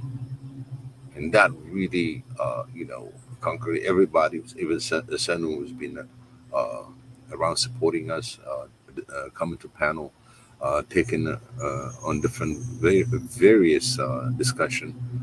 Mickey, the same thing. Abiyak, he either is going to be on the comment section. I mean, I think for me, I'm really blessed that I met his incredible family that I never thought I would have last year. And it goes a long way. And it made me understand that there is a lot to do, but you don't have to do it all by yourself. You have others that's going to help you to bring in the information, to help providing their physical help, whatever that you may need. So we are in the right platform. I would say myself, I believe in it, and I believe we'll do greater things as we get busy and actively working. Um, Maybe we're gonna have a glimpse of most. We will have some coverage, but we'll all be participating, plugging in, and helping out our organization. This one, the Swahili Nation organization itself, One Africa, to unite it and deliver important messages to the world. So this is the time we work hard. This is the time. I have Pi that's really uh, come in. Really, he's from in Taiwan and still going up after his African heritage, and at the same time making he contributes a lot. So I know pretty much everybody knows each other. Like I said, we don't need the whole 1.3 billion participation, but eventually they're all going to be getting a little piece of that because we want that understanding that we want wellness in Africa. We want that love, that peace, the strength, the power to be really, we are Africans and we're strong and we'll become strong. And you take Abuyak. Abuyak has been quiet for a while. Who's Sanuti?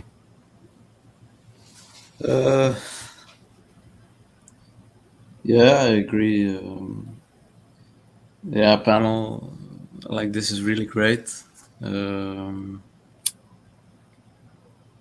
Yeah, it's this is something I think I was missing personally, to get somewhat in touch.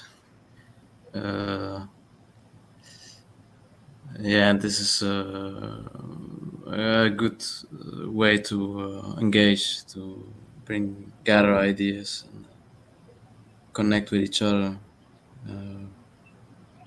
Yeah. Very nice.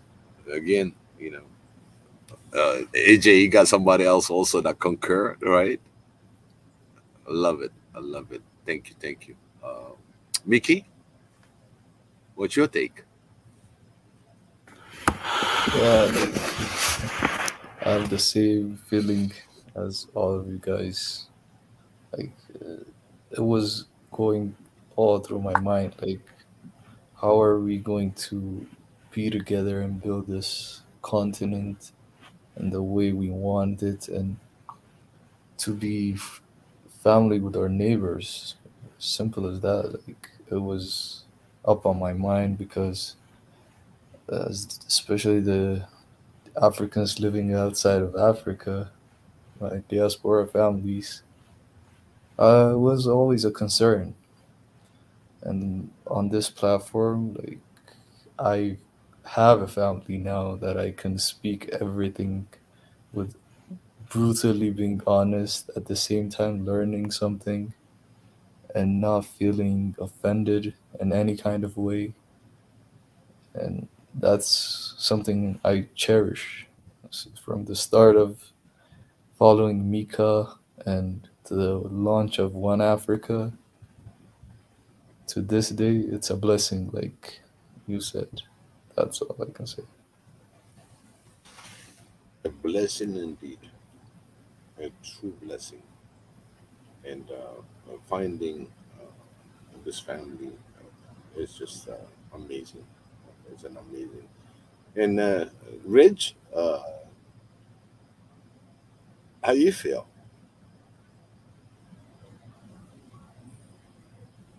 Ridge, you still there? I think Ridge is probably Yes, on Billy, mute. I'm here. How do I feel about what specifically? What you heard right now from your support group. Sorry, I had my laptop on as well. Right. What were you From saying? your support group, from AJ, from Mickey, Sanu, Abuyak. Oh, well, man, I feel good about having all these people listen to me, and I listen to them too, because there are times when I was growing up, I felt like I was alone. You know, I didn't just start thinking about these things. I've been thinking about these things since I found out my history teacher was a liar. I'm not gonna keep saying it because it burns me. That's where my burning desire comes from. Finding out that, like, you know, when somebody has your hand ties, that's one thing, you know where they have you tied, you know.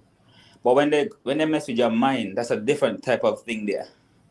So I feel like my mind was messed with when I was a teenager, early teenage. So I know myself that this is more than what's happening right now with us. This is about 200 years from now, how our children gonna be treated in this world based on how we are right now. If Marcus Garvey had completed his mission 104, 105 years ago, we wouldn't have been stuck in a permanent consumer base right now like we are stuck right now. One or two of us making it out doesn't mean nothing. It means absolutely nothing. Actually, even worse for the ones that don't make it out, because then the others gonna look at us like it's something we're doing wrong. Are we lazy? Like they call us after they finish with us with slavery. They call us lazy after that. We wasn't lazy before. But what I'm gonna say is that this is a long journey. It's gonna be a long journey. It's a long mission, and it's good to know people out there thinking the same way too, because none of us can do this on our own or by ourselves. It's gonna take a huge team effort to even start getting us out of this permanent consumer base that they have us trapped in here. That's the nature of capitalism, you know. The doctrine of unequal exchange. I take something from you because I can, and I take it for free if I feel like it. And I come to some place in the world and I sell it for 100% profit. I'm gonna end with this by telling you guys, don't forget that capitalism came to power when the African humanity was taken away from them, and it's still being it still haven't stopped yet. The incursion is still happening in Africa, you know. It's still happening as we speak here. So this is gonna be a long journey, as I said, and I hope that no one falls off. Remember, I told you guys the system is as only as strong as the weakest human. So be strong and vigilant, and it's always work. It's always work. My work that I have right now, I consider that my part-time job, because as soon as I even work on Triangle when I'm there, and as soon as I leave there, I start working at it again. Because I feel like that's my full-time job, because that will speak for me when I leave here, when I leave this earth, because I'm sure we have other demons to fight at the other side as well.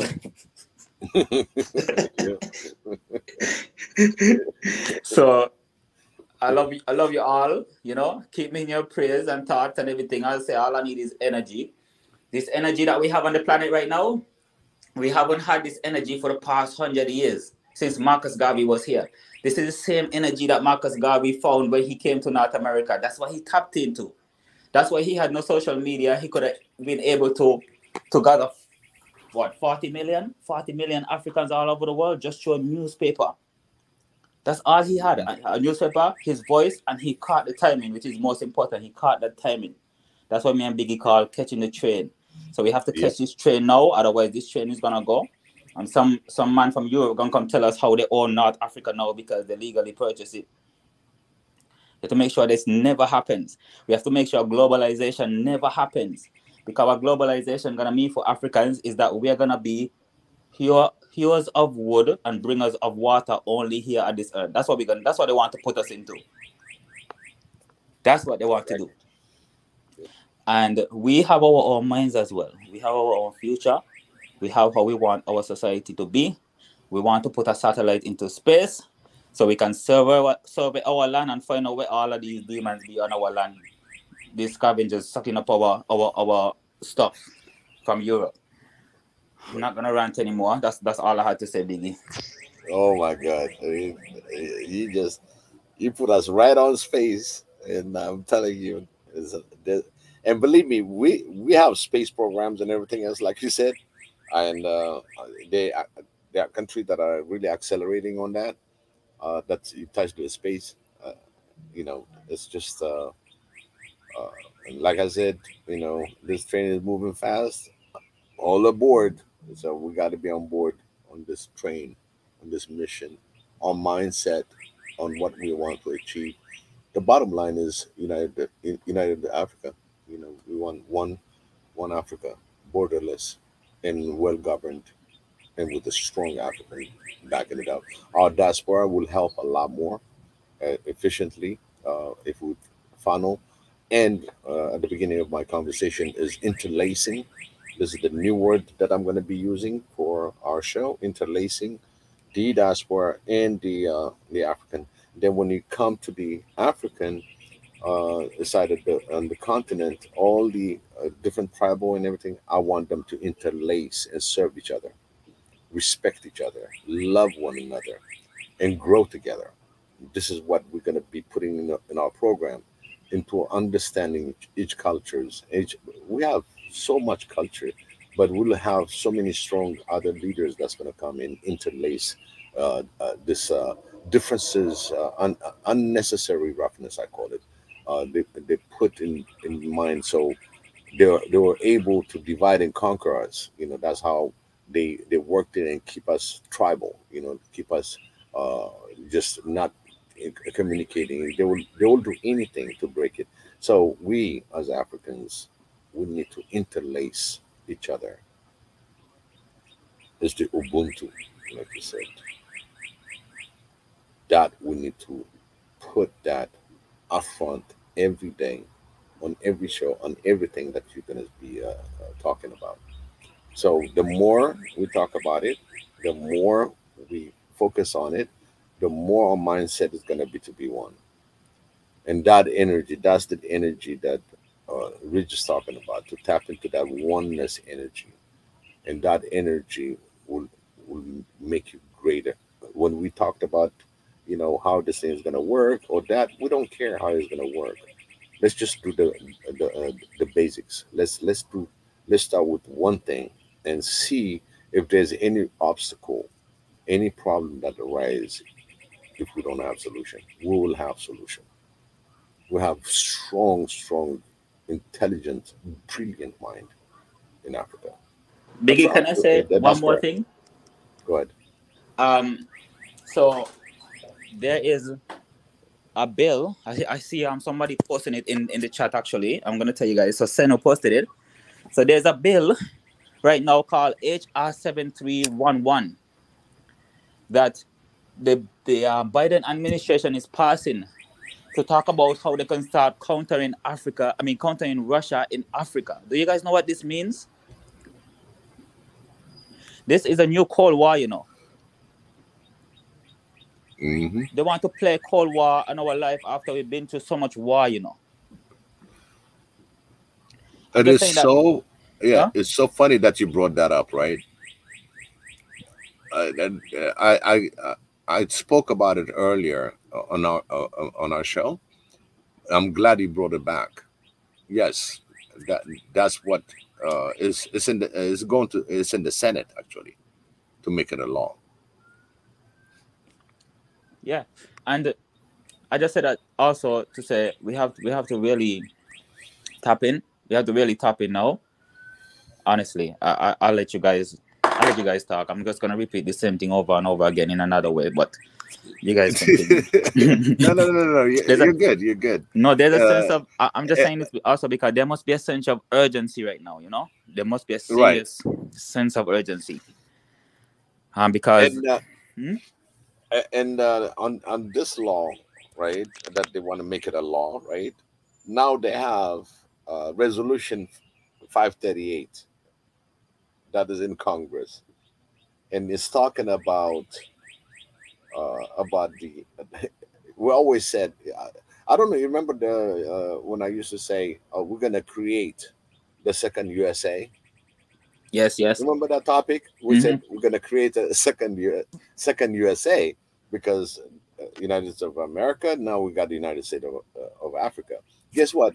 That resolution, the way they wrote it, it was so. I don't know who wrote it to begin with. He said in the making of the second United States of Africa. Right there, right on the resolution. In fact, I'll share some of the document. And in fact, I shared it on the WhatsApp. And I'm like, what do you mean second United States of Africa? You see, they even skipped the two USAs, you see, and they went the second. Whoever was writing it was just jumping into writing it, the second United States of Africa. You know what I mean? And it was not. Where's the first state of United States of Africa? So they come in after they pass that into the law. What happened is you're going to have a lot of anyway, just like the United Nations, there will be a lot of reject from all these nations in Africa. They're going to reject it, and there will be really more of if they're going to exercise military. Now they're exercising it in the continent, and if they're going to start that, it's going to be another one, because there's interest of China, okay, and there's also an interest of Russia. So this is going to be backfiring by the time it become law, because it contradicts itself. So anything that is, let's say it will be a collaboration between the two, where it's happening in Africa.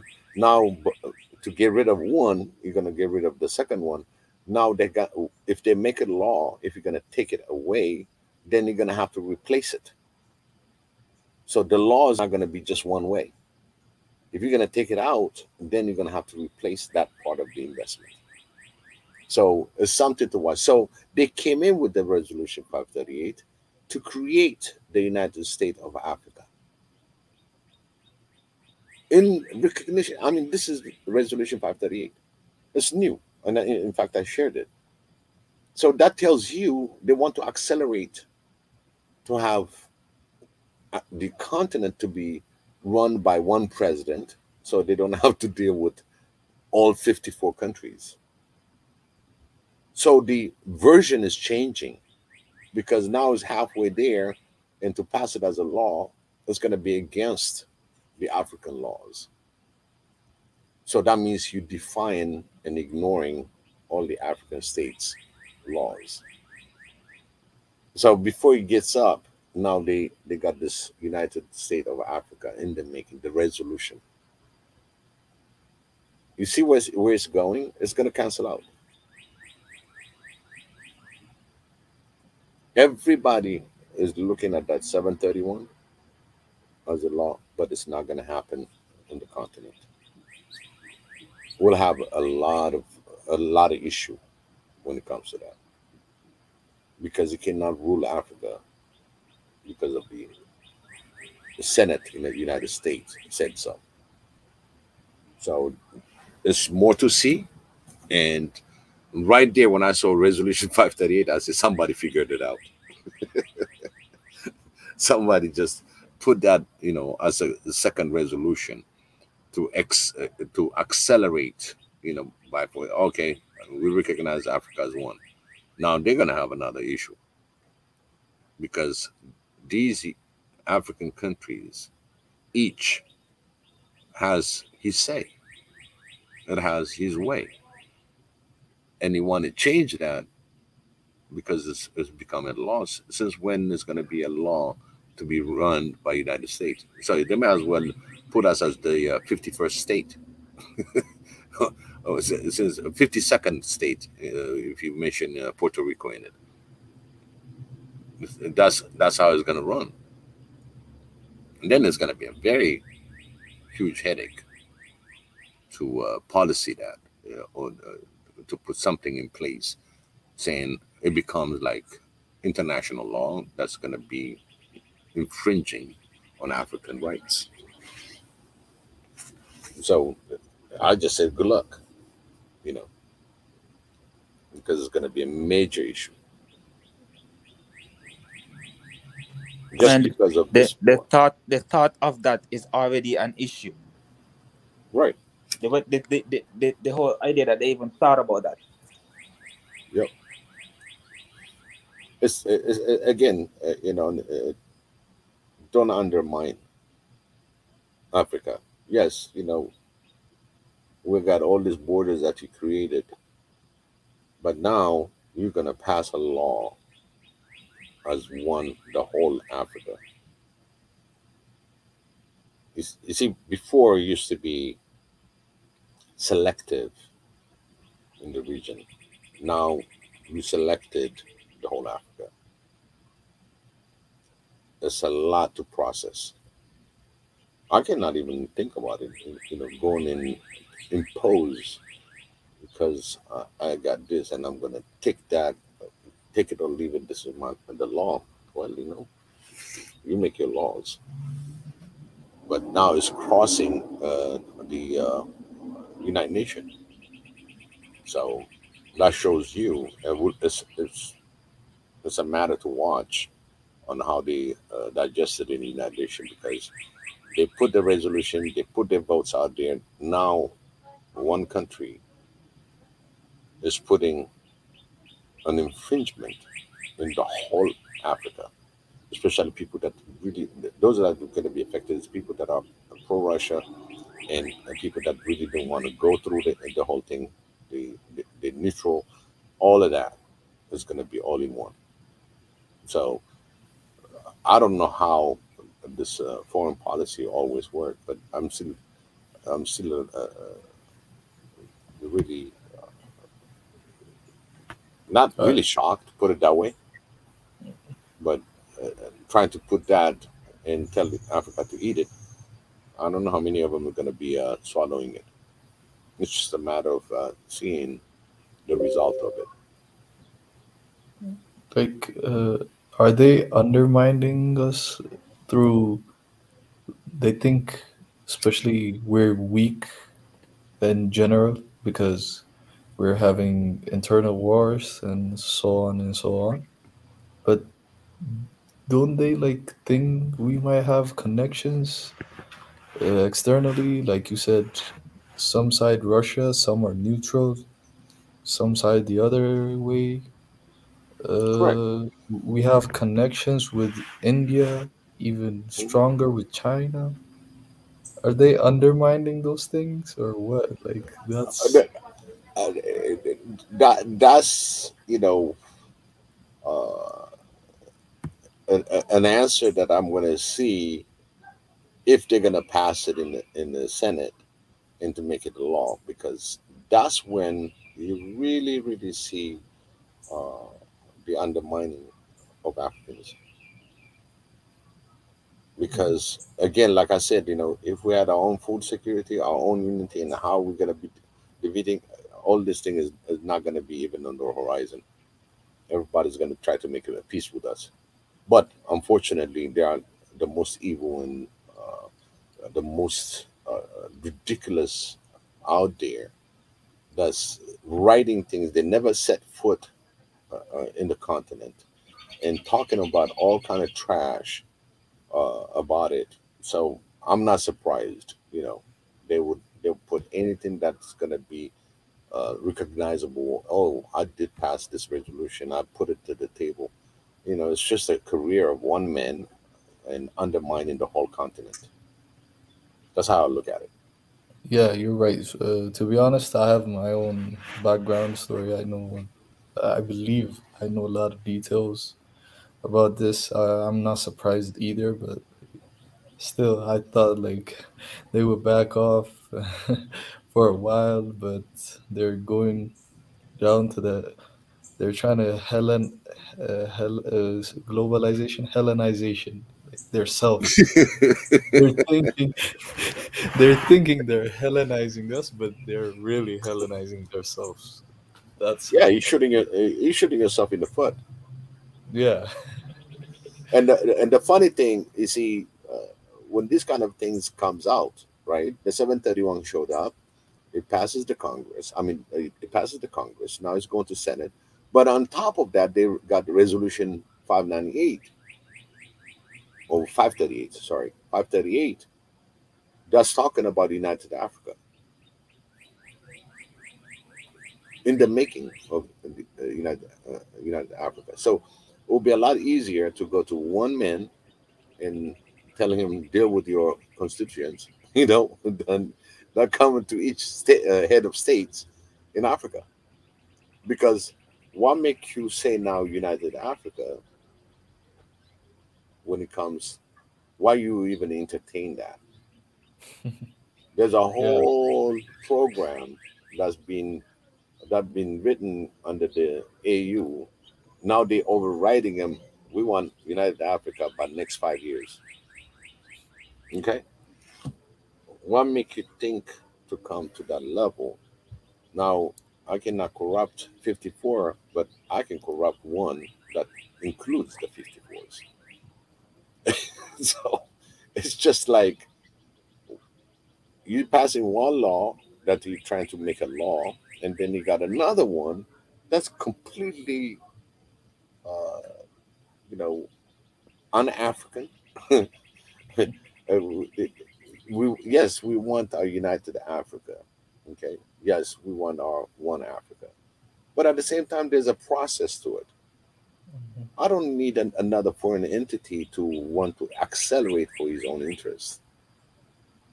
That's it. That's why they want us to unite, but like they've literally been, before it been was lit- before it was divide. You yeah, see, that's what I'm saying. before it was divide. Now we got to add them. You know what I mean? They've Because literally been streaming 2 years of internal conflict on a daily basis, but now they want to cause one. one Like No, my United personal Africa. guys, hatred. it's because they always tell us. It's because they always tell us they're gonna give us our leaders. Hmm. Hmm. That's what they're doing. That's what they want to do. They want to say Right. we're gonna support you guys for this one Africa, but we think this guy, we think this one is the best one for you guys because he gonna see about our interests. You know what I mean? Yes, he gonna pay Yeah. for our interests, he gonna give them. He gonna give his people some crumbs off the table when he done finished with the food. That's what they want to Right. do. But Yeah. I'm telling you, man, I don't know who's gonna listen to these videos and so on, but I'm telling you guys, like we have to come out of this mindset, like we don't have no right here on this earth. Honestly, Oh, that's our land. Nobody, like we don't even have no argument with nobody. I'm telling you, we go back and we start to plan and organize intelligently, and mhm. we just go from one to the next to the next to the next. Each one reach one, teach one.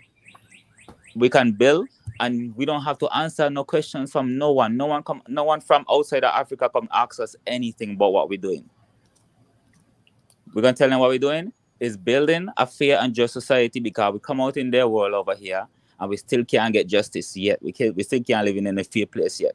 That's what we're doing, tell them we're doing. And if they have any questions, they're gonna have to knock and wait for that door open. Don't come in unless the door open.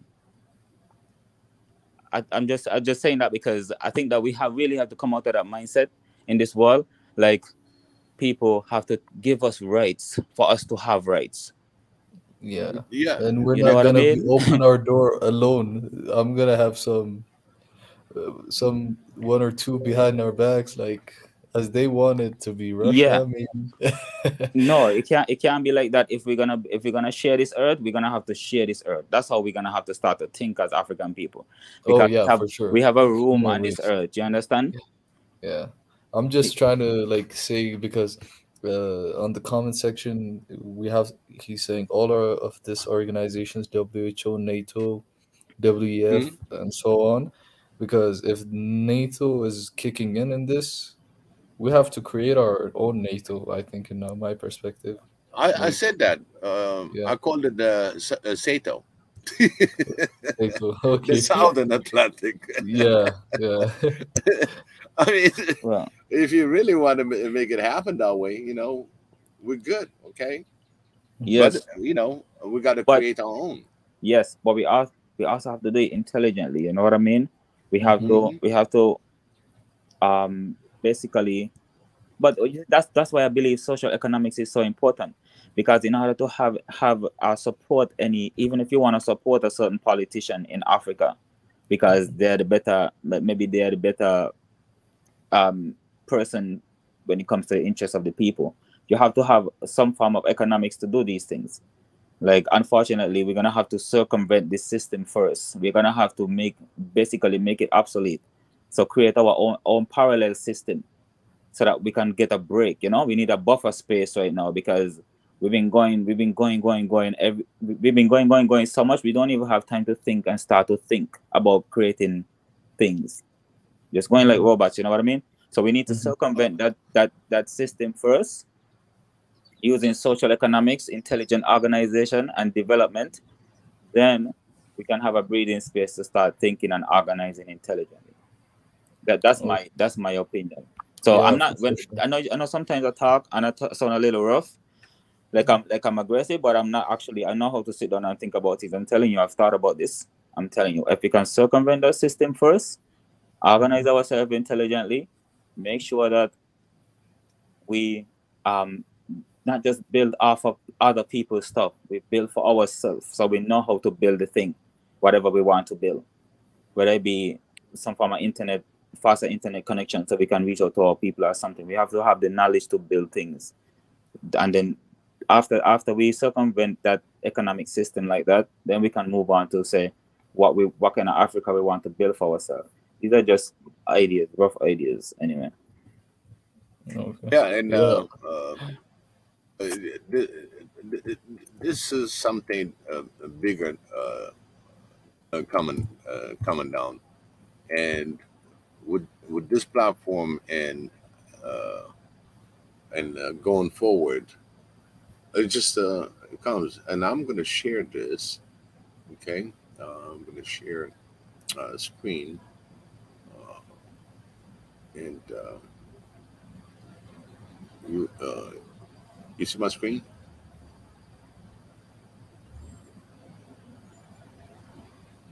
I'm trying to get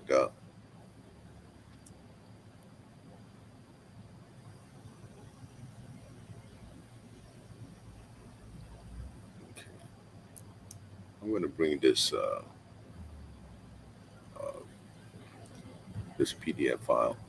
Do you see it? Yeah, we can see it. You can see the resolution? Which one? The 117 Congress. You see it? No. Your screen is just showing it's showing the YouTube channel. Oh. Okay, hold on. Sorry about that.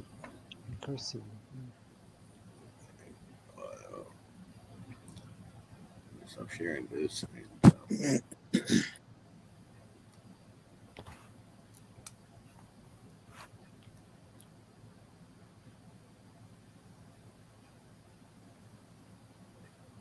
I posted my personal contact earlier, and I kind of logged out. Did you guys get it? Yeah, I saw that. Oh, okay. Yeah, this is something that we're going to be getting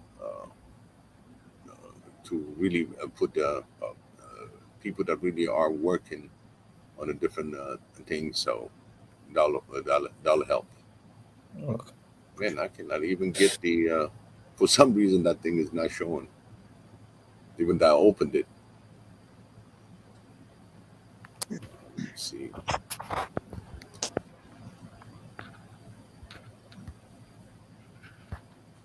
How about now? Do you see anything? Sorry about that.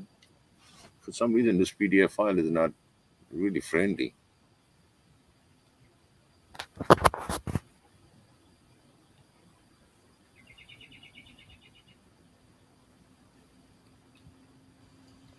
Who is There the we go. person with the African symbol? It's me, Mickey.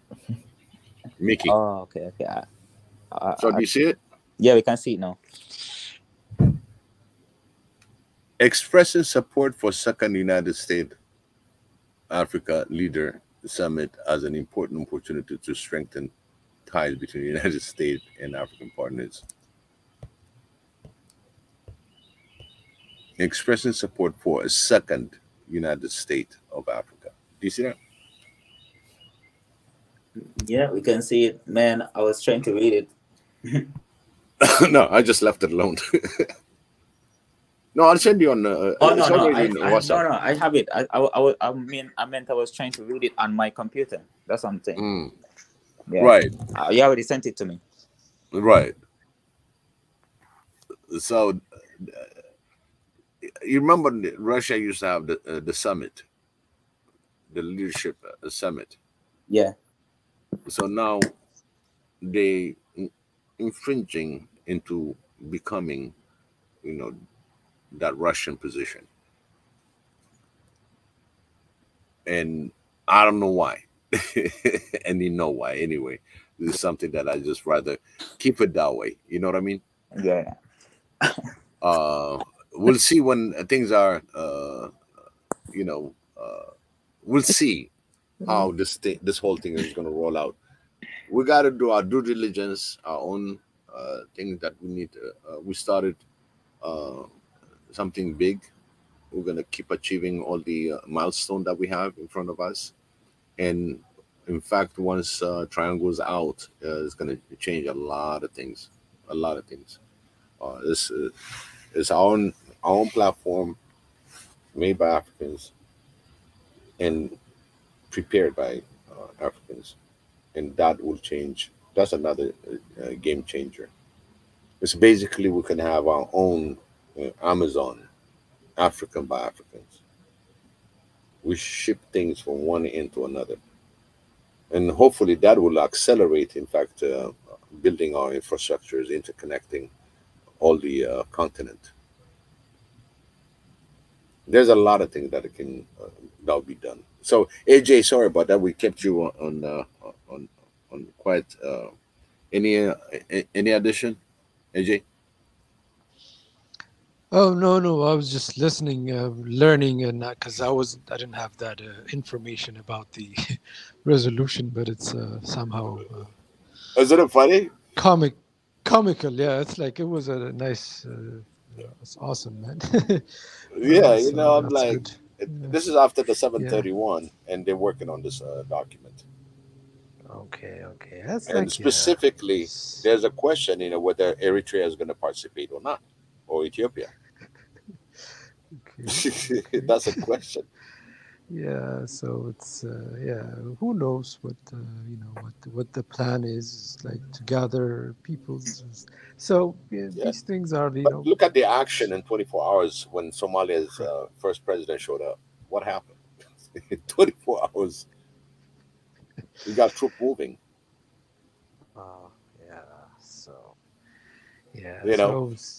Definitely. That's one of those tricks from the bag.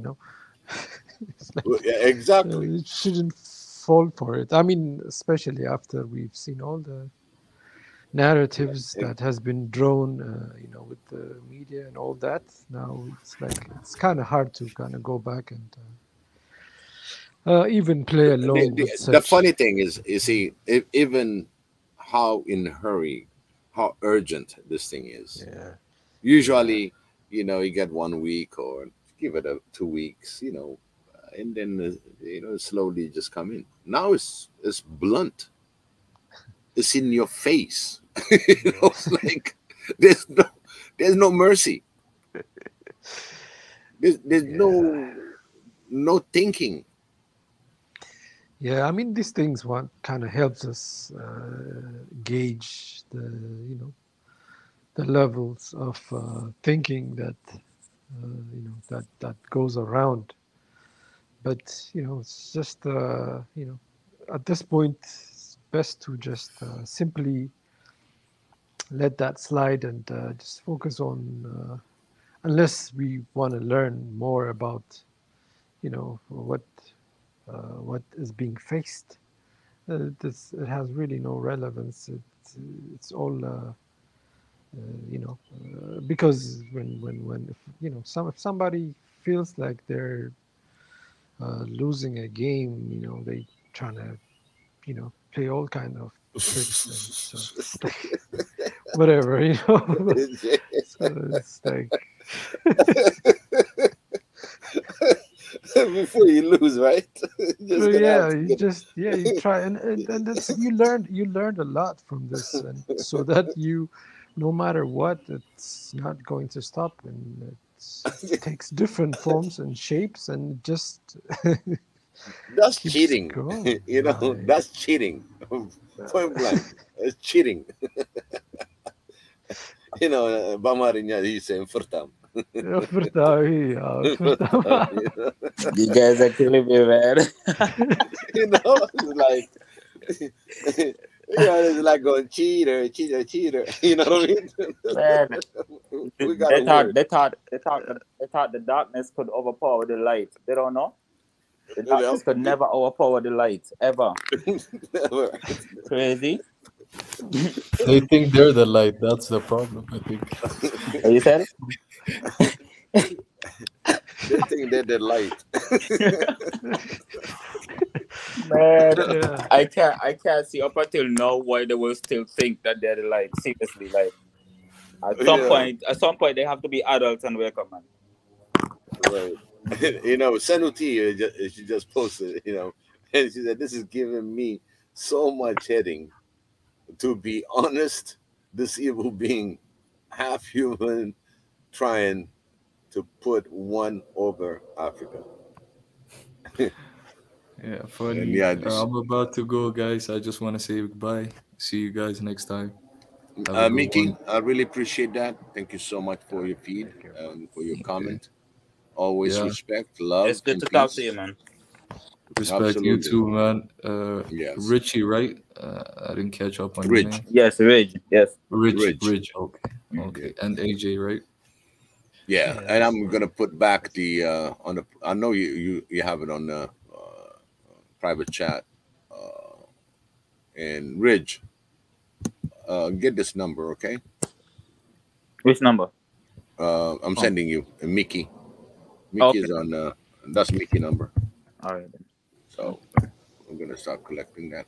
All right. Okay. Have a good one, guys. Have a good one. Thank you so much. Take care. Appreciate it. Thank you. All right. Appreciate that. All right. Well, today I'm gonna cut it short then. AJ, I really appreciate your total brutally honest opinion, and thank you, and always your family.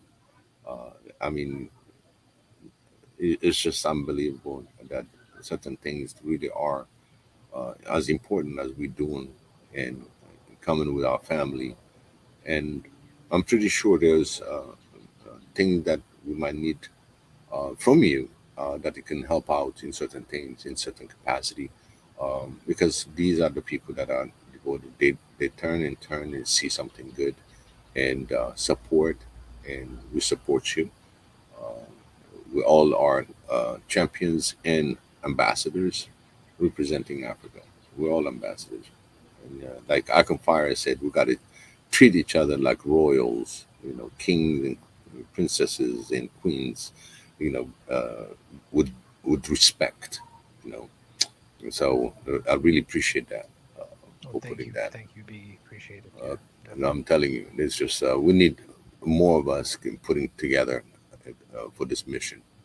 And then when Sunny again, she said,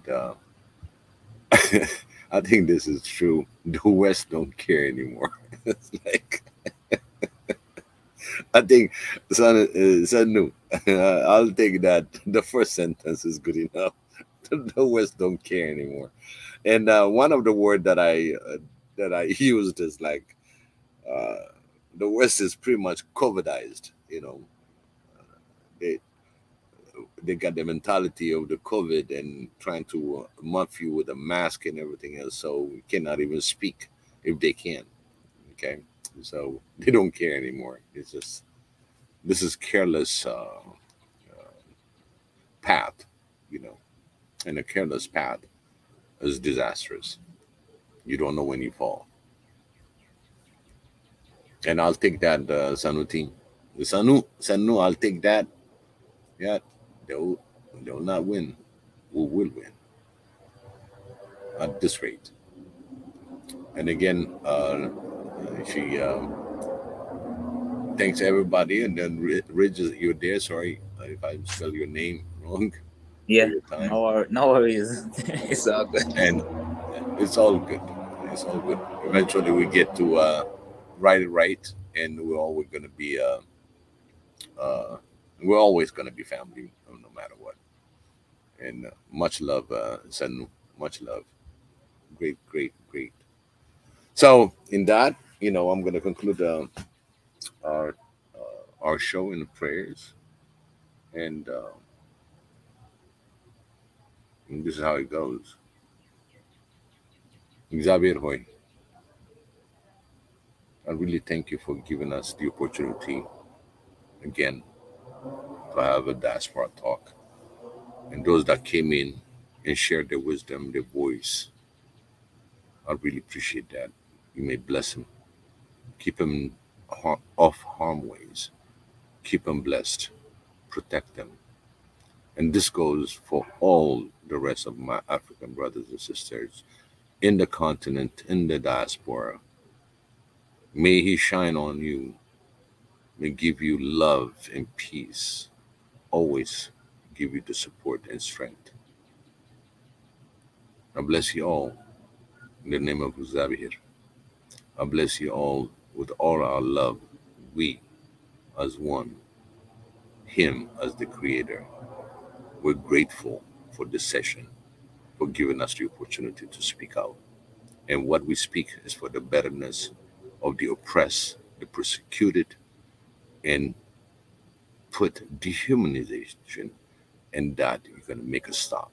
I trust in you, Xavier. I trust with my whole soul. Without you, I wouldn't even have a breath. And just giving me this breath and to speak gratefulness from my mouth, I'm very humble. Protect Africa. Protect our people. And let us tell us enough of the cries, enough the mothers' cries that lost their children in this fierce, full battle, unnecessary battle. Bless us all. Xavier Hoy. Again, I'm very grateful. I pray for specific people that ask for prayer. That's Marie Antoinette. I pray for Marie Antoinette. She's our family member that suffers with cancer, battling it, and still coming on our panel, giving her the strength to speak, to give us wisdom, guidance. We're very grateful. You may as well bless her, heal her.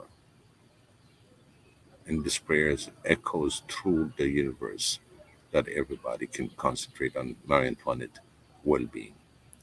The same thing for my brother Kaku, the same thing that I would pray for Kuku and Dr. Tzadeka, and the same Pastor Ezra asked to pray for him, and I'll include him in our prayers, and as well Mika Shabala. May he be protected, keep his health, and help him into this achievement for the vision of one Africa. In the name of Xavier, in the name of the Father, the Son, and the Holy Spirit. Amen. Amen, Biggie. Amen. Amen. Well, I'm gonna see you guys soon. Yeah, and here's my sermon. I'm gonna leave you guys with a sermon now. Go ahead. Huh? Go ahead then. Keep your energy up, up, Yep. up, all the way up. Because I really believe that African people taking their rightful place on this earth is God's work. I believe it's with all my heart, honestly. If God created all of us equal, then God is not happy with the state that our people is in. So changing this state is God's work. So keep doing God's work with him. That's my sermon. Amen. Amen. Amen. Amen. Amen. Thank you. Thank you. Beautiful. Beautiful. Hi, Marie Antoinette. I see you on the comment. It's good to see you on the comment. Again, family. Again, thank you so much for making it a great show. We had a great conversation. With that, it's a wrap. Have a wonderful weekend. You too. Good weekend, guys. Same here. Thank you. Guys. Take care. Brothers. Bye-bye. Bye.